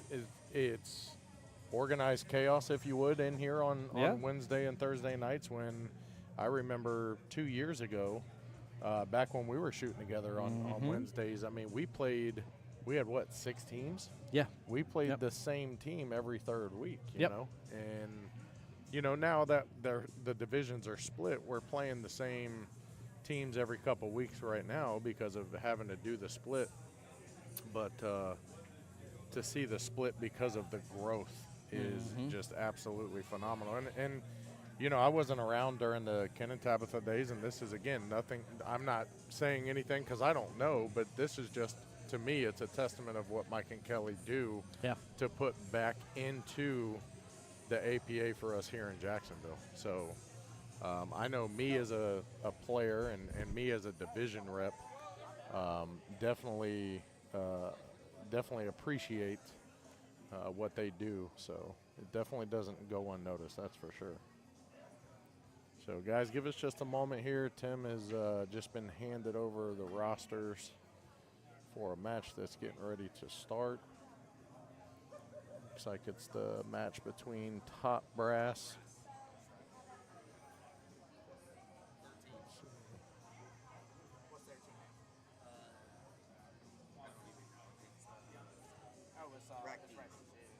So Rack D's and Top Brass are getting ready to go up. Top Brass looks like they are going to play. Their lineup is going to be Mary Turner, Patricia Holton, and then Hugo. And then Rack D's is the only team in here, or one of two teams, excuse me, that had only 3 players. And that's going to be Stephanie, Karen, and Jason. So Rack D's, they are good shots. Again, they are the team that put us into the losers bracket. So they definitely you know, have the potential here for sure. For sure.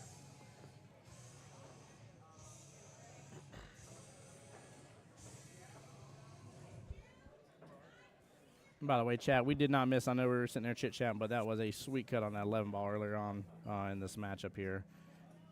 That was definitely a very, very, very nice shot by Miss Jessie. So I'm trying to get my paperwork ready here. As much as rack base, it's easy to get confused between the two tables. Got a favorable push out off that rail with the 1 ball, the cue going into the 1 there. So definitely for me, I think I would just slow roll the 1 right there into the side. From what I can see on the screen, it'd be a little bit of a cut combo shot down there on the 2 and the 5. So everything, you know, in tournaments like these, you know, you just got to keep it simple. You know? Keep it simple. Definitely controlling speed, 1 rail position shots. You know, don't get me wrong, George coming over here giving her a nice timeout. You know, look, there's going to be times where you're just going to have to open it up, you know. But generally, those should be the kind of few and far between.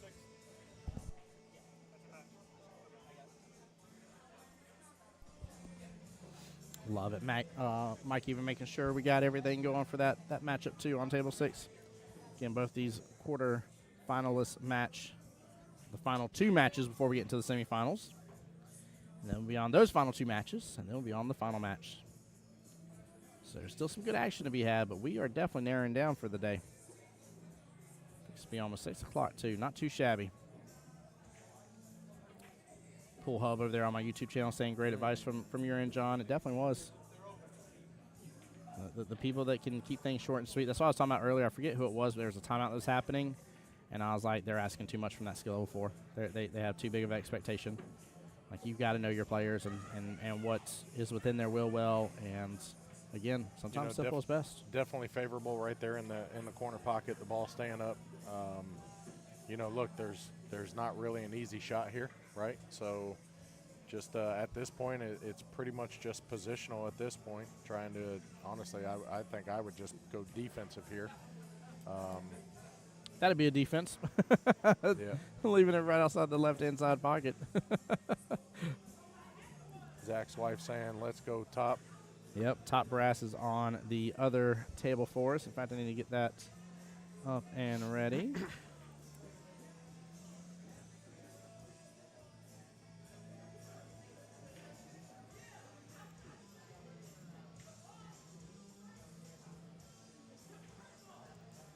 How do you pronounce Zach's wife's name? Asneth. Asneth.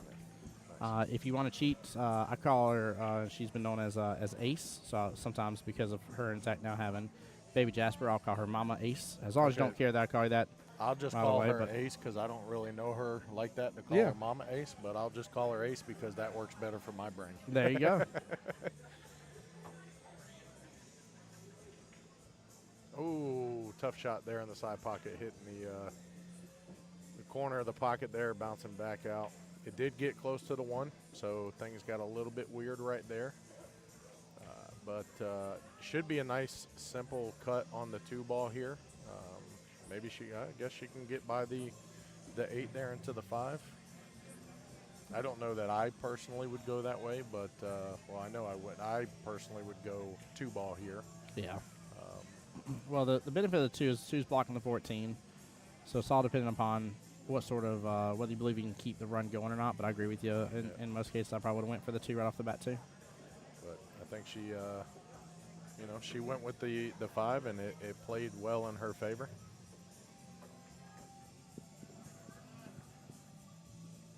It's Jessie here, just needing a little bit of opportunity. She's been running really well on the table. Debbie, in my opinion, keep it to the rule of 3 and be up front and honest with you until you're ready for your run. I am a fan of her leaving 3 balls on the table because she will have more defensive opportunities here against Miss Jessie. Double check here. Jessie, skill level 3. Debbie, skill level 4. So Debbie should definitely have some defensive shots under her belt for knowing what to do here. Pointing at the 8 ball, yelling, "You stop! You stop!" She's like, "No, sir, not today." Oh, I love it. Earlier match, I had you saw it actually on the stream. Yeah. So when I had the 8 in the side pocket there, and I put straight left on it to cut it, get that hard little cut to push it over to the side pocket. I was using, at first I had an open bridge, and I closed the bridge, and mentally I just kind of broke down on the shot. And as I went to go forward, I tightened the closed bridge, and it pulled the cue, which shot the ball to the right there. So it, few choice words there in the head. Right. Just a few. Just a few. Not too But many. Luckily, there was a little joker down in that pocket. Y'all didn't see it, but he reached out and just tapped it with his fingertip, and he held that ball up for me. Deb's going to move that back. Keep in mind, again, guys, the rule is you got to move it back. You and your opponent need to agree. Again, there's always that misunderstanding of, like, you can kind of be like, nah, it's good where it's at. It doesn't have to be moved back. Nope. The rule is it gets moved back. It's just it needs to be agreement between you and your opponent. So what if your opponent says no, leave it there? So that's not moving it back. That's the problem. So y'all have got to come up with an agreement of Put it where, back where it was, of putting it back where it goes. Yeah. And I mean more so on those, like, with the extreme stuff. If they're like, no, it was about right there. Like, you're not always Yeah. going to remember things completely, Right. but like I've seen one that, like, it moved You almost hit it with the bridge, and it moves yeah, like 3 feet down yeah, the table. Yeah, you're like it's halfway across the table from where it was. Like, no, it needs to come back on this end of the table. Oh man. By the way, I haven't given them a shout out in a while, but huge shout out as always. Thank you, QBall, for the fun place to be at and get to do these live streams from, and always just an enjoyable atmosphere to be in. So thank you guys. Absolutely. I know it's a unusual early day for them when we have these tournaments like that. So definitely appreciate the flexibility and the staff here. I mean, the wait staff here is just absolutely, bar none, one of the best in the business, right? Yes. They really take care of us. I know Brandon Asado himself came in early today to get the kitchen opened up for us, so that was cool. But they definitely take care of us very well here. Yes, they do. So we had a question on my YouTube channel here. It says, I think the opponent's supposed to position it.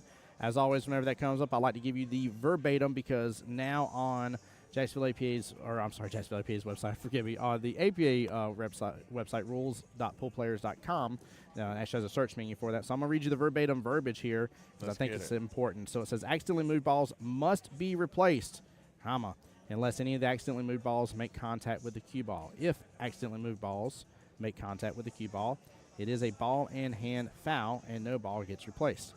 If the accidental movement occurs between shots, the ball must be replaced by the opponent before the shot is taken.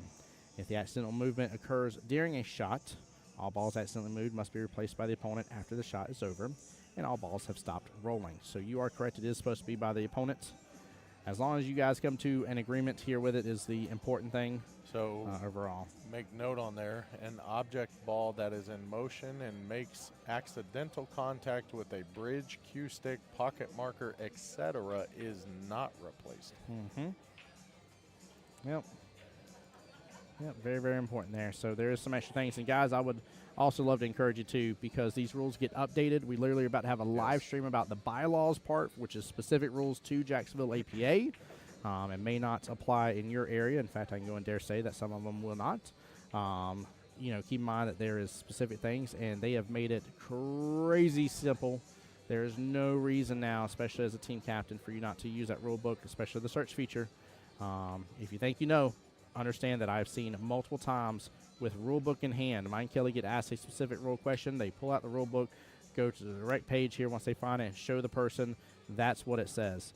I have zero doubt in their brains with being league operators and with the amount of times they've had to deal with pool rules and watching shots and running tournament stuff that they have it already in there, stored. I have zero doubt. But if they have the habit of doing it, then we should have the habit of doing it too. It's just like when you watch a really great high-skilled player and you see them do something like, I don't know, like walking and chalking, right? They'll walk the whole pool table, get a view of it. If it's good for the high-end people, it's good for everybody else. Yep. It's a good habit to have. Same concept. Just confirmation, that live stream is next Wednesday. Is that correct? Wednesday, yes, sir. Wednesday at noon? Yep. Just like the last? Okay. Yeah, which we still got a couple in between there. We're still going to be live streaming throughout the week. On Monday. So, got to get some more of these Nice wild card shot draws right taken down the care road of. there. It's going to be good. Now look, right here, you line up your shot, you get your angle, you take a deep breath. That you do.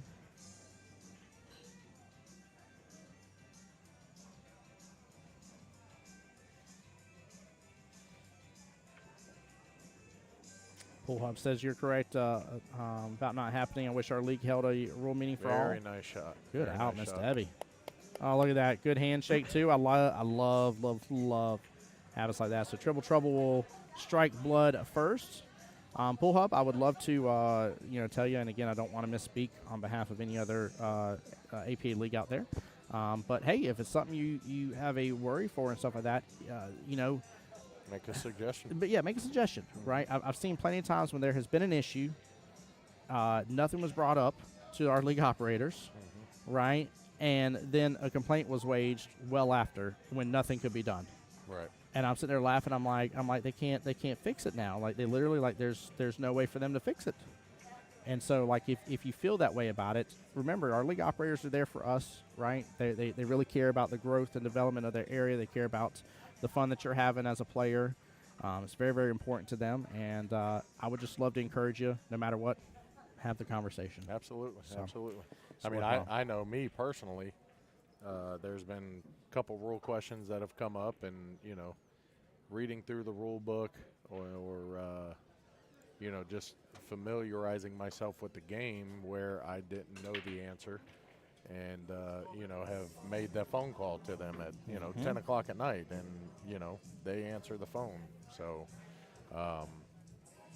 there is no stupid question, right? Or silly question, if you would.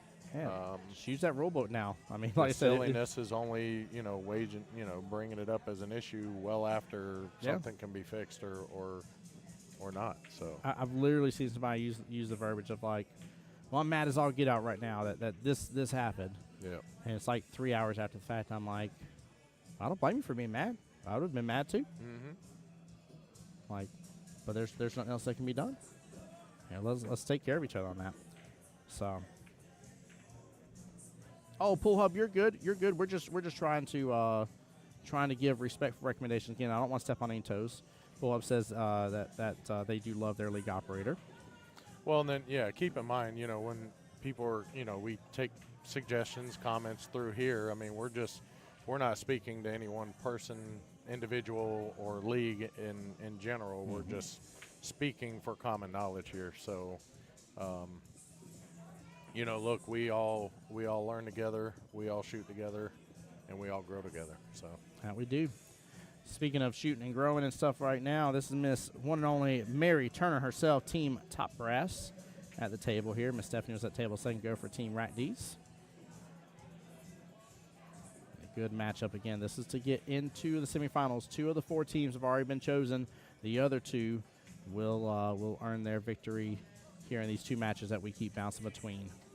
So she definitely tried to play a nice defense there. I think she was trying to sneak that 6-ball by, but just kind of hit it a little bit too fat there. Didn't really get much, or actually kind of maybe overcut it a little bit and pushed it a little bit more into that 15 ball than she'd like. So, but you know,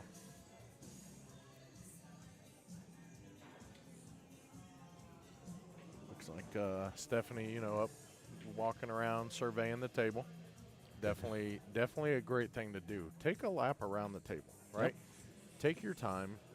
You know, obviously there's tournaments where we go into sudden death and all that other stuff, but in a format like this, take a second. Even in a triannuals or world qualifiers, whatever. Take a second, walk the table, look at the different angles, figure out, you know, what's my next shot? Where do I want it to land? What does my shot after that look like? Some of the higher skill level, you know, we see them do it all the time, right? Some of these guys are plotting a 3, 4, 5-ball run. Yeah, you know? 100%. I personally, I don't look anything more than a 3-ball run for me, just because I have short-term memory loss. But, you know, take your time, right? Take a lap around the table. Chalk it up, you know, think about it, take a breath again. The biggest thing for me is I'm trying to get in that, like, woo-saw moment, you know, just woo-saw. Take your time, take a nice shot, you know. Yeah, talking about, you know, walking and chalking the table and stuff like that. You know, had a player before, and we won't bring up names here, but needless to say, their average time of getting down and shooting a ball was about 45 seconds to a full minute. And I was sitting there talking to that said player, and the player was getting a little bit upset because I was like all over them about like, hey, it's your turn, hey, it's your turn, hey, it's your turn. And I was like, look, if you knock out the 25 seconds it takes you to get to the table, I was like, you'll be fine, right? Like, you won't have an issue at all. I was like, but the problem is it takes you about 25 seconds to get to the table, which means you don't have time to really walk the table at that point. Yeah. To walk in and chalk in and look at stuff for just a brief second and get kind of something of a thought in your head about what you're going to do, and you're really you're missing out. It's just, well, then if you're ready to go. It, right, you take that amount of time, and then you really can't figure it out, or when you're confused, then you call a timeout, right? Yeah. So now, you know, that's just even more time between the shot. If your other, you know, the player you're shooting against, if they're, you know, red hot, they're on fire, it's frustrating, right? Kind of upsetting, but, you know, just always keep in mind the speed of play, but then also keep in mind that, you know, take your time with it. Yeah. You know? Yep. There's a balance. It's not nothing too crazy. Not too crazy. Mary going for the slow roll. Nice defense. Yeah. I think it came off the rail a little bit more than what she was wanting, but definitely no clear-cut shot right here. Both trying to avoid that top right-hand corner pocket situation with the solid and stripe, the 15 and the 6. Nicely played, set it right on the rail. Definitely a makeable ball here, right? But level of difficulty has just pretty much doubled, triple with it sitting right on that rail there. Definitely got to make sure you chalk up, you know. Chalk, chalk, chalk is your friend. Yes, it is. Chalk is. Stay level. I need to be jacked up at a huge degree, like you're almost going to jump a ball when you're right there against the rail. I've seen that before. I've done that before. Yeah. Dude, if you're low skill level and you haven't done that before, like, you let me know. When you first see that rail, you're like, I got to be up like 45 degrees out of nowhere. You're like, nah, no, you don't have to. It's not necessary. It's a rail. Again, just a little back and forth defensive game here. I love seeing it. Both ladies understand that top right-hand situation is the problem child of this rack, and whoever goes after it first may be the first one to sell out. John, you got any plans on how to take out this top right situation with the stripe and solid there, the 6 and 15? Well, since if I were the stripes, I would just leave the ball there and let my opponent deal with it. But now Mary is on the ball. You know, at this moment, I think the 8's playing blocker going to the right side long rail. So for me, I'm probably going to look at if I had one available, I'd probably call my higher rank over and just kind of get some feedback from them. Oh, yeah. Definitely called for a shot watch, so that's definitely a great idea there. Oops, 6 got the rail. Yeah, So we were looking for the same thing. I was Yeah. like, rail. that was a very good shot there by Mary. Very good shot. So, but that's, you know, going that way, that two rail like that is definitely the way I would have gone that one for sure. I mean, Man, there's really not much other way you can go with that. can we talk about how wonderful 2-rail kicks are versus a 1-rail kick in the sense that, like, because it's 90-degree angles with the way it works. Mm-hmm. And so the moment you can wrap your head around that and stop thinking so negative of, like, no, I'm adding a whole nother rail, everything's supposed to get way more complicated. Man, I started seeing a couple low ranks the other day that could land some decent 2-rail kicks, and I was very, very, very surprised. But also, in my opinion, it would be easier because if you just take your hand and literally make an L on each hand, and you do it like that, like Yeah. you can see it. Yeah, for You sure. can absolutely see it. So Hey, Pool Hub, have a great night. Thanks for coming in, hanging out with us, and chatting. We'll yeah, check you next appreciate you, time. Pool Hub. But you know, and that's the thing too, right? A lot of people, you know, they'll get to league a little early, try to get nice defense there by Mary, just slow roll, tap the rail, nothing too crazy. But you know, people will show up a little early to get some practice. But it's situational shots like that, in my opinion, that you should set up for practice, not your straight in shots, not your maybe your bank shots. Okay, yeah, you can do those, but think about those weird shots that you've had in a match where you've had to call a timeout on or whatever it is. You know, those are the shots that you want to focus on and try and work on during practice. You know, because if you got a straight in shot, why do you need to practice it, right? You know, unless you're trying to practice, maybe you're flirting around with playing English and learning that and draw shots and all that. But practice those multi-rail kick shots, the slow rolling defensive shots, stop shot defenses, stuff like that. I definitely agree. Definitely agree. That early practice before league is imperative. Oh no! Mary flies right past the 6.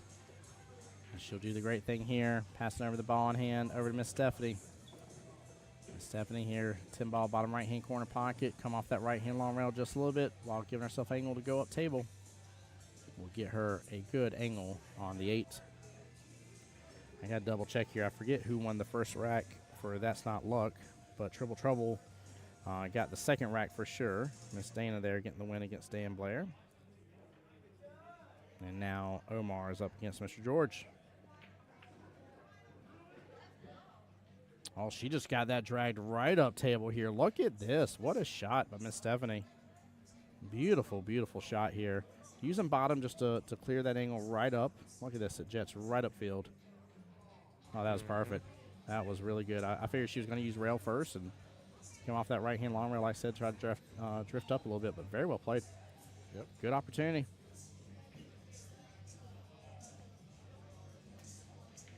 Came up just a little short there, a little outside, but you know, hey, look, it's not over. You know. Nope. So you miss a shot like that. Look, guess what? It's over. It's behind you. You can't change it. So let it go. You gotta frozen that thing. You gotta let it go. Yes, she did. Yes, she did. If you remember. By the hair of my chinny chin chin. As Debbie says, by the hair of her chinny chin chin here. So Triple Trouble is actually up 2-0 right now going to Mary matchup number drilled 3. the 6 in there, so she's going to, looks like, mark that top left. Jose on the YouTube side saying she taught her husband that shot. Oh, love it. The one and only Mr. John Hummel here is on the mic with me. Who? Who? John Hummel. No, Tim Jones. Where's your echo effect? It's that button right there. Who? Tim Jones.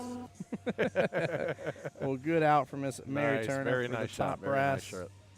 We'll get that first point on the board here. Show it right there officially as we switch on back over. And now Team Triple Trouble up 2-0. Omar with a lot to say about it. Yay, hey, So hey. we got two heavy hitting big dogs here. We got George and we got Omar.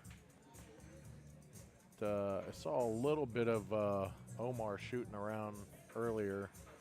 Looked like he was shooting really well. Yeah, he, you know, I can't help but talk about it, obviously, but he was part of the team last year that we all went to Vegas together for team Nice. captains, and he ended our matchup with a break and run. He didn't even let the opponent back on the Nice. table for us to get the win to go to Vegas. It was amazing. So you just choose not to shoot in this one this time around?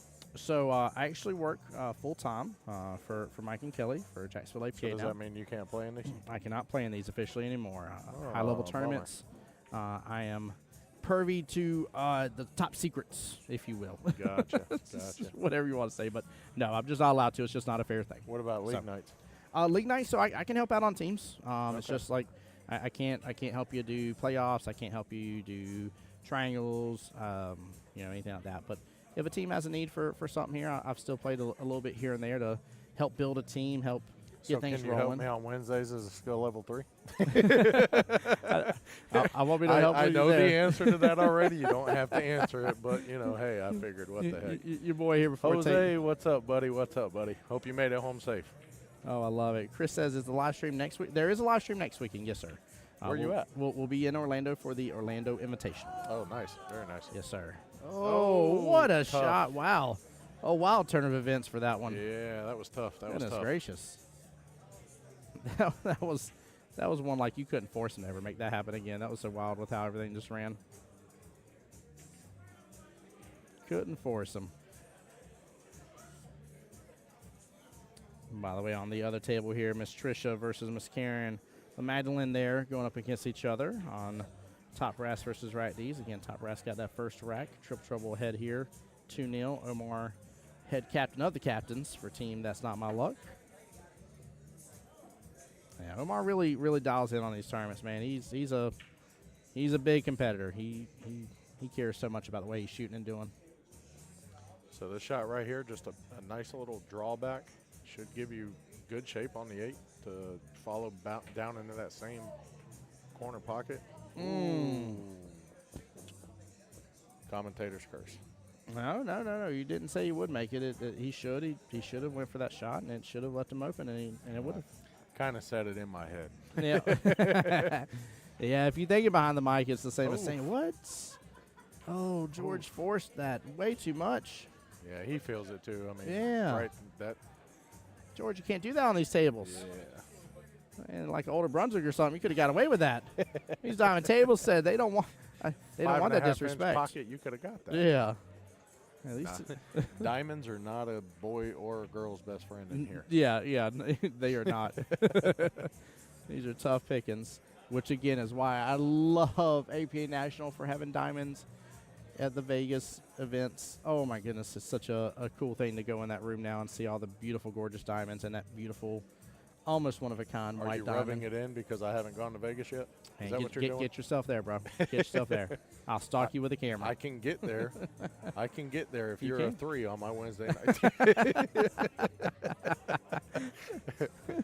Oh, I love this. Nice little timeout here just in case. I actually like this. Again, some people may say this may seem silly. Perry skill level 6 versus Omar being up there past the 7 here, and I think this is a wise decision. Take a nice little timeout. Get him in stroking gear. You need to stroke it a little more than that, but that's okay. I'd rather him understroke it and be down here than him overstroke it and kind of end up where a lot of people would have, which been not in center table, but kind of just directly left of that 8 ball. It would have tracked over there to that direction and kind of been what I would have called the 50-yard line, to where it would have done him no good. Would have done him no good. Omar's chance to get team That's Not My Luck onto the board.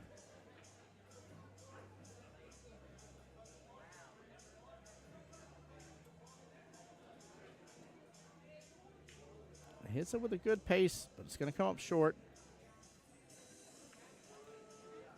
I have a feeling George is going to go after this 4 and then come up and play a defense on the 3. He could just opt to play defense now on the 3.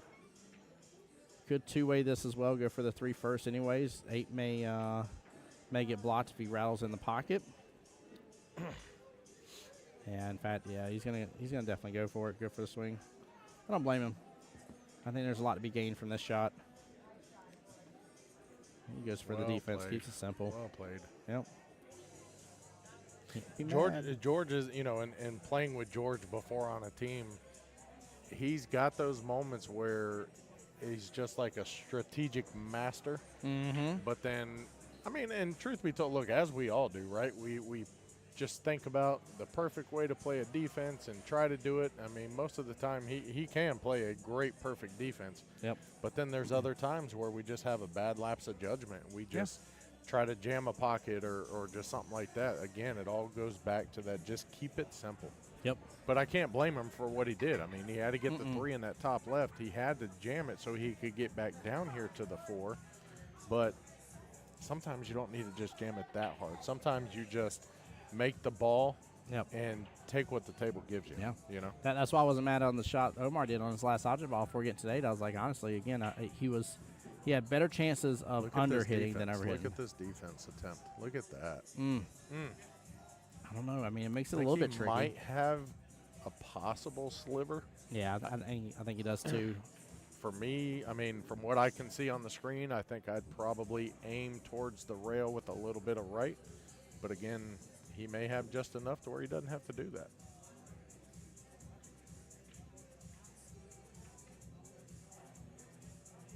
Yeah, it looked like he had enough. I mean, just thin cut it just a little too much.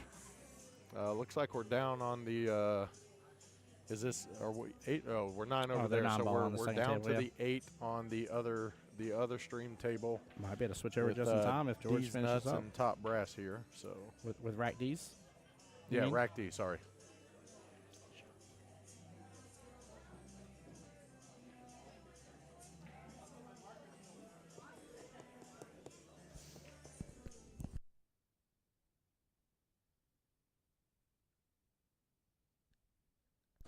All right, team That's Not Luck here getting the point and needing that, making it 1-2.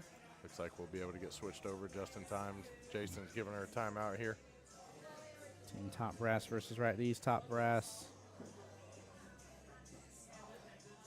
1 point.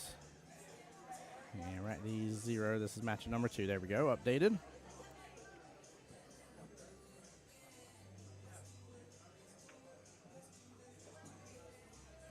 Great opportunity here. I like the fact the timeout was used. Ooh. Drilled it. Yeah. Now for me here, bank shot all day. Yeah, in that right-hand side pocket. Bank shot all day. I tell you what, if I had to cut a ball down a rail or bank a, look at that. Nice shot. Snap. Nice In the shot. left-hand side pocket. Oh, my gosh. Team Rack D's will get a point there on the board and tie it right back up, but goodness gracious. I'll just stay quiet on that one. That was, she Cartman boy, she hit that thing with authority. You know what I mean? Yeah, she's She ever hit respect that my thing authority. hard. I feel like, although obviously I'm making a joke here, she clearly didn't hear John say that, but I feel like it was almost like one of those moments where it's like, don't you do that. You better put it down. You better not do that. And she was like, I'm going to do it. Boom. That was phenomenal. Wow. Zach here confirming score 1-1 here. We're going to get some of this matchup right here.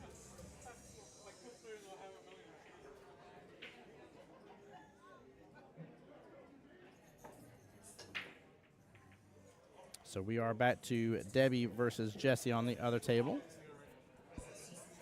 This table, Mr. Jason Bruton for Team Rack D's and Mr. Hugo for Team Top Brass. Hugo there in the red.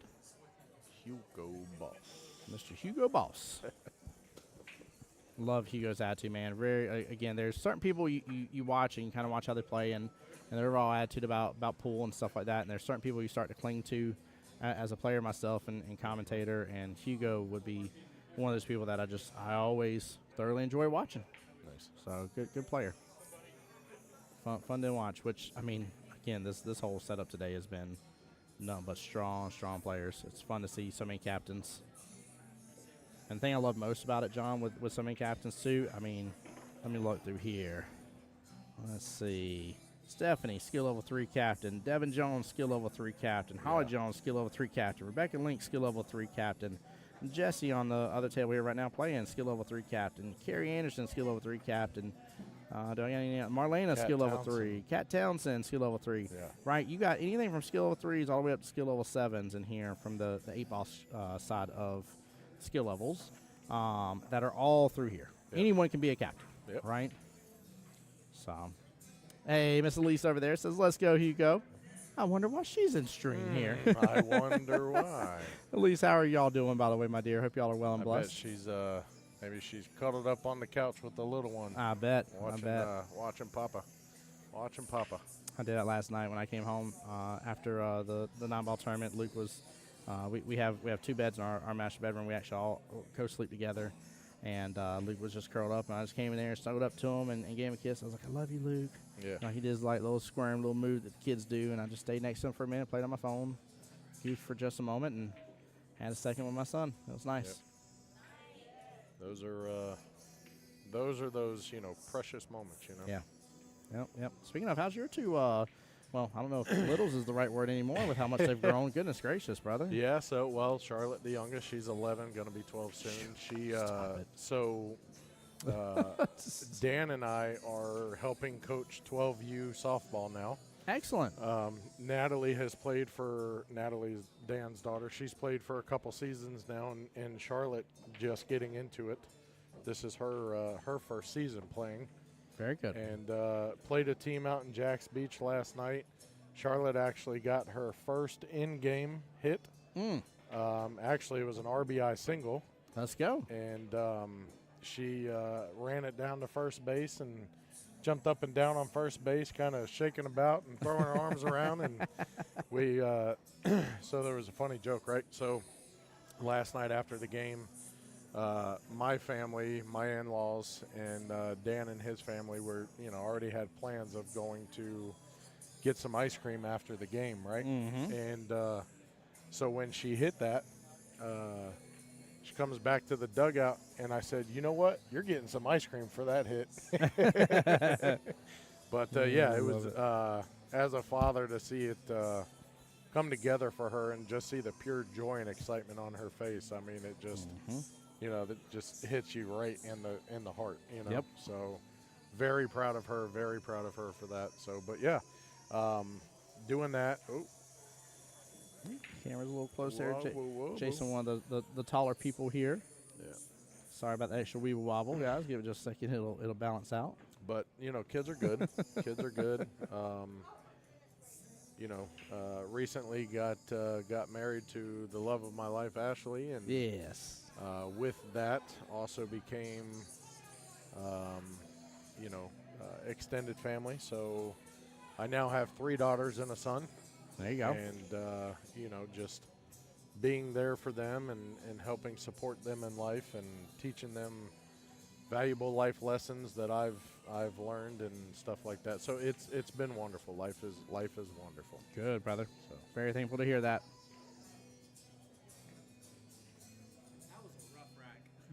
Omar coming by the booth saying that was a rough rack. Yeah, he definitely had a little opportunity there. We'll say, but I love you. Hey, sometimes it's better to be lucky than good, though. nah, that's not luck. I see what you did there. had to do the pun with the team name. Had to do the pun with the team name. Nice. Definitely a jokester, ain't he? Oh yeah. Jokester and a Definitely a prankster, 100%. Great attitude though for the pool table though. Love it, man. Like I said, love his competitive side. Well, Tim, I appreciate you having me here on the live stream. Yes, I'm sir. gonna go check up with my team Yeah. and start kind of figuring out strategy for what we are thinking for the next match, and just kind of take a moment to go outside, call home, talk to Mama for a bit, and Good. just kind of clear my thoughts. So, look forward to seeing you in the finals. All right, brother. Well, hey, good luck getting there, man. But no, man, I appreciate what you do for us and being able to bring this to the live stream. Obviously, Mike and Kelly's part in it all too, but for them to have your wisdom and your knowledge on how to do all this and everything that comes about with doing it. I mean, you were in here an hour at least before things even kicked off, getting all this set up. So I know it's a lot of time, effort, and energy getting it all set up and then sitting here and being able to just sit here and talk and communicate about it, which obviously I know you love. Yeah, we may have to do something with that. Might have to do something with that. I think we're going to. Quit leaving Jason on the short rail down here. He's all the time with us in it. Oh, man, I'll get it. But, hey, guys, appreciate y'all. Much love to everybody out there, and we'll see y'all in the finals. Later, brother. Take care, man.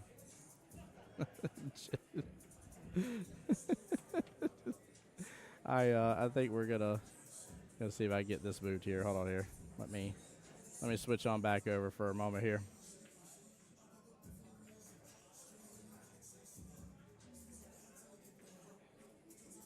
Just bring it over here.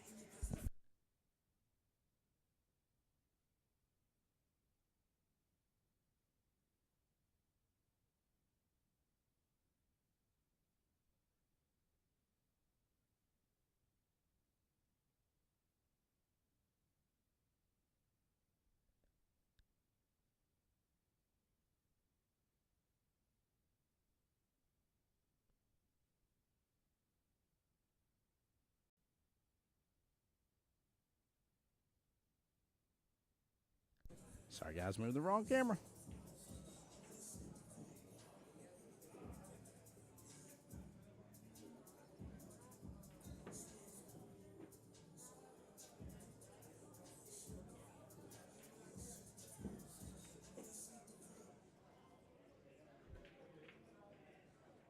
Okay, we'll let that settle here for just a moment.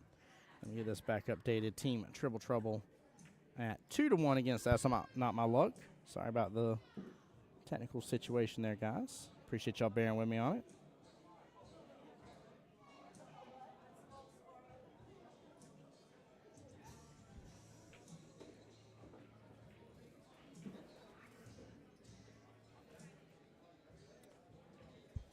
All right, this is Miss Jessie for team That's Not Luck here on the table. Again, that team 1-2 against Triple Trouble. Miss Debbie over there. Come back to the table for Triple Trouble. These ladies started out in 8-ball originally because of their second time coming through. This will be 9-ball, and next up will be 8 again.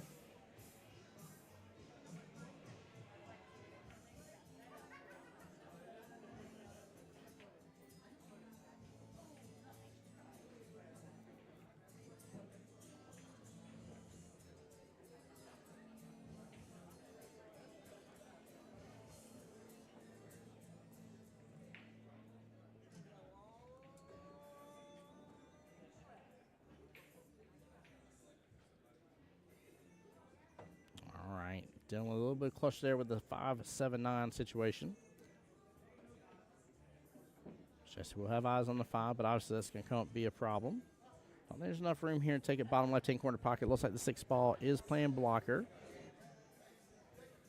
But she can actually just push to the bottom short rail. Keep it simple. Ooh, got the love from the combo. What a shot, Miss Jessie. Nicely done.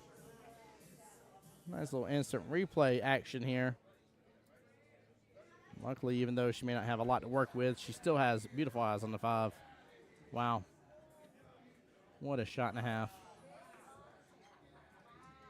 And she cuts the 5-ball in right after.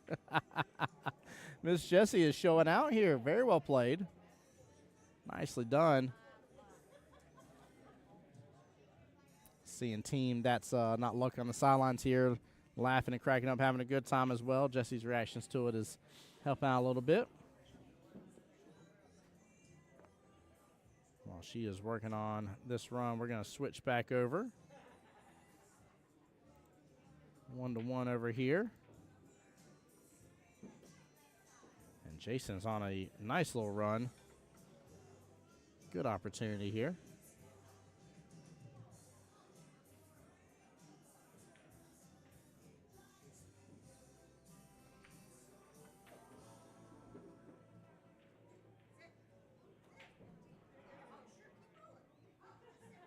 Oh, he's trying to make sure he got back over the left-hand side for that 8.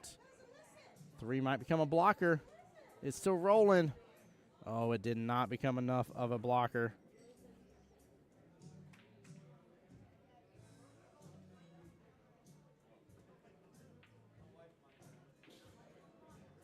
And looks like he gave it on over here. So team Top Brass will be up 2-1 against Rack D's.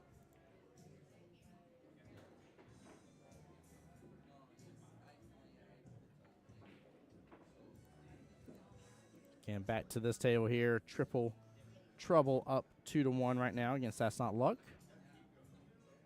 Miss Jessie and Miss Debbie. And a great run out potential here for Miss Debbie. Look at this. This is smooth as can be. Stay above top half when you go after the 8. That way you drift back down with the cue ball towards the bottom half of the table. And the run is on.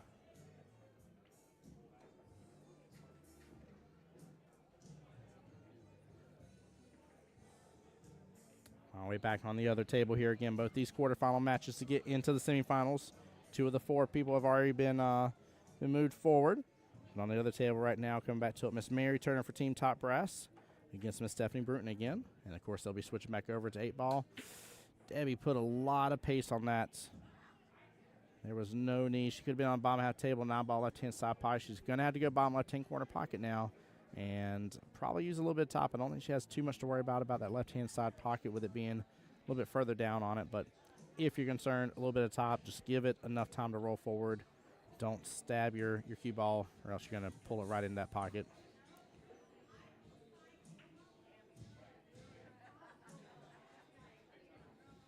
She is not going to leave Miss Jessie with many opportunities here. Possibly a bank shot.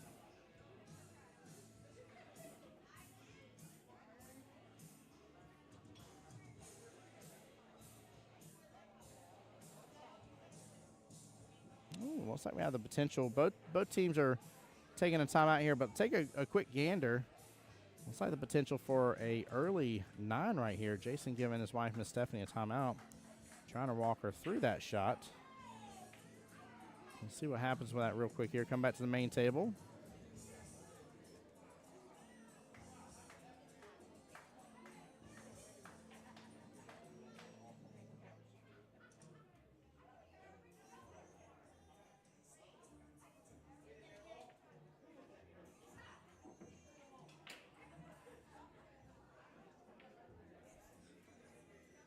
Take a quick look at this. Ooh, she tried for it. Not a bad option at all by Miss Stephanie. Good try right there. I love the timeout. Keep in mind, with this being rack-spaced here, early 9 will get you that point for your team. We've only seen a couple of them on stream. They are definitely important.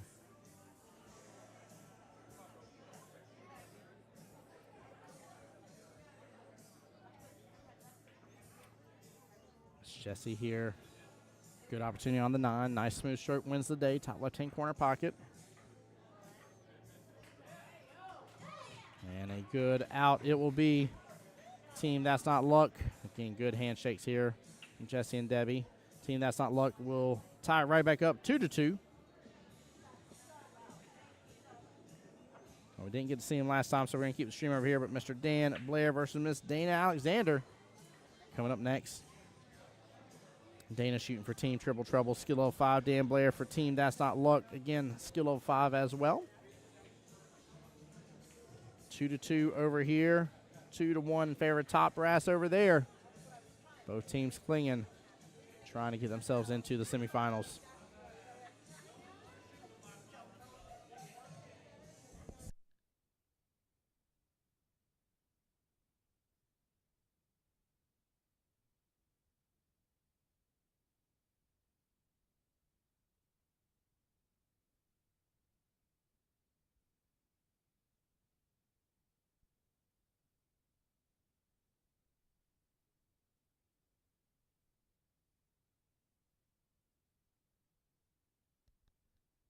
And Dan sends the cue ball a-flying.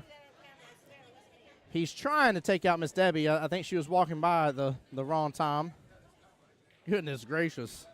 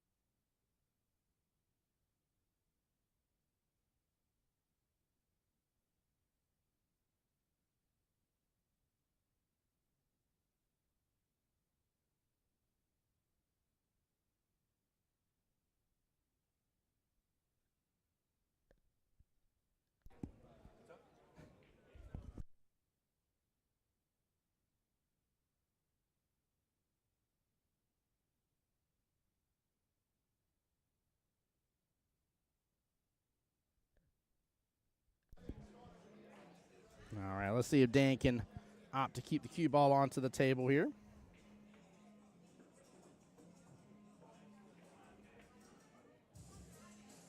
Not too bad of a shot. Setting himself up for some good success here in a moment. Worrisome about the 3-ball, though.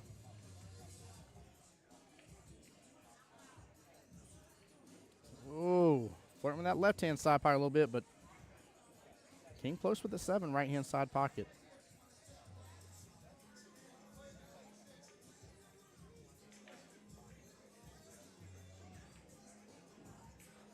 There we go, Miss Dana with good smooth stroke.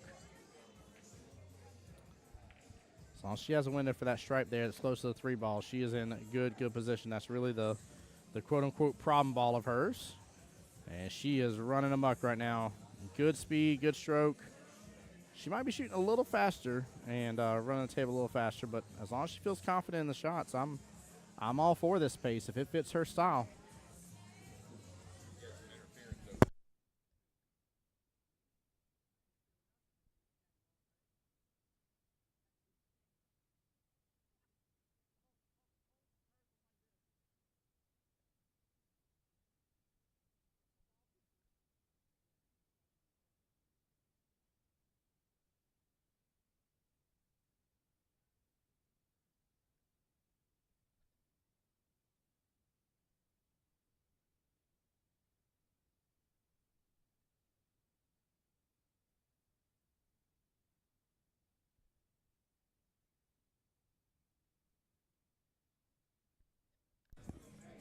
Got Mike hooking us up here. He is getting the camera moved over to the other table for us. That way we can still see second match a little bit better.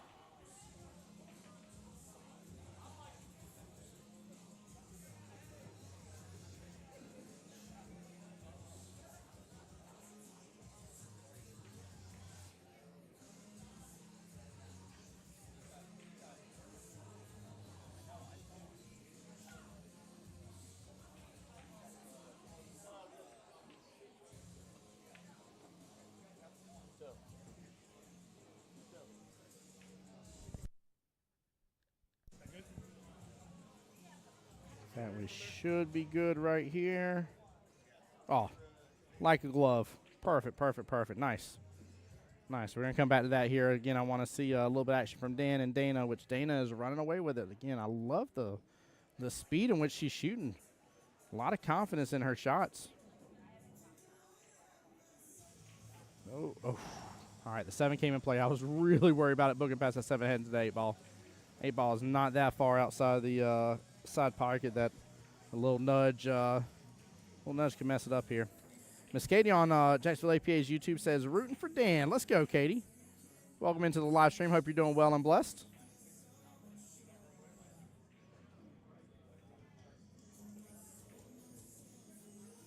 And again, for anybody just tuning in, because I see a couple of new people coming on in as well, please don't miss out on the fact that we're about to be down to the final 4. 17 teams have entered into the day for 1 spot. Now, I know what you're thinking. You're like, wait a minute. Jacksonville APA definitely said they're sending 2 teams to Vegas. Don't worry, there will be a second Team Captains Vegas qualifier later on in the year. So don't miss out your opportunity to sign up for that. Yeah, one spot today. Airfare paid, hotel paid, entry into the wonderful Fall Time Vegas over there for the Pool Players Championship. It's going to be a great time. Like I said, I'm very interested to see how this year goes. This year is the first year that everything has changed. A lot of the Showdown Series matches, meaning like the Jack and Jill, singles, masters, all that kind of stuff, has all moved.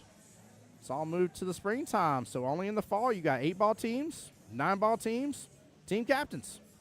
That's it in the fall. So I'm going to have a little bit more breathing room out there in Vegas. Oh, no. Dan with the small miss on the 3. Dan looks like she has a little bit of working room here on this 12. If she lands it, she's going to have eyes on the 8 one way or the other. Smooth stroke wins the day here. Smooth stroke wins the day. She smoothed it and did not open up a window for that 5. That is not a bad lead by Miss Dana. Works as a nice little 2-way. Dan looking to play defense here. Hits rail first. 3 hits into the rail afterwards by the luck of it. So that will not be ball in hand to Miss Dana, but I think it's slivered out where she can still see enough of the 12 to make it. I don't think the 8's enough of a problem. She tries right by it. Blocks up more of the pocket. Dan's going to try to repeat what he's doing, but I don't know if he's going to be able to this time around. Not without pocketing the 3-ball. He's asking if we want somebody to watch. I'm not sure what he's asking to be watched, to be honest with you. I don't know if he's worried he's going to clip the 8 on the way. I mean, if 8 moves, it'll be a bad hit. Oh, okay, I think I know exactly what he's going for here. He's going for the fact of the defensive hit. Sorry, he did get a little low and back on that camera. I apologize, guys. So he's looking to get rail is what he's looking for. There we go, rail indeed. Nicely done. Okay, I see now what he was talking about. Great move. Very well played. WDY, what is up, my friend, on the YouTube side? Welcome into the stream. Says one pocket shot. Right. That's what this feels like. Yep, short rail first, back in the 3. That's exactly what he did. It was a great call. That's why I was curious at first whenever he said the words about getting a shot watched. I was like, he's too far out. Shouldn't clip the 8 at all, and everything else should be pretty obvious. But then I realized, again, he was just wanting to eliminate the issue, which is a smart move, and ensure that the 3 got to a rail and that it was called as doing so one way or the other. Which, again, I mean, we're here in the quarterfinals. We're getting down to the nitty-gritty. Smart play. I like the fact he asked for the shot to be watched. Standing here going for the kick. Love it. She was using mirror image. Kicks it. Gets a little extra kiss off of it. Makes it in after the second time it hits back. She will be on the 8 and has to slice it into that left-hand side pocket. This is tough pickings. Very, very tough pickings.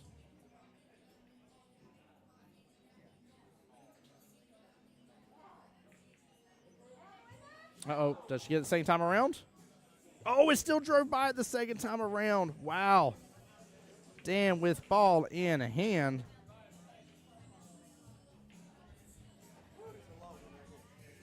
Dan going for the 5 here. Bottom left-hand corner pocket. WDY talking about earlier said that 3-ball shot was brilliant. Now, yes. Yeah, that 3-ball shot was so sweet. I would even dare say it was delicious. So I'm trying to give these two their time on stream here because we didn't show them their first run around between each other. But right now on the other table here, we do have a good matchup happening. In fact, can't miss it here in case of the make on the 9. She went for it. Miss Stephanie tried for it. Good try.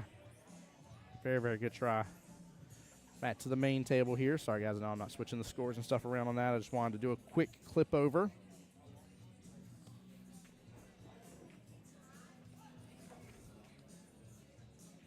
Dan with ball in hand and missed the 5-ball. Ms. Dana here back in the action with good eyes. And Team Triple Trouble may be up to their 3rd point.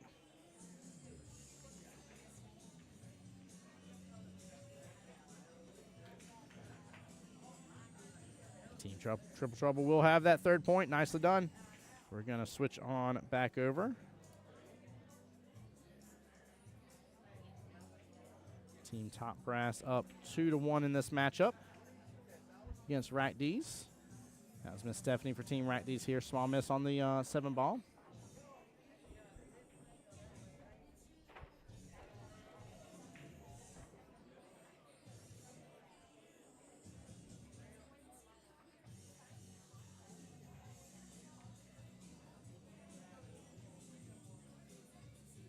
Oop, wrong way.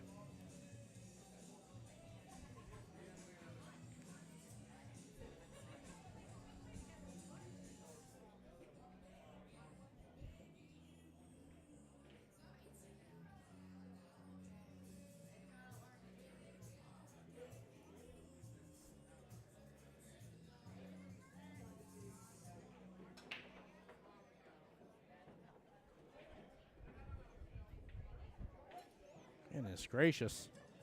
And I'm about to flip back over for just a split second, but I just want you to see as this defensive battle carries on, George just broke this rack. I mean, goodness gracious. 3 on the break here, eyes on the 2 ball. Should have eyes on the 4 afterwards. Oh, don't. He clipped into that 7 a little bit. We're going to see if he finishes that up with the potential break and run here, but let's give the ladies their due diligence from Team Rack D's and Top Brass. Again, Miss Mary for the Top Brass here. Miss Stephanie for Rack D's. Mary's at the table right now. Trying to drain the 7 ball all the way down. Bottom right-hand corner pocket will come up just a little short, but good try.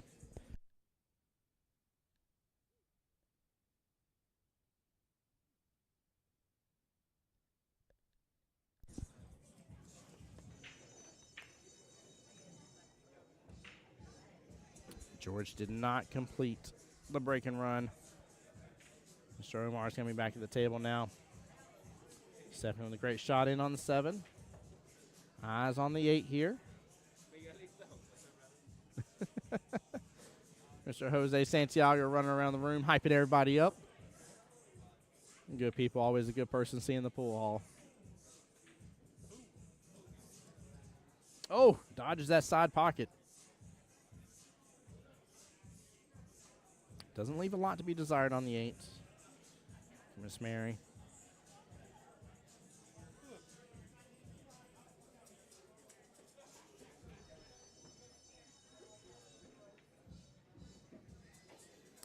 And these guys are running away with it here. George's already on the 8 ball for Team Triple Trouble, and he's going to have an opportunity. Oh, my goodness gracious. I won't even talk about what happened on that table. Omar's going to be back and have an opportunity there back at the table. On this one right here, Miss Stephanie, Team Rack D's. Good eyes on the 8. She actually just plays very simply. Take the 9 on the left-hand side pocket, come off that left-hand long rail. Gotta just shirt this smoothly. Oh, I think there's a little extra spin on that cue ball for a second there. Hit off on it just a little bit, but a little like there may have been a little unintentional spin. Mary with a potential bank opportunity. Not sure if she's going to go for that or do what I like to do. I like to play defense here. 8 bottom short rail. Going to hit the right-hand side of it, send the cue ball on up. She's going to play even easier defense. I'm a fan of it. There is no reason, in my opinion, that skill level 4s should not start thinking more defensive light. That's something that's very becoming of a skill level 4. You should start seeing some defensive options. You may not know how to do them all the time, but the fact you start getting your brain in that mindset a little bit works out very well.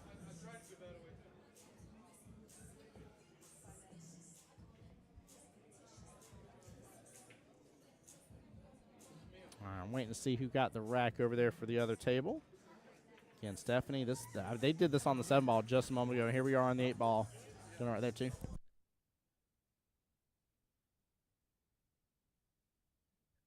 All right, George did get that last rack. Team Triple Trouble is up to 4 versus that's not luck, down to 2. So, Triple Trouble up on the hill. Ooh, I would get this watch. I would not go for this shot.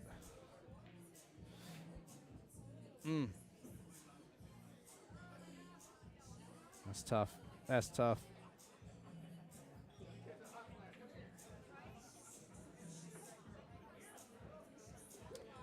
There's a question of if it's ball in hand or not.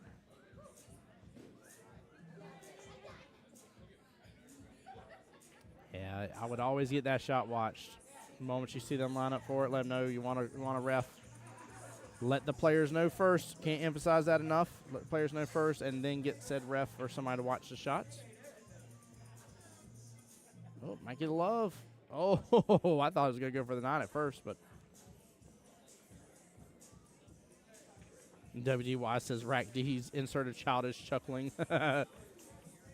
Swift said definitely in double hits. I think it may have been as well, but in our rules here, it goes to the shooter, and again, that is something that there's no reason why the other team shouldn't have asked for it to be watched.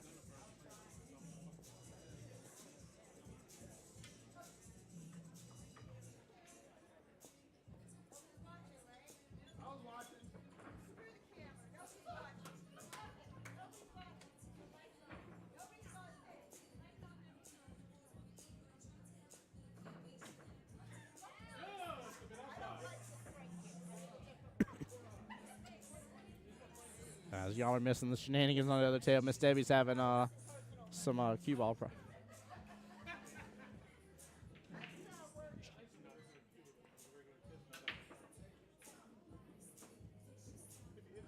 Good shot by Miss Mary here. Not a lot of love for the 9.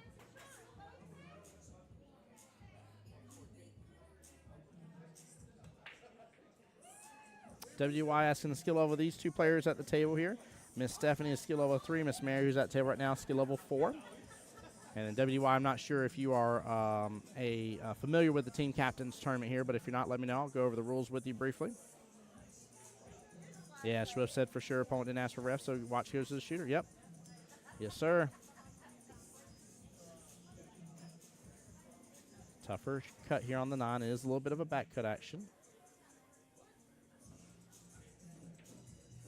It's kind of full. 9 ball's just going to go between the rails. Man, didn't open up for Miss Mary coming back to the table.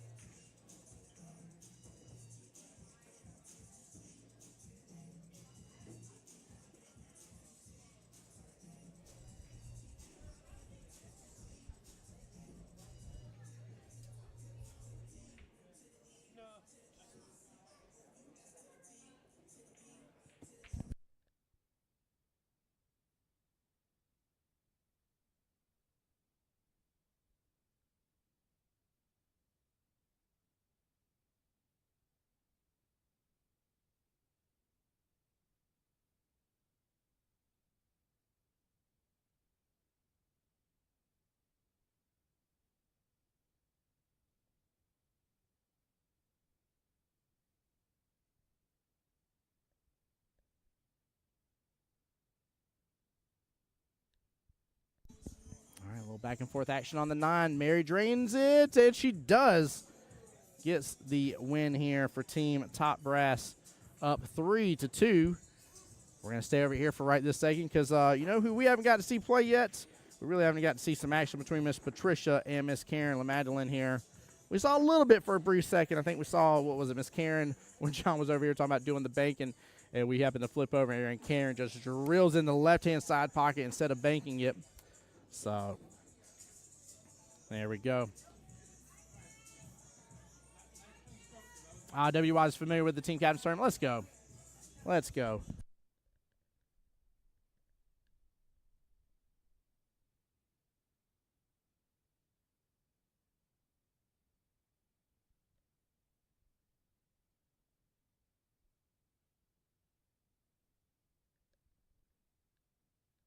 Yeah, WY, I've talked about it so many times on this stream here. I apologize to be a broken record, but I keep talking about it. I love the team captain's tournament.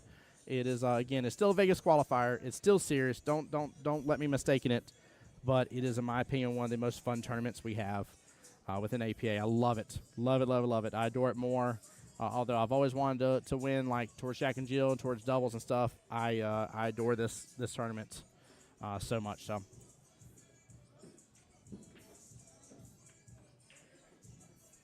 Swift said we had a opposing team in the league last night get upset at someone because we asked him to watch their shot, and he stood too close to the table. It happens. It happens. Tim, do we still have 2 in semifinals? Did another team? No. Nope. We still have 2 quarterfinal matches playing, which are the 2 on the live stream I keep flipping between. And we have 2 teams in the semifinals right now. So nothing has changed since you last checked in a moment ago. Chris Aston said, do you watch The Chosen on Netflix? Yes, sir. I love the show The Chosen. I thought it was on Amazon, though. But, yes, I do love The Chosen. Love that, and love House of David as well. That's a good one, too. All right, Miss Karen here shooting really well right off the bats. Nice little run. Good run potential, too. Look at the way the table lies. A lot of stripes here towards the bottom part of the table. You know, you at least got that one stripe that's in the left-hand side pocket. But past that, I mean, oh, small little miss. But she set herself up good. Set herself up real good.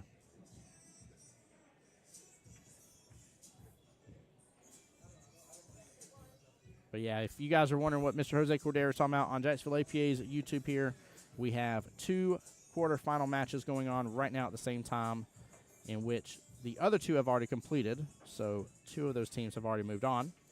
And we are waiting to be into our final 4 and start off our semifinals matches.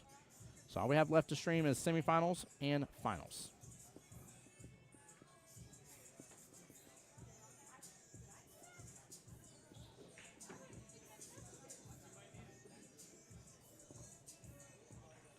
Huge shout out to Zach, by the way, over there. He's keeping score, but helping me keep track of everything. Not too bad jumping between 2 tails, but every once in a while it gets a little off kilter. Again, top brass up 3-1 right now. Team Triple Trouble up 4-2 against That's Not Luck right now on the other table. So one of these teams on the hill. And all this for the right to get to go and represent Jacksonville APA in Vegas in the fall. What a beautiful time that's going to be.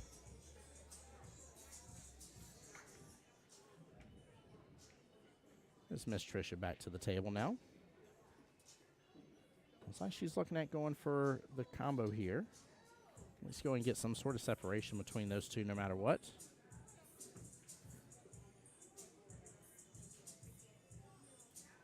I like the idea of going after the 7 here.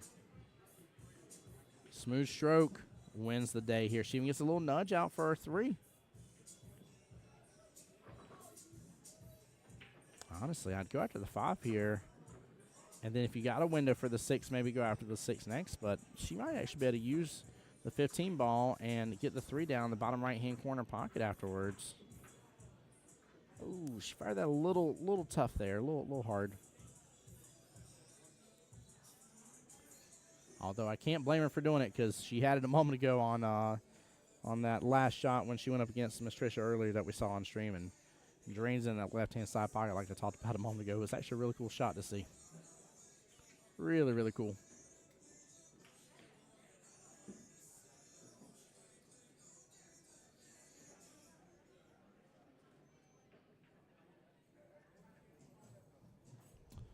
The match on the table here still progressing along just fine. It's Debbie versus Miss Jessie. Both ladies still working through their 3rd and final meetup here. Oh, no. Trisha clips the 3 ball. That will be ball in hand to Miss Karen. She may need to look at the 6 here.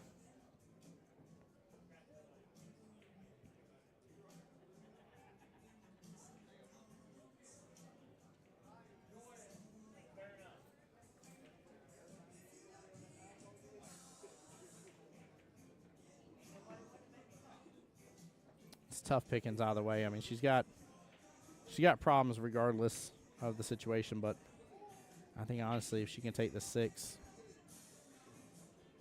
and work from there, I think she'll be better off. But I think no matter what, the 6 is going to be the tougher of the problems. So I like the fact to see her going after that. Hits it good.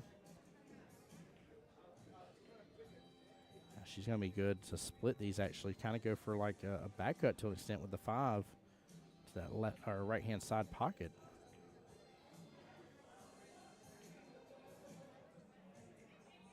She could also just go full into the 3 and still try to break down bottom right.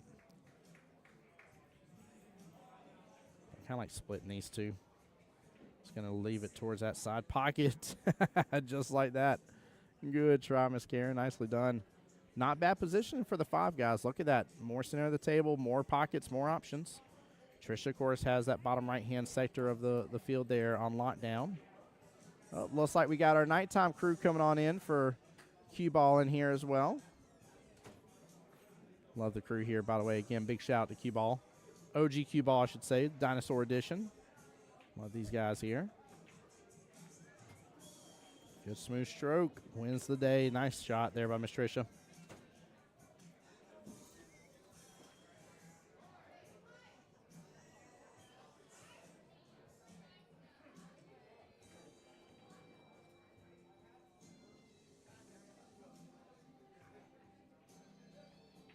Still got a little bit of issue with her 11 ball. She comes back up a little bit. Should be sitting good. She's in a little bit of a tougher spot for where everything is for her. It's almost like the one zone area that you didn't want to be in was kind of below that first diamond to an extent, in between the 2 long rails. So she's going to opt to drill this 13 on up. Top right-hand corner pocket. We'll come up short, hit into the right-hand long rail, middle diamond.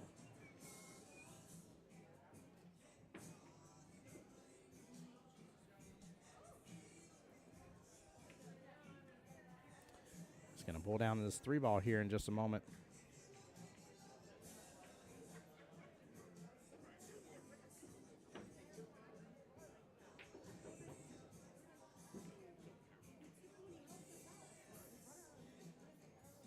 Honestly, that's not a bad leave. If she can get this to go rail first, 15 second, it'll go in that corner pocket. This is tough to make it do it, though. Ooh, circles back around. Everything gets a little bit of movement. That 3's blocking some access to the 12, not full on. Trish needs to take advantage of this.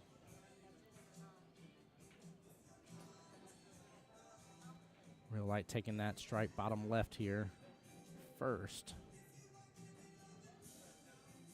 And then working on the 15 seconds, so that way she can pop back out a little bit for potentially the 13 or the 12 next, depending on how the run looks from there. I'd probably have to readjust my thoughts on the run, so it may get a little wonky. Pump the 8s. Nicely done. Oh, actually, I'm taking that 12 now. I am readjusting this run as we speak.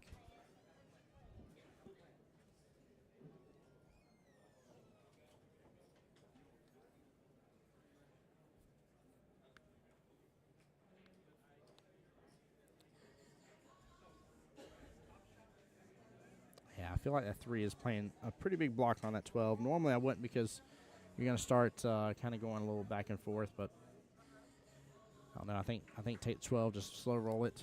13, then the 15. Oh, I would love to see a timeout called here before she takes this shot.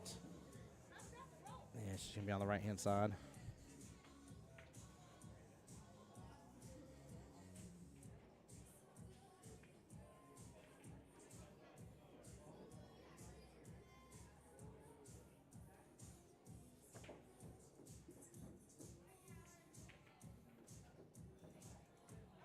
She hit it with good speed.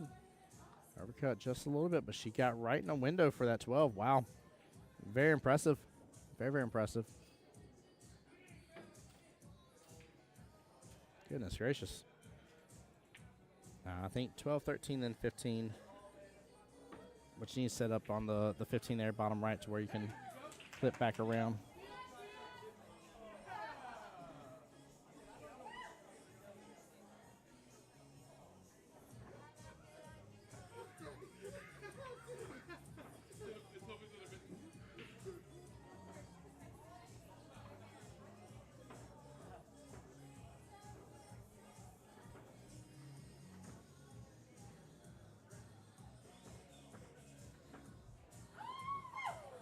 And for the win, Miss Debbie just took out that 8-ball. And Team Triple Trouble takes out Team That's Not Luck, winning 5-2.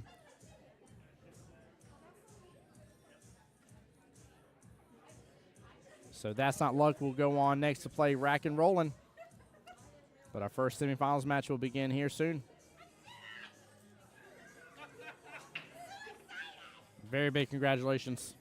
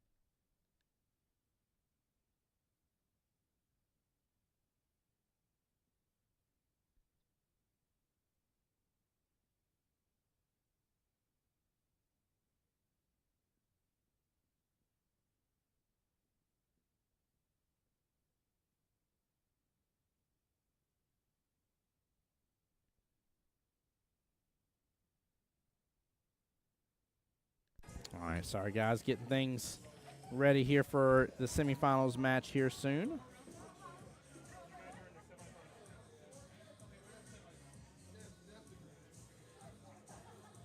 they at over here? 3-1? Yep.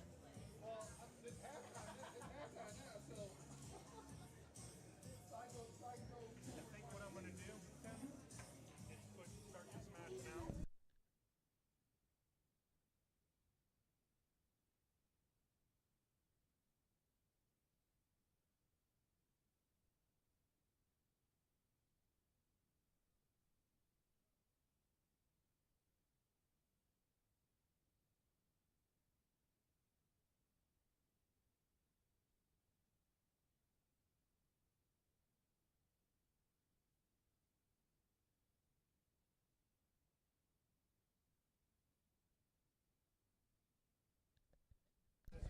All right. So looks like semifinals is about to begin on table 11.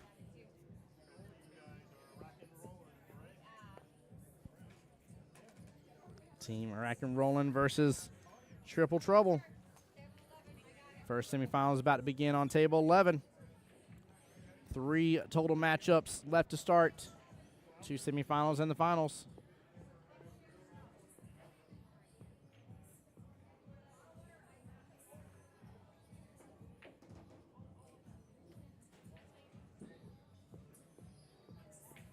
Ooh, slow down, QBall.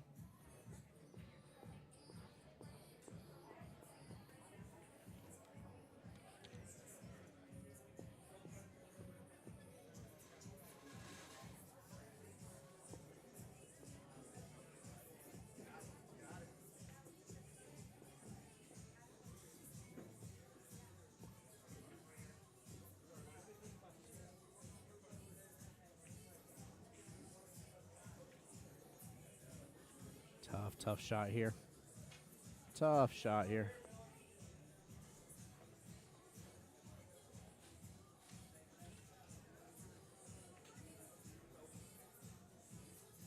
Oh, no. QBall, no. No. Oh. God,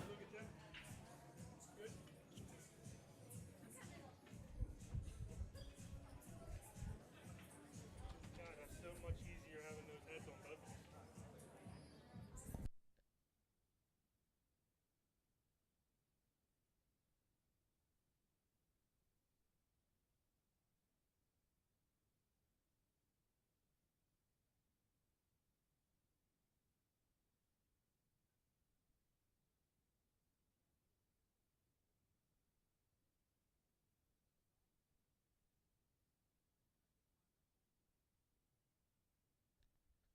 Good out by Miss Karen LaMagdalene there. Team Rackdees will be on their second point. Oop, help spot. There we go.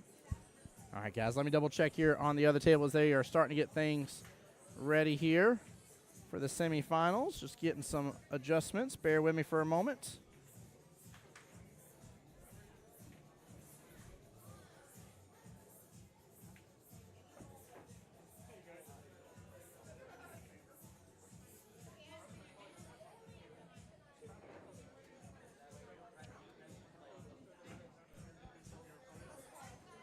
Who? Who? Tim Jones. What's up, buddy? How you doing? All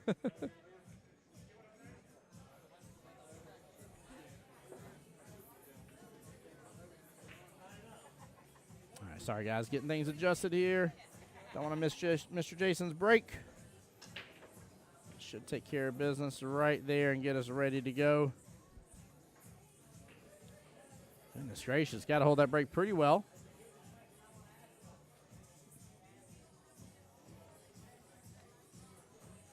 And then teams are talking about their lineups right this moment here, guys. I'll mute up in just a moment and get the answer.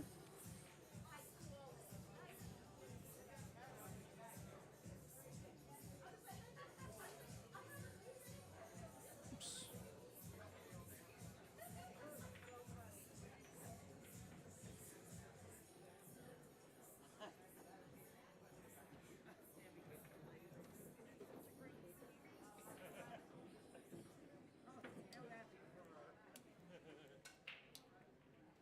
Sorry, guys. Messing with the wrong thing here. There we go.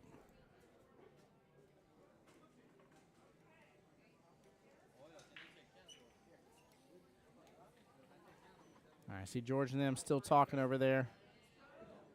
Trying to give them just another minute.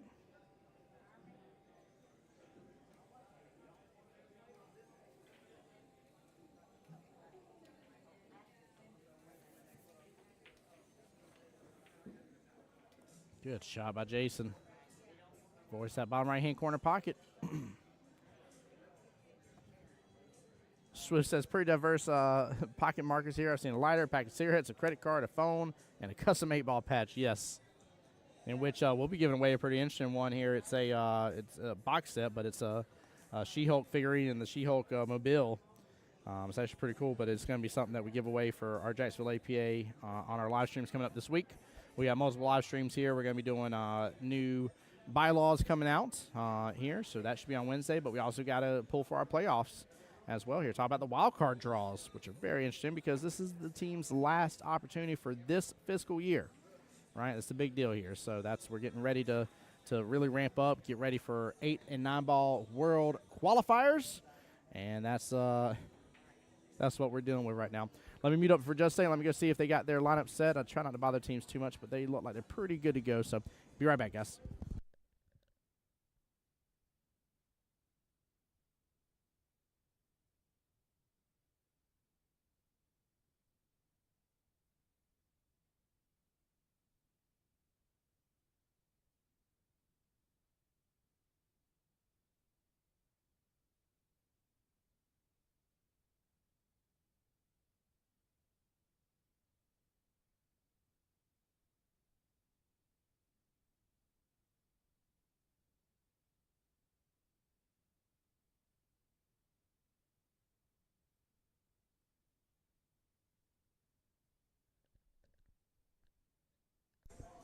All right, guys, we're going to try to give Team Top Brass and Rackdees the opportunity to finish off.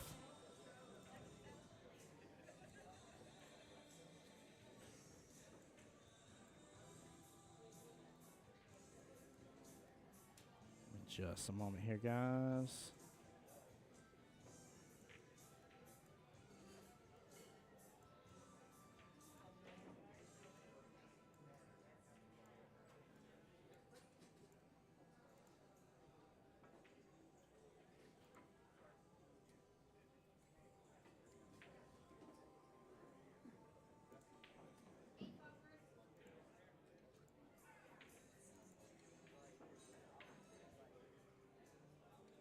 But yeah, we're going to try to give these two teams the opportunity here to finish, and we will be jumping over to the semifinals, but trying to keep track of it.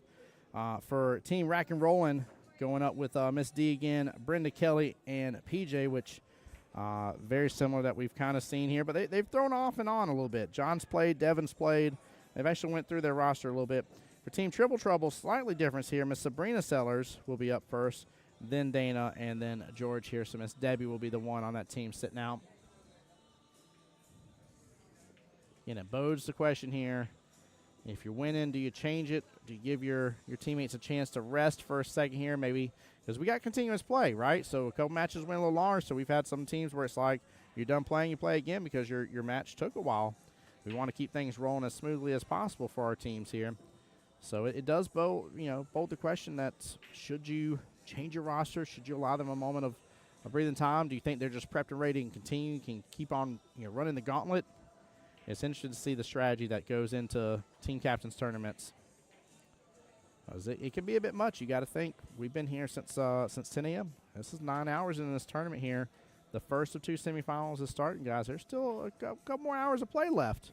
So you got to make sure you don't let your guys get too far worn out. That's why it interests me here as well that we got Team Rack-D still in the tournament. They are one of two teams today that entered in with only 3 players on their roster. They don't have anybody to switch out. They have the same lineup every single time. So far, it's got them here into the quarterfinals. And pretty far into the quarterfinals at that. They've been shooting very well. Hugo just got in beautifully for that 8-ball. Went a little bit further over. You saw where he pointed his cue. Don't blame him. Obviously, that could have been better, but he still wanted to get in over there.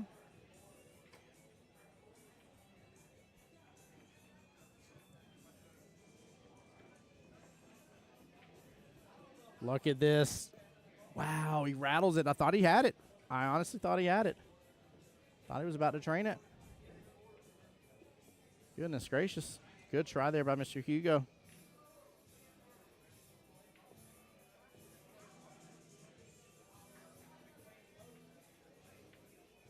And it's going to be a great shot from Mr. Jason. No, cue ball still traveling. It's still going. It's going to hit a little bit of the rail. It's dying. Wow. Wow, Louisa. Oh, my Lanta. Cue ball playing the drama llama mode here. Trying to bring the excitement to the stream here for you guys.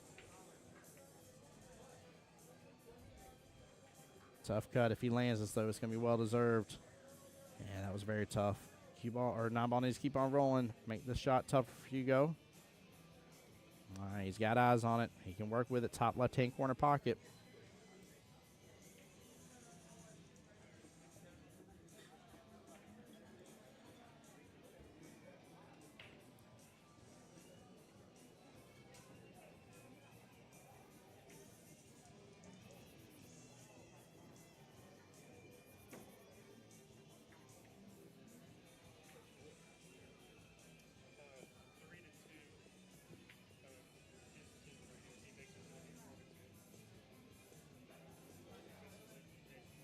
You go with this for the chance to get onto the hill.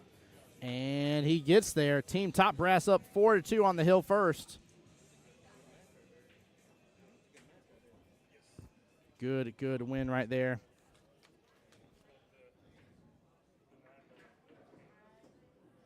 Gonna check in on the first semi-finals match here. 0-0 over here. Let me reset that score back.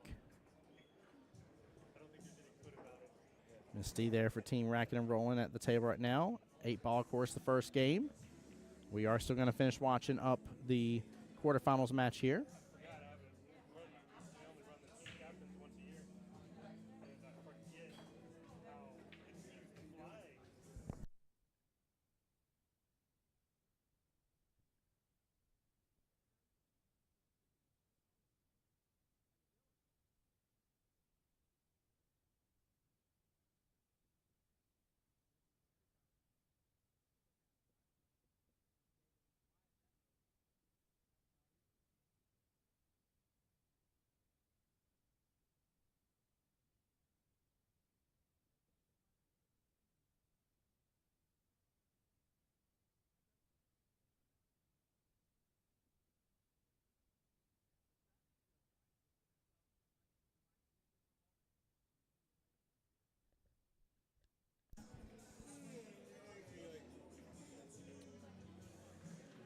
All right, back over to the quarterfinals match. 4-2 in favor of Top Brass here.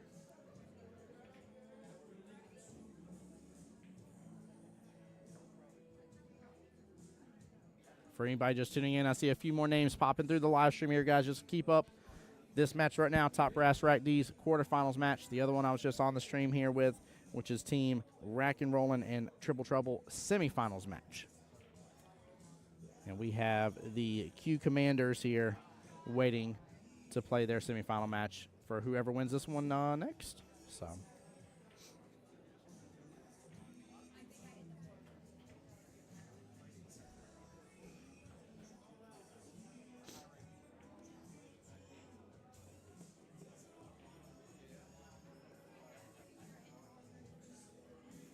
Stephanie with good odds here.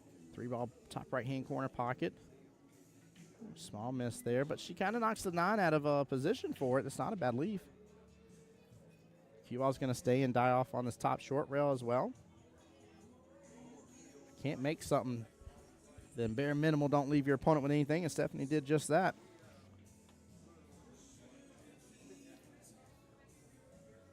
Guys, as always, I appreciate each and every single one of y'all for tuning in the live stream. If you have not done it yet for me, please, it takes you just a moment, hop on Jacksonville APA on YouTube. Go make sure to hit that subscribe button. Chris Daniel is live stream next weekend. There is a live stream next weekend. Yes, sir, I will be live. Most certainly, my friend.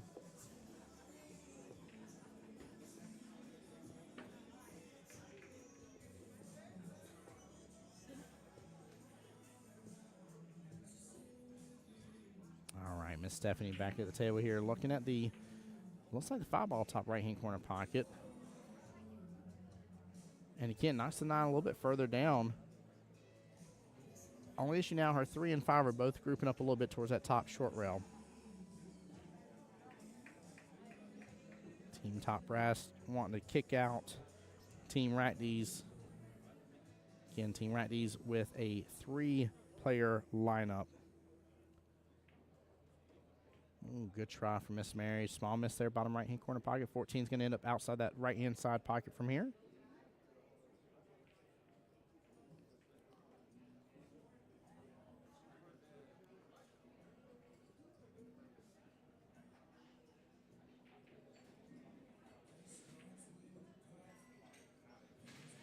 Again, both ladies swinging here and just barely missing. If they swing a little easier, they can start getting things closer to pockets, start really setting themselves up for success. That's kind of what I'm looking for here. Guys, also with where we're at in the live stream here, a little over 6 hours on the live stream, there may be a need to reboot here before we get into the finals. So we will probably be able to watch the semifinals, and I may need a moment to reboot the stream here. We'll have to kind of play it by ear, but for those that do not know, 8-hour mark on Facebook here. Auto kicks us off the stream no matter what. No ifs, ands, or buts. YouTube will keep on going, but we're a little over 6 hours right now into the live stream here, so there will be a high probability that we got to end stream and reboot for the finals, so there'll be a 3rd live stream for the day.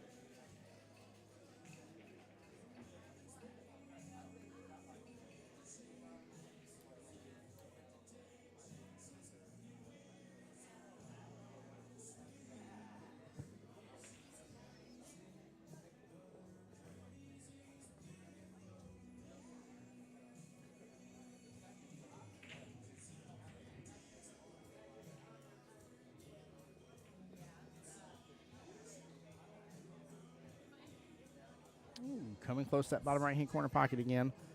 Luckily, though, she's leaving Stephanie really good. You got almost a full separation on the table. You do got 4 sods on the top half, only 2 on the bottom, but you got all the stripes here correlating towards the bottom half of the table. This is going to give one of them at least a good opportunity to go through a little bit of a run.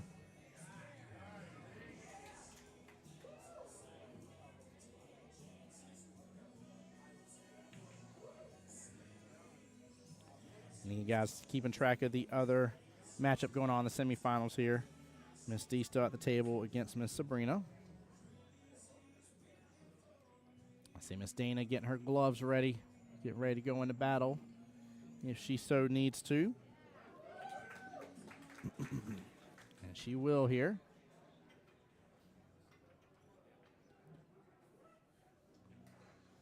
And looks like Miss D just took the first one for rack and rolling.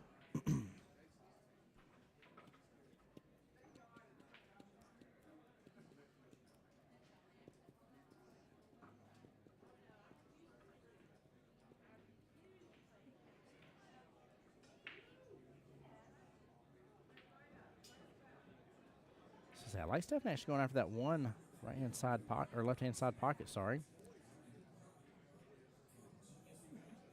She's going to have to take it sometime sooner or later just because of where it is. It's in Problemville for her. And Mary can definitely play a little bit of a defensive battle and wear Miss Stephanie down.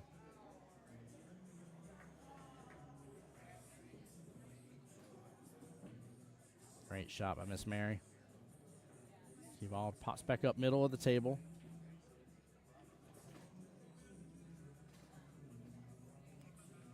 Honestly here, if she can get her 10 and just brush it past the 15, let it drive on down that bottom short rail and come back up a little bit, but close to that bottom left-hand corner pocket will work out very well.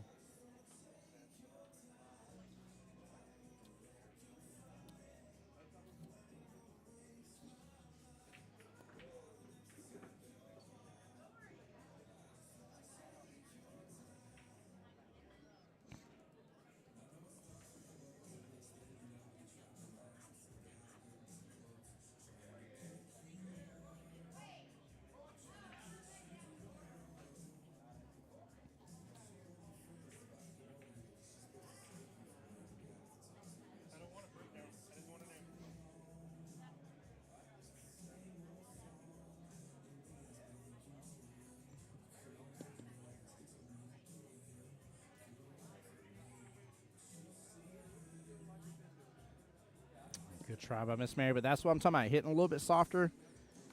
Get that object ball closer to the pockets. That'll start winning this rack.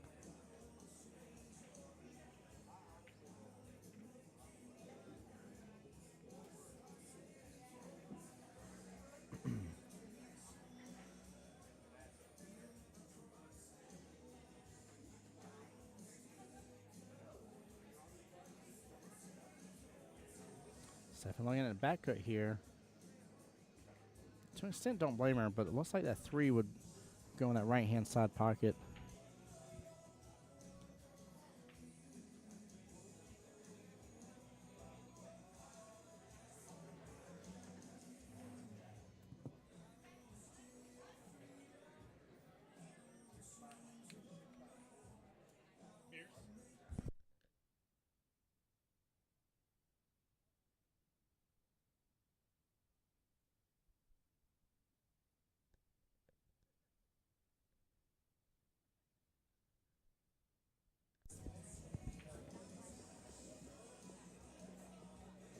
Yeah, the player between these two ladies that can start taking over pockets will win it for sure. And right now, Miss Mary has a little bit of advantage, especially where the 7 and 1 are sitting for Miss Stephanie. Those are definitely problems for her, and she's not going to have a lot of opportunities to really solve said problem.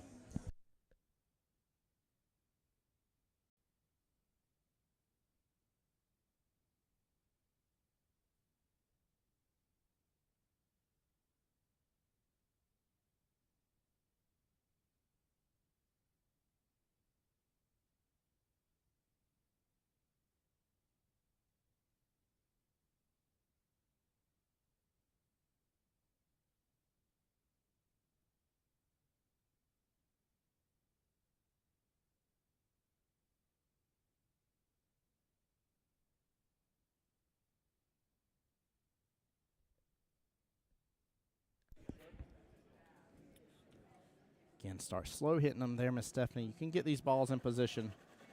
Now the 4 is in a little bit of a problem too.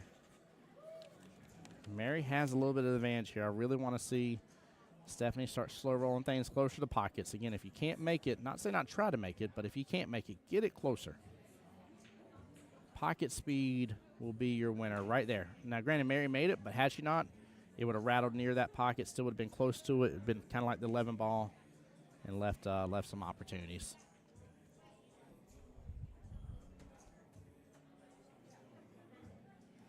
Stana and Brenda Kelly up at the table right now. On the other matchup here, the semifinals matchup between Rack and Rollin' and Triple Trouble.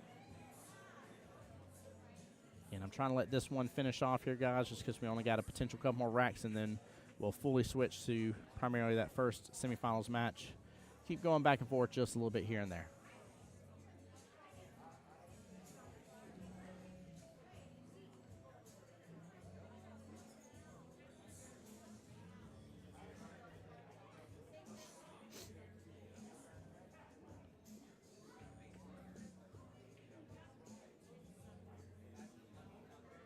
Zach's telling her to cut that stripe there, the 15. I think he's trying to tell her to combo it into the 11.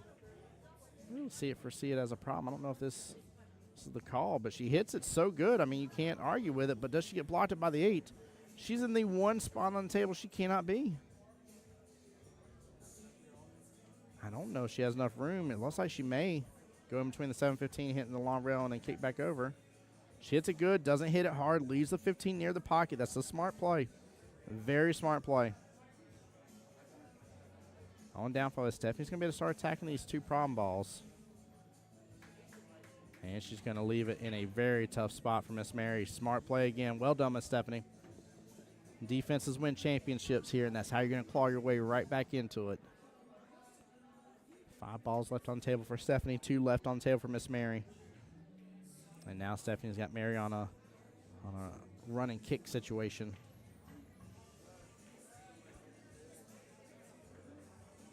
Mary gets it, but no rail. That will be ball in hand to Miss Stephanie. She will have a great, great opportunity here. Don't think I've seen Jason use a timeout yet, but go after the 7 ball first. 7-4. See where you're at from there.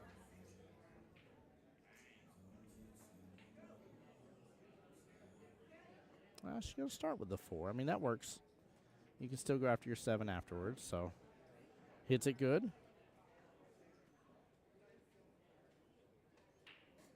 Be careful going too far. You're going to naturally go forward here. She's very level on her cue. She's going to hit top on that cue ball.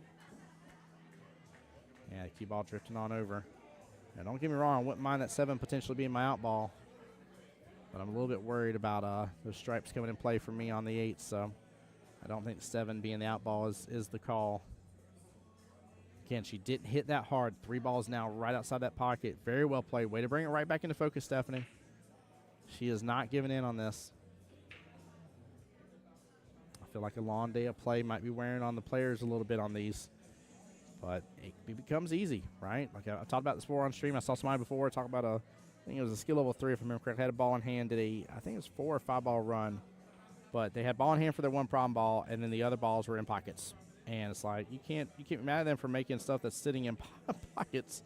Beautiful shot from Ms. Mary Turner there, bottom left-hand corner pocket.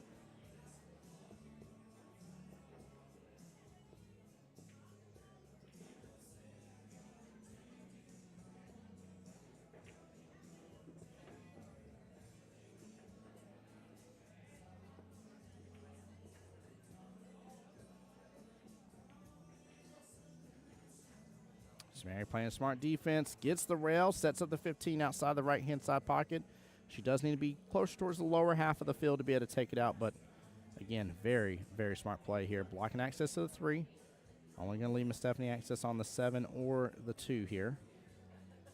2 balls, not a bad swing, just where the position is with the 15. Just don't let it come back downfield too far.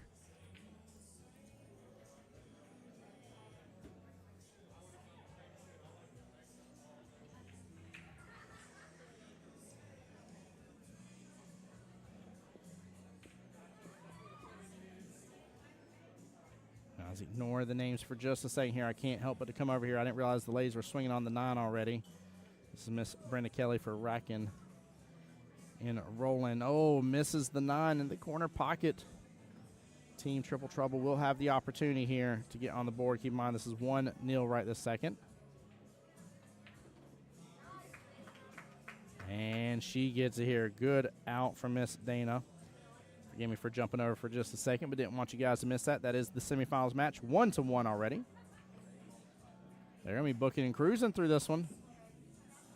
But this may work out pretty well here where we may have a little bit of an in-between. Where we have an in-between between the last semifinals and the finals here to where I'll be able to reboot stream for you guys anyway. So please just make sure here in a little bit if you're like, where did the stream go? Tim's gone.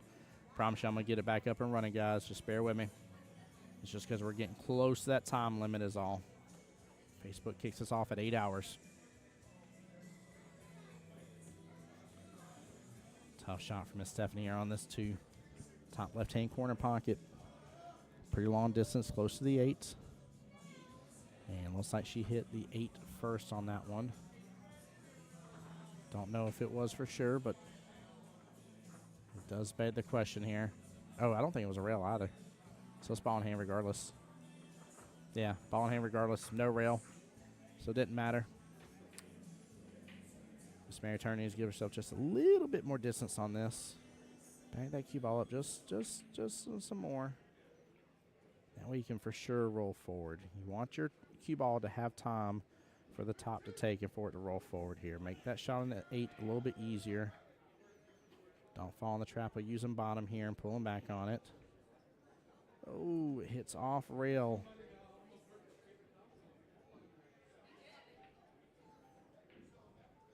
Up next for that semifinal match, Mr. PJ for racking and rolling against Mr. George here. PJ skill level 7, George skill level 6 on that matchup.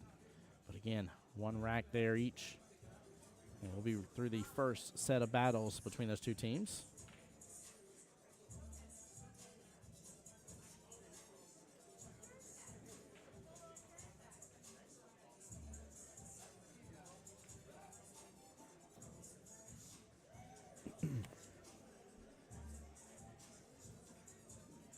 Mary looking to close this out for Team Top Brass.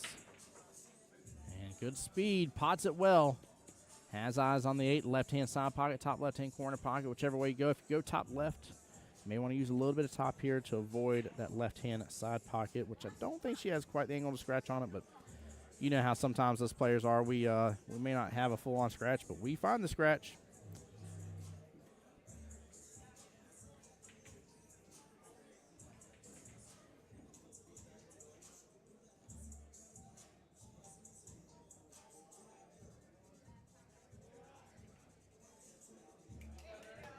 And Miss Mary Turner, Team Top Brass, getting the win 5-2 and eliminating Team Rack These.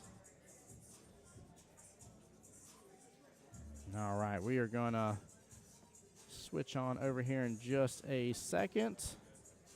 Let me get this up to date.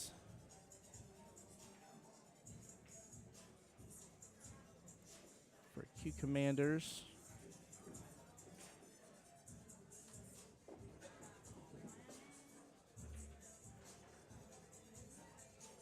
All right. And this matchup right now is 1-1. So they'll be heading on back over to table 24 between those 2. I'll find out what their lineup is, but for right now we're going to enjoy this semifinals match. In fact, let me get us a little better zoom in view here. Just a moment, bear with me. Actually, that works out almost well.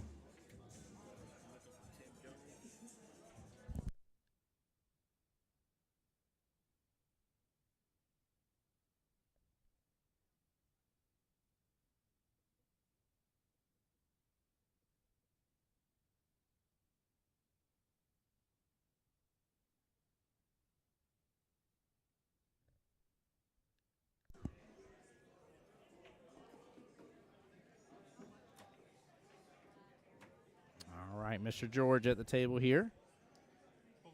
I win.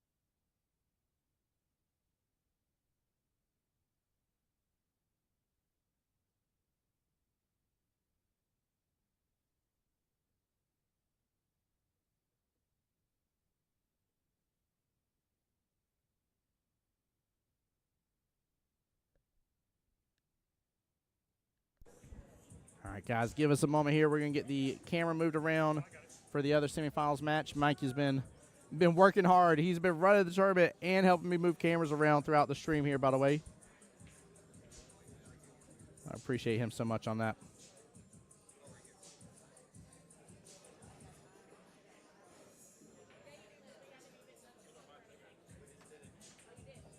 Get y'all a little live view of Mike running around here. Take a look there. You guys are on a travel excursion here across QBall. Sorry. I had to, guys. I had to. Back to the action here. Back to the action.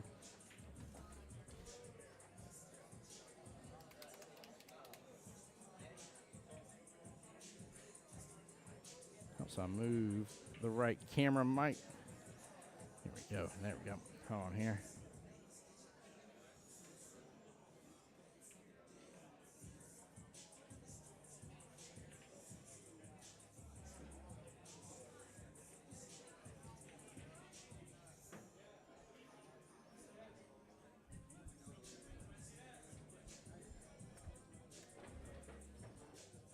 All right, let me see how I am looking over here real quick.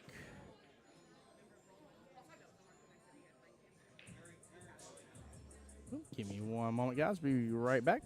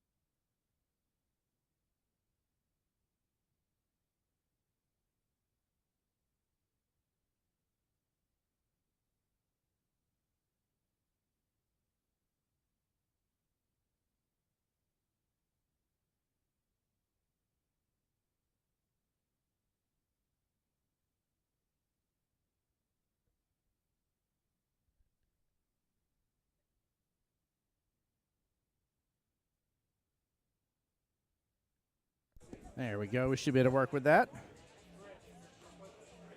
All right, guys. I'll be checking in with the teams here in just a moment for the other semifinals match. So now both semifinals are going on. Gary Jenkins on my YouTube side said, how's the action been today? It's been a great day. It's been very lovely. Some of the matches have been going a little long. I'll say that much. But in terms of good sportsmanship, which is what you totally expect here in a team captains tournament, a tournament made up of nothing but Jacksonville APA captains, you have high expectations within that matchup and within what's going on and what's going to happen today, and high expectations. And so far, I think the expectations have been met. I've loved it. It's been very enjoyable. Very, very enjoyable. Nice job by PJ. Good job. Look at that action. Goodness gracious. I'm over here bragging about the action here. Gary's like, how's the action been? Well, how about this instant replay for a nice little 3-rail action there. Getting good shape for this last stripe here at the bottom short rail. Oh, 1 second here, guys. Thank you.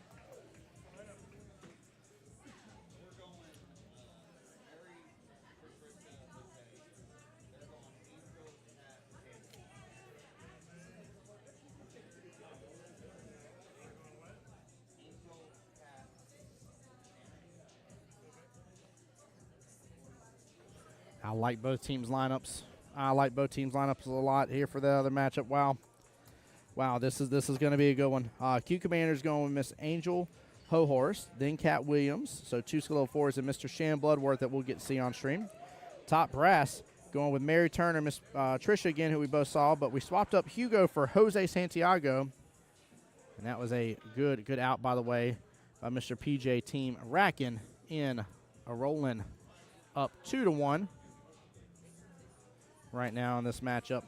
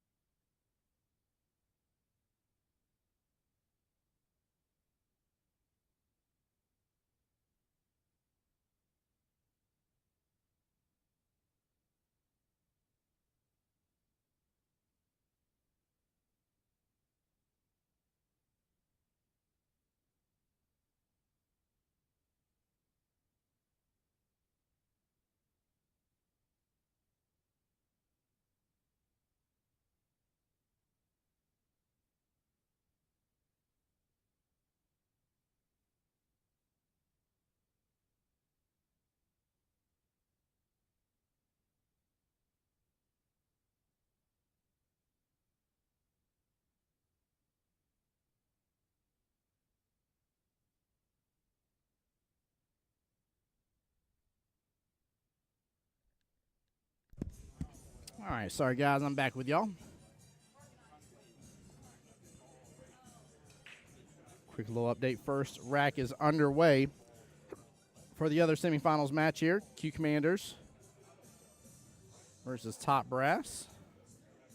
Over here with Racking and Rolling up 2-1 against Triple Trouble. Again, all teams left race to 5.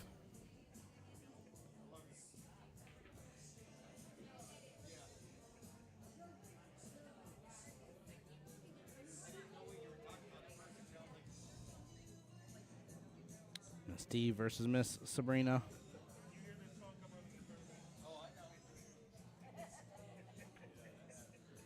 Steve, good eyes here on the 3. Nice little use of the bridge there. Unfortunately, clips into the 5 in the process. But she's got to be cautious here. She needs to get a little breakout between what she has there. Oh, don't do the infamous one-rail kick. She should be good because she's got both the 2 and 5 there, but I am not a fan of this. Always risky business. Oh, she ends up making it, though.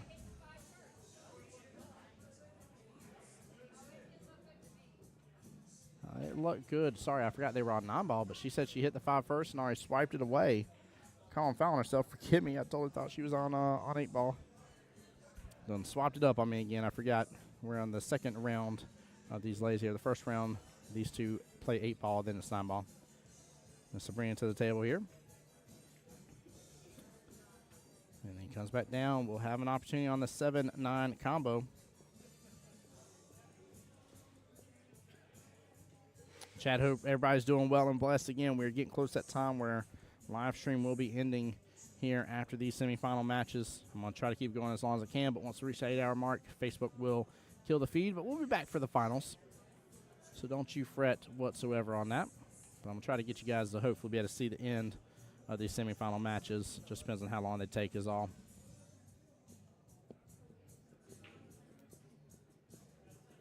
Sabrina with a good try for Team Triple Trouble.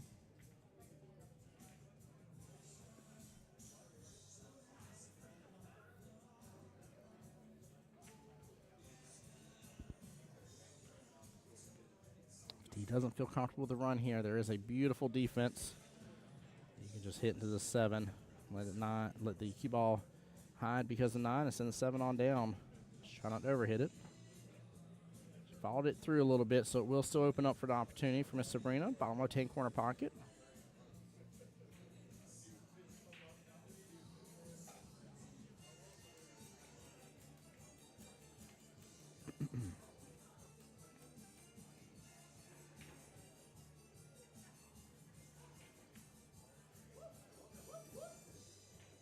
Oh, beautiful straight shot there by Miss Sabrina. Nicely done. Good eyes on the 8 here. And great opportunity to go after this 9. Sabrina looking to get Triple Trouble their second rack here.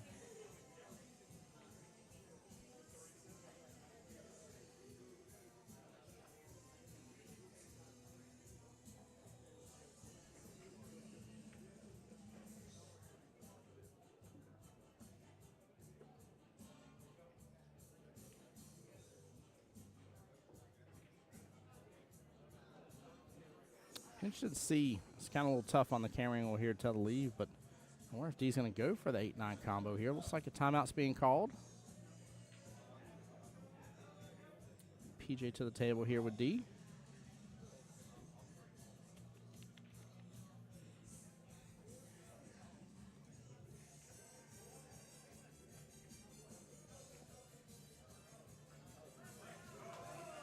Oh, beautiful slow roll when she gets it and sets up beautifully for that 9. That was gorgeous. What a shot and a half.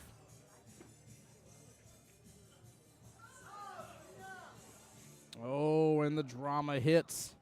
Rattles in between the 2 pocket points on that side pocket. D had a great opportunity right there after that sweet 8-ball make to get it to where Rack and Roll was up 3-1. Sabrina trying to tie things back up. Ooh, she's a little uneasy on the bridge. Might need to get back up and reset here, but let's see if she can make this 9. Oh, hits rail first. Hits in that right hand long rail first, pops back out. Open back up for the bottom right-hand corner pocket for Miss D, but she will be stretching a little bit. She's got to be careful on that part. Again, you start to lose a little accuracy, but I would say Sabrina on that shot, if you start to change your bridge here, definitely take a extra moment of time here and reset the shot.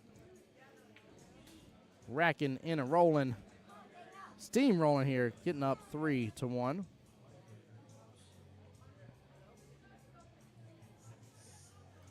Check in on the other match. Miss Mary Turner still staying in the regular lineup here. And she is against the one and only Miss Angel Hohorst.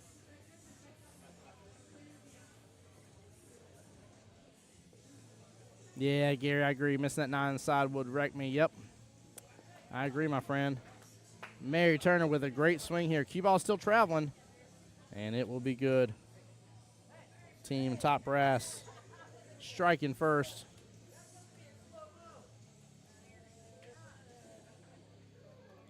And we will see Kat Williams come to the table here for Q Commanders. She'll be up against Miss Trisha.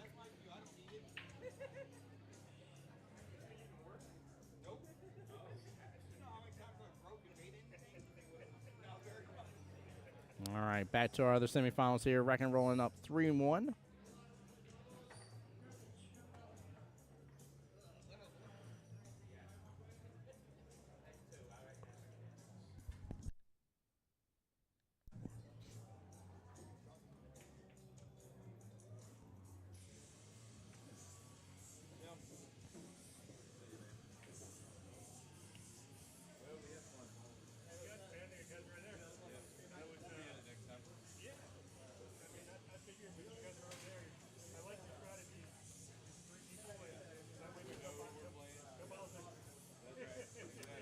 Great shot there.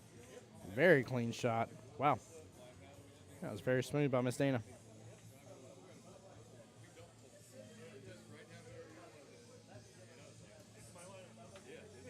Miss Dana's been a huge fighter. So, huge fighter in this tournament. Really good pickup here for the team captains tournament.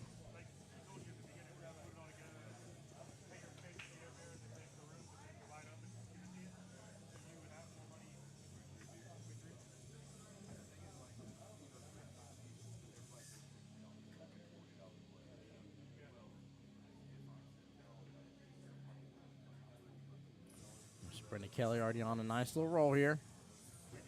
As long as she sees eyes on this 11, she'll be able to clip it top left, and she does. Oh, cue ball's going to clip over the 7 and drift right on down bottom right-hand corner pocket. A very unfortunate turn of events there.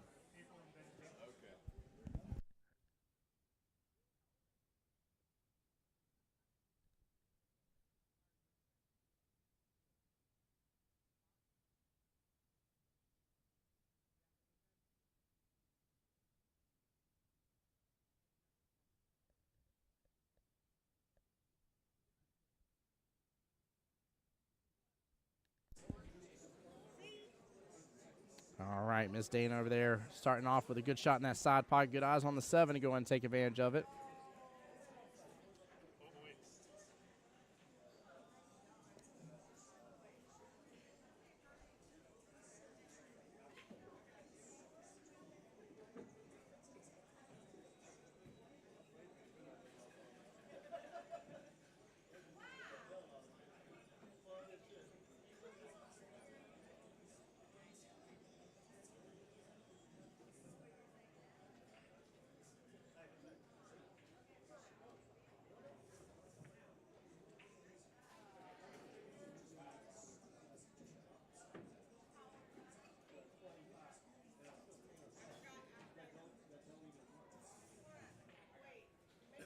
Thomas, I appreciate you asking the question, my friend.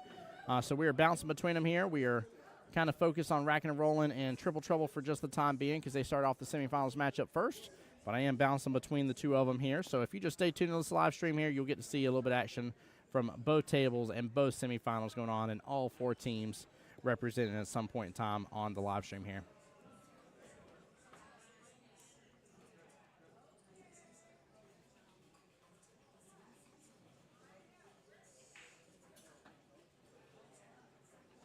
Brandon with good eyes here for that top left-hand corner pocket. Rattles it, though. Cue ball still drifting in a little bit of position here for a back cut on the 6, but I'm worried about the 8. However, this could actually work out really well where you not only make your 6, clip it to the 8, possibly send it there to the top left-hand corner pocket. This could work as a little two-way, and it almost did. She hit it really good. Nice try there. Good shot from Miss Dana. Brenda Kelly, though, has a lot on the field to work with. I actually don't mind being in this position, to be honest with you. This is not a bad situation. There we go. Question is, until she is sure about the run here, she may need to leave that stripe there, that 10-ball top left-hand corner pocket alone. Would not be upset seeing a little defensive shot here. 15 behind the cue ball up with the 8. PJ coming over to Brenda Kelly here, calling a timeout.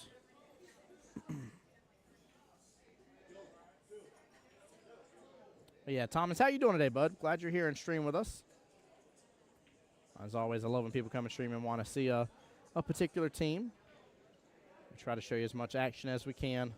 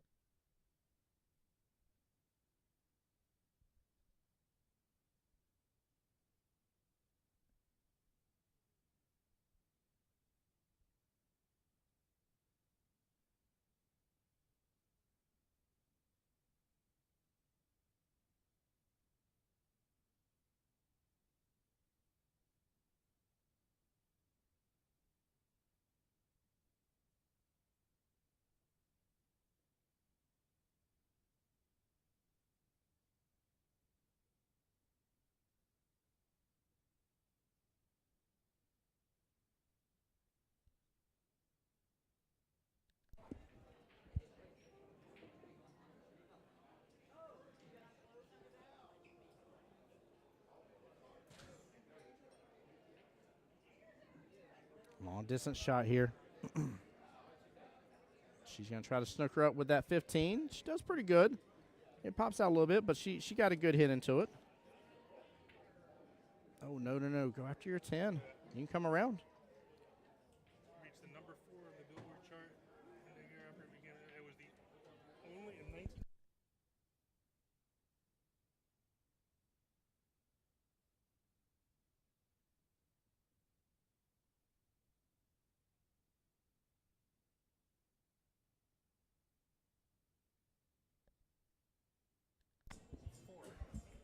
There we go. Getting the 6 ball closer to that top right-hand corner pocket.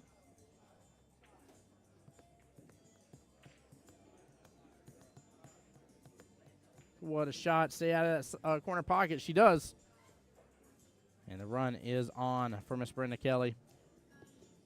Dana's done a great job really maneuvering that 6 ball around. Not leaving Brenda with a lot. This is a long distance shot, though. She's got to get back around for that 14. This is a tester of a shot. You could overhit this. Oh, she's going for the combo. I did not think she was going to go for the combo there. That was tough, but looks like she still got eyes on it. It worked. It worked. Miss Brenda Kelly is going to have the first swing at the 8 ball and the opportunity to get rack and rolling on the hill.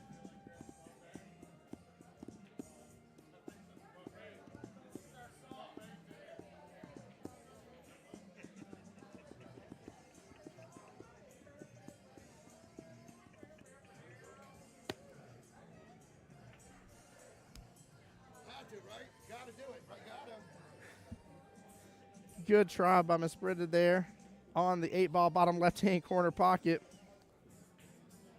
Let's see if Dana can close this out and make this right back into a close matchup for triple trouble.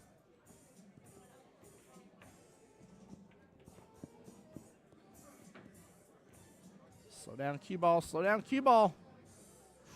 That side pocket was more than willing to mess that up. Very, very important 8 ball right here. This is the difference between it being 3-2 versus 4-1. You can really make a huge morale difference in your team on being able to come back. 3-2 is not 4-1 feels devastating in the race to 5. Smooth shot, dodge that left-hand side pocket. Miss Dana getting the win, making it 3-2. Time to go chill out over on the other table here. Told you, Thomas, we'd be back on over, brother.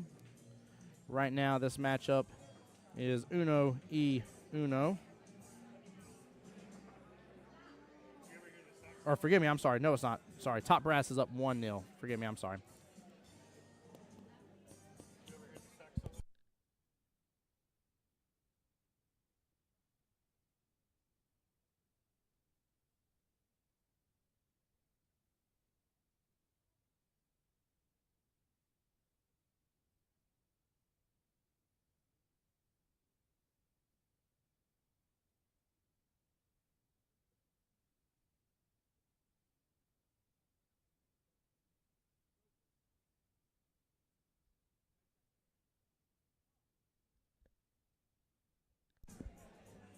All right. Make sure I got this right here. Yep, that was Miss Kat Williams for the Q Commanders. She's against Miss Trisha Holton. Trisha coming back to the table right now. Trisha for Team Top Brass up 1-0.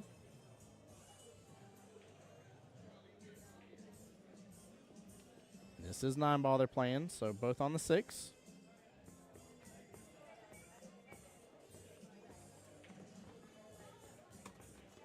And then after this, we're going to get to see what a bank that was. Hold on. I'm pulling up my paperwork. I'm seeing it go into the bottom left-hand corner pocket. Trisha, what magic did you just pull?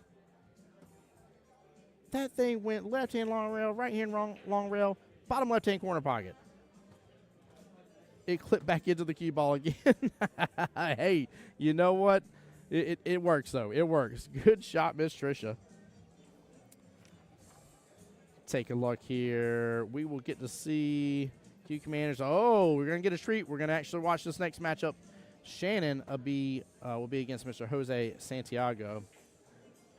Battle of the Giants there. Trisha with a great out, getting Team Top Brass their second rack.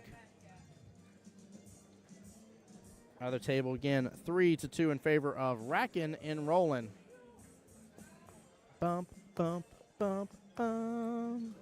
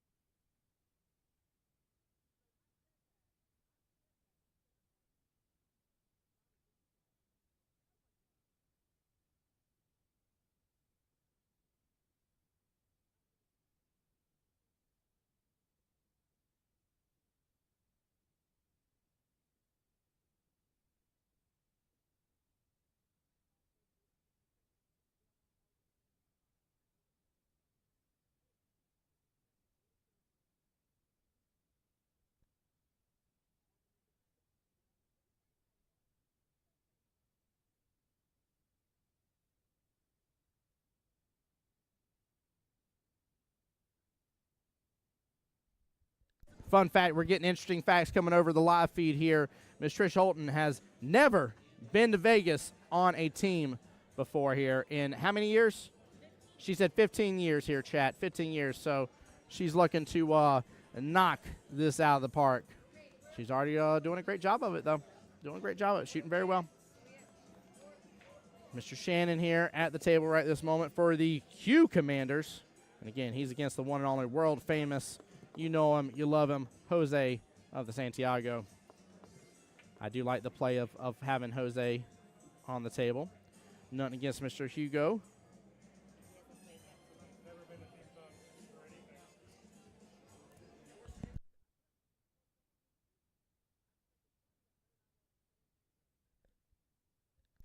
Gary Jenkins on the YouTube side saying this is the year for Miss Trisha Holton.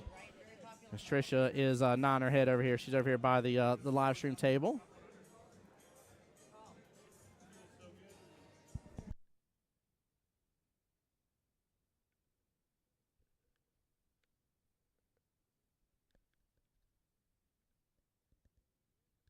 All right, now I got Miss Trisha joining me over to the booth here, talking about her real fast. Might as well get her to say something here.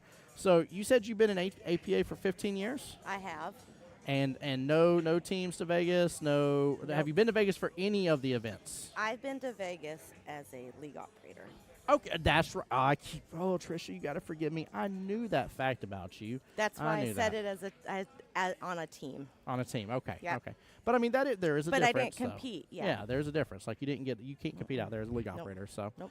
I get it for sure. So that's going to be a big deal then if you get to go this year. I'm excited. Plus you get if you get this, you get the first year where this has all changed. You do know that, right? Nope. So the fall time frame used to have a ton of things going on and teams, right? And there was very little bit going on in the springtime. Now almost every what we call showdown series has moved with the exception of team captains. So in the fall, we only have 8-ball teams in Vegas, 9-ball teams in Vegas, team captain. I actually rest of did it's hear moved. about that, yeah. Yep. So really, really big deal. So I think you'll get a little bit more enjoyment out of it if you get it here. So good luck I to you on agree. it. And I kind of got lucky with this team. I was considering putting one together, and then I was like, I don't feel like doing it. So I called Jose, and I said, you need a 4-4? He said, yes. There you That's go. exactly what we need is a 4-4. And I was like, fantastic. I love it. I mean, it's a solid lineup. I mean, Hugo as a skill level 7, Jose as a 6, Zach Burgess as a 6. So you got 3 different choices there. But the hard part for the day is you and Miss Mary Turner have got to play every matchup. Y'all are the 2 4s. So We have, and we've been doing very well. And what I heard was Jose and Zach had both taken teams the last couple years as Yeah. captains. yeah, I mean, you're on a strong team. I will say that. It isn't I'm against excited. anybody else, but you're definitely on a strong team without a doubt. So it's good, man. And plus, I mean, here we are, semifinals. That's right. This semifinals. matchup and one more after. That's all she's going to write about it. So, Wendy said I didn't realize that about Patricia. Yeah, Patricia's been in league for a while. So I did remember. I'm trying to think how long ago it was. It hasn't been too long that I learned that she used to be a league operator. So I thought that was pretty interesting, though. I'm glad to see where you're at in the battle. So again, keep up playing well. Anything you want to shout out anybody at home or anything like that? Maybe watching. Oh, my husband's at home with my 6-week-old grandbaby. I'm missing that for this. Oh, what a time! I know. I'm having a hard time not being there. But Grandbaby. yep. What's your grandbaby's name? Camden. Future. Oh my, really? Okay, I graduated from Camden County High School and stuff, so that's awesome. Future shout out here to little baby Camden. May you be blessed and enjoy these beautiful, wonderful grandparents you have. And then maybe this will be the one time when Camden's a little bit older and gets to see where. What do you go by as to Camden here? We haven't even figured it out. Last Okay. night was the first time I've met him. So Grandma and So Grandpa. we'll say maybe in a future time when you're a little older, Camden, you're going to get to go back, watch this, and she's going to be showing you how she earned her trip to Vegas with her team here. So that would be actually really cool. I'm That'd excited. be cool. That'd be good. There you go. Miss Wendy saying love her, showing you a bunch of love and support. Wendy, I love you too. Yeah.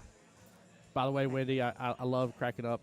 Every time I've gone to the chiropractors, I now have made friends with another guy there because we always go in the massage chairs first before we see the chiropractor. And he's got on a pair of Hey Dudes, and Wendy gifted me my first pair of Hey Dudes this Christmas.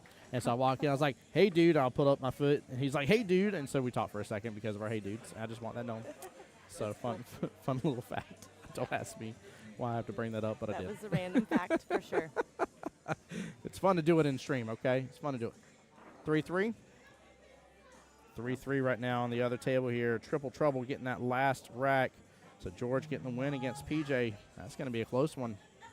That's going to be a close one. Do you have a preference of who to go against rack and rollin' or triple trouble? I don't into even the know finals? who's on either team. So I haven't looked at it. Rack and rollin', their high is Mr. PJ. And then it goes John Hummel. You got Miss D, Brenda Kelly, and then Devin Jones. And I'm sorry, rack and rollin'. I think I said triple trouble. Triple trouble is Mr. George Figueroa. Then you got Miss Dana Alexander here, Sabrina Sellers, and Debbie Bell. I know only one person on either team. So Okay, so no preference no there. preferences No there. preference there. I know some people whenever I ask this question on stream, it's interesting how people go about. Some people are like, well, I want to play against my friends. Other people's like, I don't want to play against my friends. And I always have more fun playing against my friends. I do too. So, yeah. It so makes the fun. It makes the matches more fun. Yeah, I think it's more exciting. So. All right, one more get back over here. You do it. Go support your team. Get it, girl. Appreciate you, Trisha. Thank you for coming on the live stream with me. And guys, as always, too, there's a lot of people that, like I literally have been looked at 4 different times today. I'm not even kidding you. Where people are like, you don't ever invite me on the live stream. Guys, please come to the live stream. If you got a moment here, we do have, obviously, rules about the live stream on things you can and can't say on live stream here. We try to keep things clean, PG. But if you want a brief moment, and especially a moment to shout out, say hi to friends and family and stuff, guys, this stream is here for you, the players. Mike and Kelly make sure that this stream is able to be here for you, the players. Please, for love of all things awesome in life, take advantage. Great defense there by Mr. Jose Santiago, by the way, against Mr. Shannon here. Tying up with the 3, 8 balls, wide open, but there is 4 solids that Jose's got time to work with. Gary says in the finals, I'd rather play my friends the other time. Send me the victims. Gary, I love the way you put that in chat. And Gary, on my YouTube side, appreciate you, brother. Thank you so much. Chat, everybody, Facebook, YouTube, Jacksonville APA's YouTube guys, please talk to us. Would you rather play against a team that you know and are friends with, or would you rather play against a team that, hey, you may know them, but you're not friends with? It ain't matter of them being enemies. We ain't here to call anybody out and be like, I'm going to whoop their tails. But just which you prefer. Let me know. Mama asking if they're saying good defense to Jose. Good defense indeed. Shannon's going to opt to give ball in hand, but trying to send the 2 ball over there to the left-hand long rail, trying to make any run potential maybe a little bit more difficult, Jose. Scott, I'm a little worried about the 3-4 situation. A little bit worried. If he can get back around that 3, he's fine here, and we'll have good eyes on it to rock and roll. Could also force follow this, get back below the 2. No, he's going to play it simple. He's going to keep it smooth. Keep it smooth. I don't blame him. Jose can definitely pull out some particular shots from time to time. I've seen him really do some really cool stuff on stream before, but Gary says, I have no enemies. I hear you, brother. I don't prefer to have enemies in pool. I prefer to have people that are, I consider better shooters than me, and that I look up to and like to kind of judge how I'm playing as a player and how I've grown. And I have those that I just love to cut up and have a good time with. So when he says, I personally struggle, my heart gets in the way, unfortunately, you got a very kind heart, Miss Wendy. I don't blame you on that. It's tough, right? You want to see your friends go. Taylor over on my YouTube side says, I'm the opposite. Early rounds, I'd rather play my friends, but semifinals, finals, I'd rather play people I don't know. I like that. I like that. There's something to be said, right? We talk about the mental capacity of this game. And one way can potentially, depend on what type of person you are, can bode better for you and allow you to play a better game, right? I'm not saying you're holding back. I'm just saying that your heart, you care about the person, you're right in front of, like Miss Wendy said. So playing against people that you personally love and enjoy could be problematic.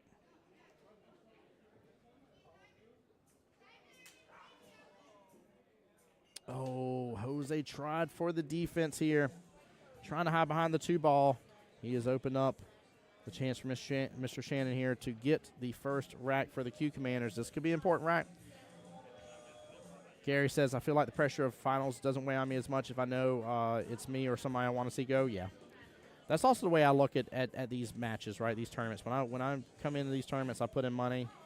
Man, I'm such a fan just thinking that, did that just rattle? Chat, what just happened? I'm surprised. But I'm a big fan of considering the day a complete win, because no matter what, I know that either money's going to go towards me and my teammates, and we're going to get to Vegas with that, or the money's going to go towards a friend. That's the way I always love to think about it with these events.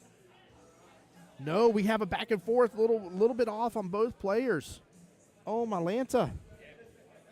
This is wild. In case you ever thought the pressure was building, and you're like, nah, it's not building here. It's definitely building here. It is 100% building. I would never have been a person to think that either gentleman would have missed these shots the way that they did. Now, granted, Mr. Shannon's was a little bit different. What just happened with the 8 ball? He still clipped it. It was a good hit, but it didn't drop. Oh my gosh! Everybody's reaction around the crowd right now is wild, chat. Everybody, I mean, there's hands in front of faces right now. I cannot express how wild this is for a back and forth situation like that. Wow!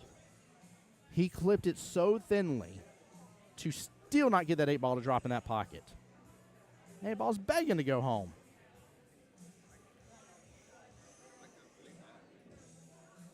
This will be a chance for Top Brass to be up 3-0 in the semis. And that is exactly what it will be. Goodness gracious. Great balls of fire. Both gentlemen can't help but to shake hands. Wow, Louisa. Well, we really didn't get to catch much of Angel versus Mary Turner, so we're going to leave it one more rack here, one more matchup here on this semifinals. And then we're going to switch on back over to the other one. On the other one right now, Miss D is back to the table right this second. And she's against Miss Sabrina again.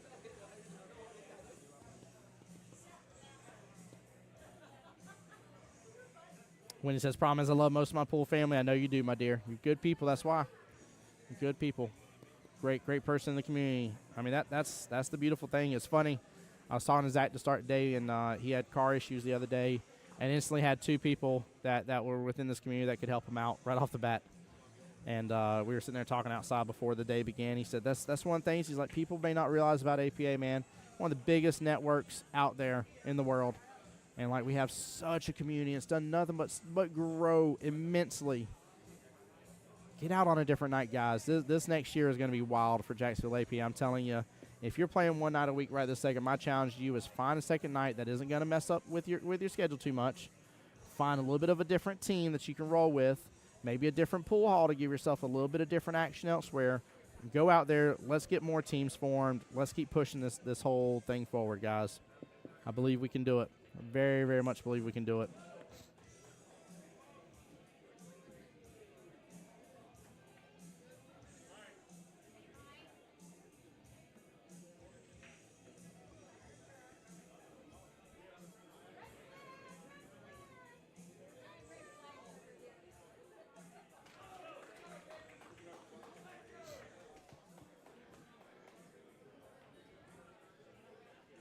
Yeah, Gary says, when the pressure is on, I like playing friends, high ranks, or people I know will lie about fouls.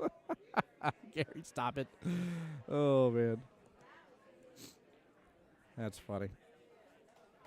That is funny.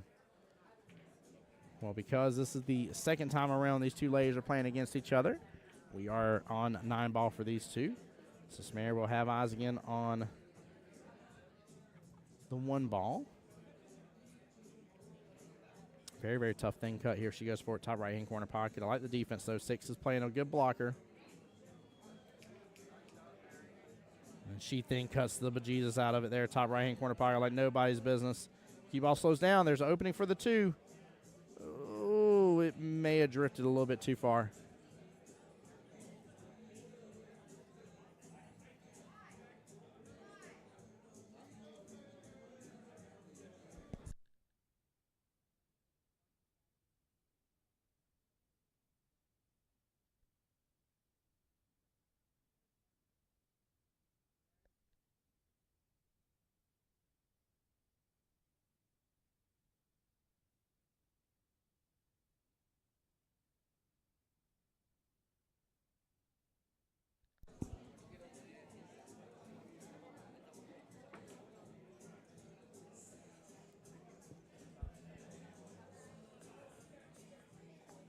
Yeah, that was a great shot, Gary, on that 1-ball. Very surprised with that. Miss Angel right here, back to the table on the 2. Good eyes on it. Rolling up a little bit. Can go after that 3 bottom left-hand corner pocket. A little back and forth action probably. You got 2 top right, 3 bottom left, possibly 4 in the side depending on where you roll, but if not, 4 definitely top right, 5 bottom right, and then 6-9 combo wombo here.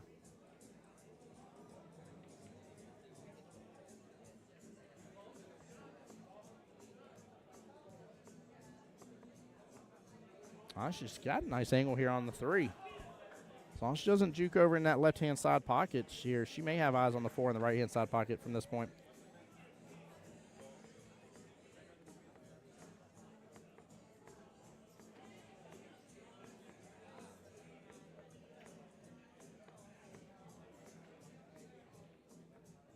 Hits full into it. And she's not going to leave much here for Miss Mary Turner.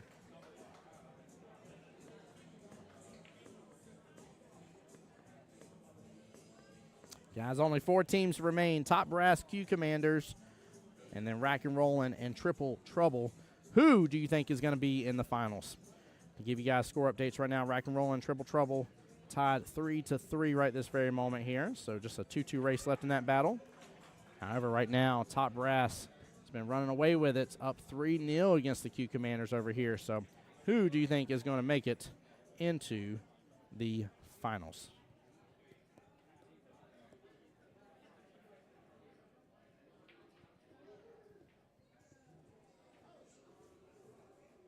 Nice little back and forth defensive battle between two ladies.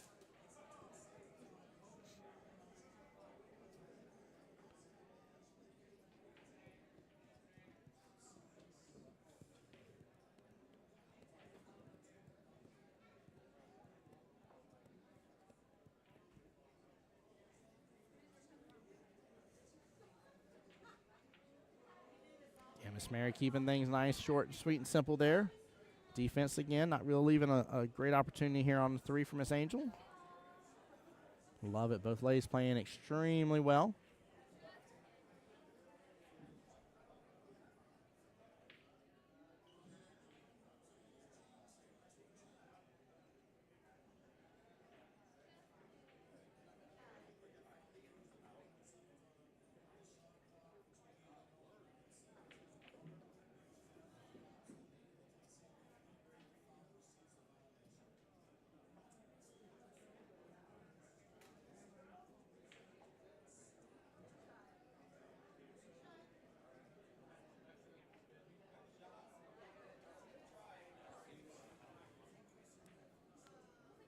All right, 3 has now opened up beautifully for that bottom right-hand corner pocket.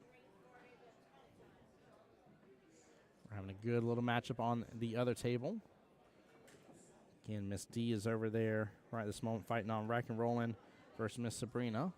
They're playing a little 8-ball action.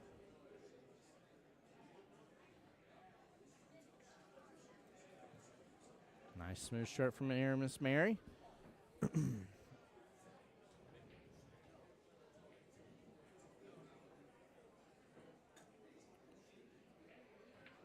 Interested to see what she does here on this 4. Clips it in beautifully. Top right-hand corner pocket. Ooh, 7 does jump up very close to that 9 ball here. Snookers up to it. Gary said thought the 5 was going to drop. Yeah.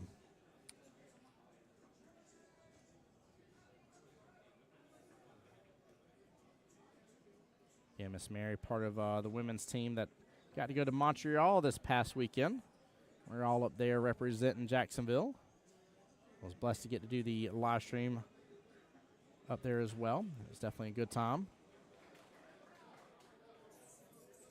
Ooh, hold on here. Sabrina here on the 8, marking that left-hand side pocket. Oh, came close to it. Good try. Very, very good try on that. Sorry. Had to flip on over, guys, just to see if she made that. Whichever team gets this next rack will be on the hill. In which D and Sabrina will not see each other again the rest of this tournament. This is their last time playing against each other. There might be an early 9 here possible. That 6 can clip into the rail first. Yeah, she clips it. 7 might get a 11 right-hand side pocket. Oh, comes up a little short. Hear the teams here shouting out about it a little bit.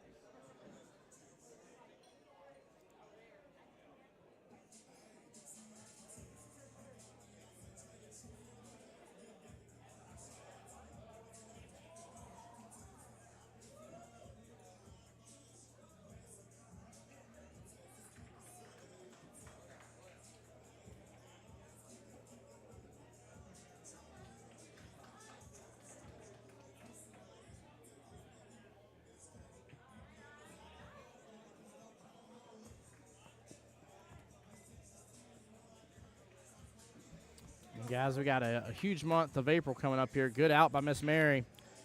Top brass is running away with it on the hill, up 4-0. We're going to switch on back over in this 3-3 matchup on the other semifinals.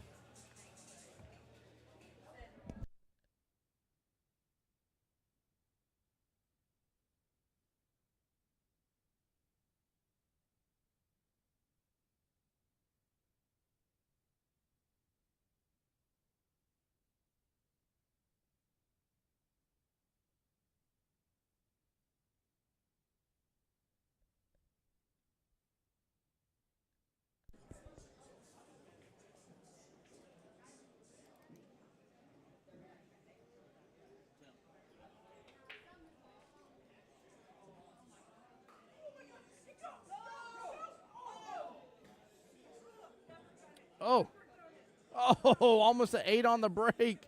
Oh, that would have been for the win right there. Oh, my Lanta.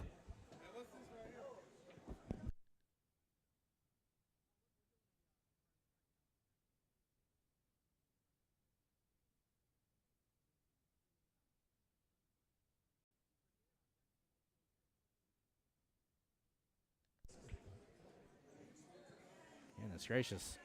They were getting they're about to get super loud over there. Trisha was jumping up and down. Well, not a bad leave here at all.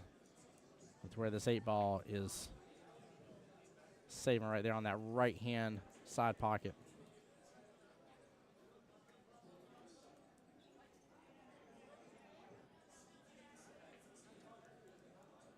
She is going to call that bottom left-hand corner pocket. I'm just real worried if she doesn't hit this full, that cue ball is going to scratch that right-hand side pocket. It definitely can go that direction, though, by hitting it full. Just like that. Don't come all the way down. And she somewhat takes over that bottom left-hand corner pocket. Does not leave a lot of room here for Dee to do a lot. Dee needs to clip into this 15 and leave that cue ball further down, closer to that 8, but off this bottom short rail. If she swings for that 13 and doesn't get it, that is going to potentially sell out this rack right here. Big shot. There may be enough room for her to actually still hide on the right-hand side of that 15 too, but that's going to be tough pickings not to scratch on that.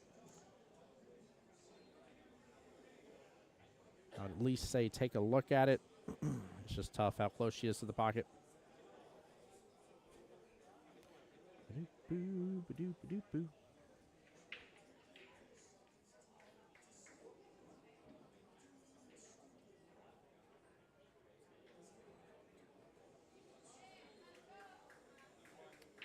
Tough shot here.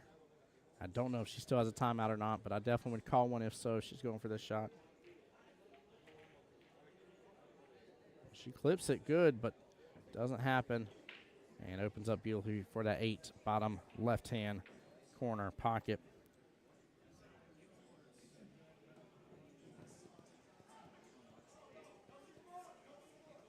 Sabrina's going to have the opportunity here to get team triple trouble onto the hill.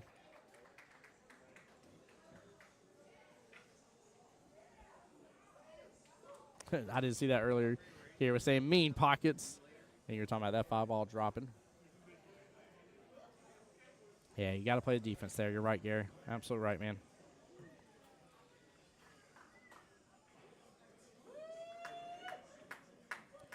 And triple trouble will be on the hill as well. We're going to rotate on back over here. Right now, top brass again running away with it, 4-0 against the Q Commanders. Miss Trisha Holton back over here, and she is against the one and only Miss Kat Williams. Not to say not to have any pressure here, but you gotta take this in stride here and breathe through your shots. One full matchup remains, guys, just because, again, for those just tuning in, we're getting close to the 8-hour mark here on Facebook. So if we're able to show you the rest of these two semifinal matches here, guys, I will need a moment to reboot here before we do the finals. So do bear with me here, guys. Live stream will end up cutting off here more than likely once these two are almost done and or done.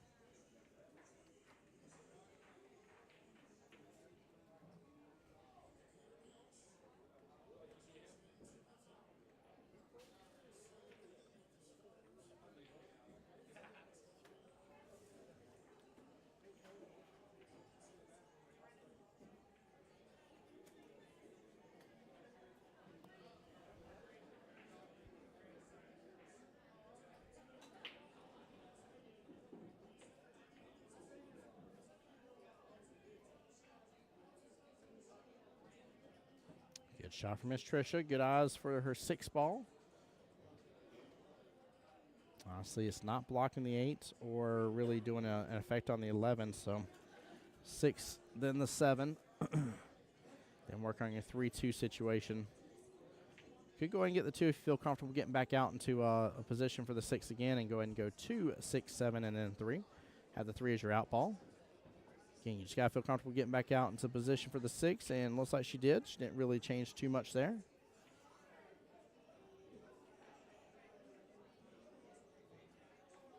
Oh, not the 7 ball here. Definitely go after that 6. Tough. She's going to be bouncing between the rails on this shot. Like the speed. She still gets it, though. Has eyes on the 6 still. Did not think she was going to be able to control it as well as she just did. She hit it really good.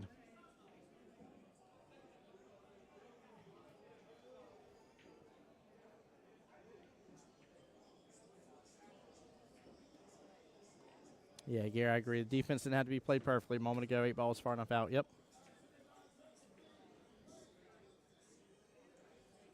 Nice little run from Miss Trisha here. She's going to have a very, very hard, tight window for that 8, though.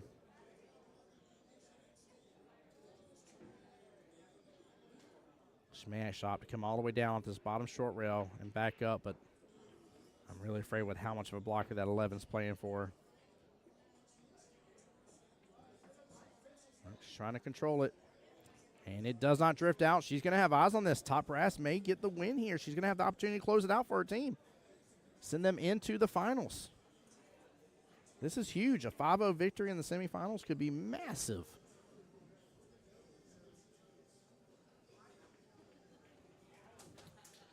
And Miss Trisha Holton with the out there, getting the win, taking out Team Q Commanders 5-0. Wow. Wow, wow, wow. What a victory. What a victory that is. I mean, that's very strong. Goodness gracious. Very, very strong here. Back over to the other semifinals. Let me get the score updated here. Triple Trouble up 4-3.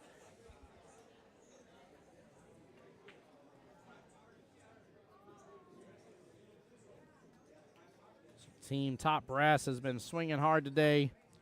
Zach Burgess, Jose Santiago, Hugo Madrid here, La Madrid, and Mary Turner and Patricia Holton have a very specific lineup with Mary Turner and Patricia having to play every single match. One more semifinals to finish. And like I said, guys, we'll get stream turned off here, rebooted, give the teams just a second, get set back up, and get the last live stream of the night and the last matchup of the night started. So, guys, you do not want to miss out. Please make sure you're ready to tune back in on Jacksonville APA's Facebook and Jacksonville APA's YouTube, along with my YouTube, The Voice of Jacksonville Pool.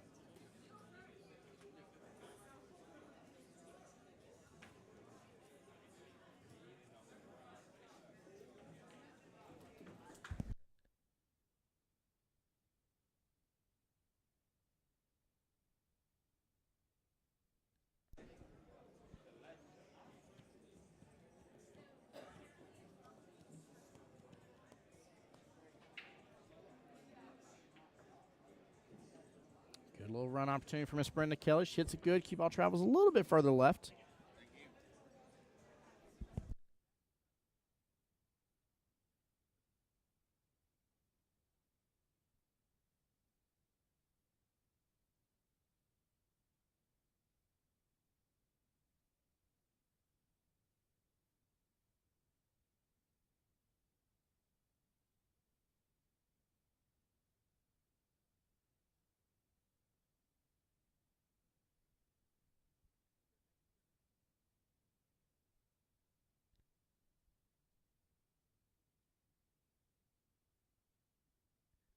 Oh, no.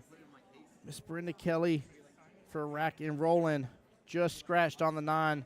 Team Triple Trouble is on the hill and might be our victors here.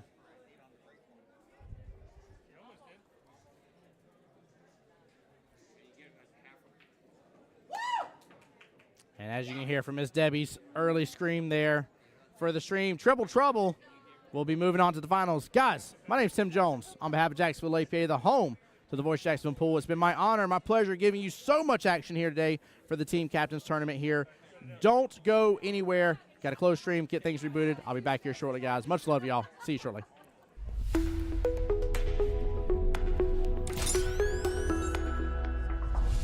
The voice of Jacksonville Pool.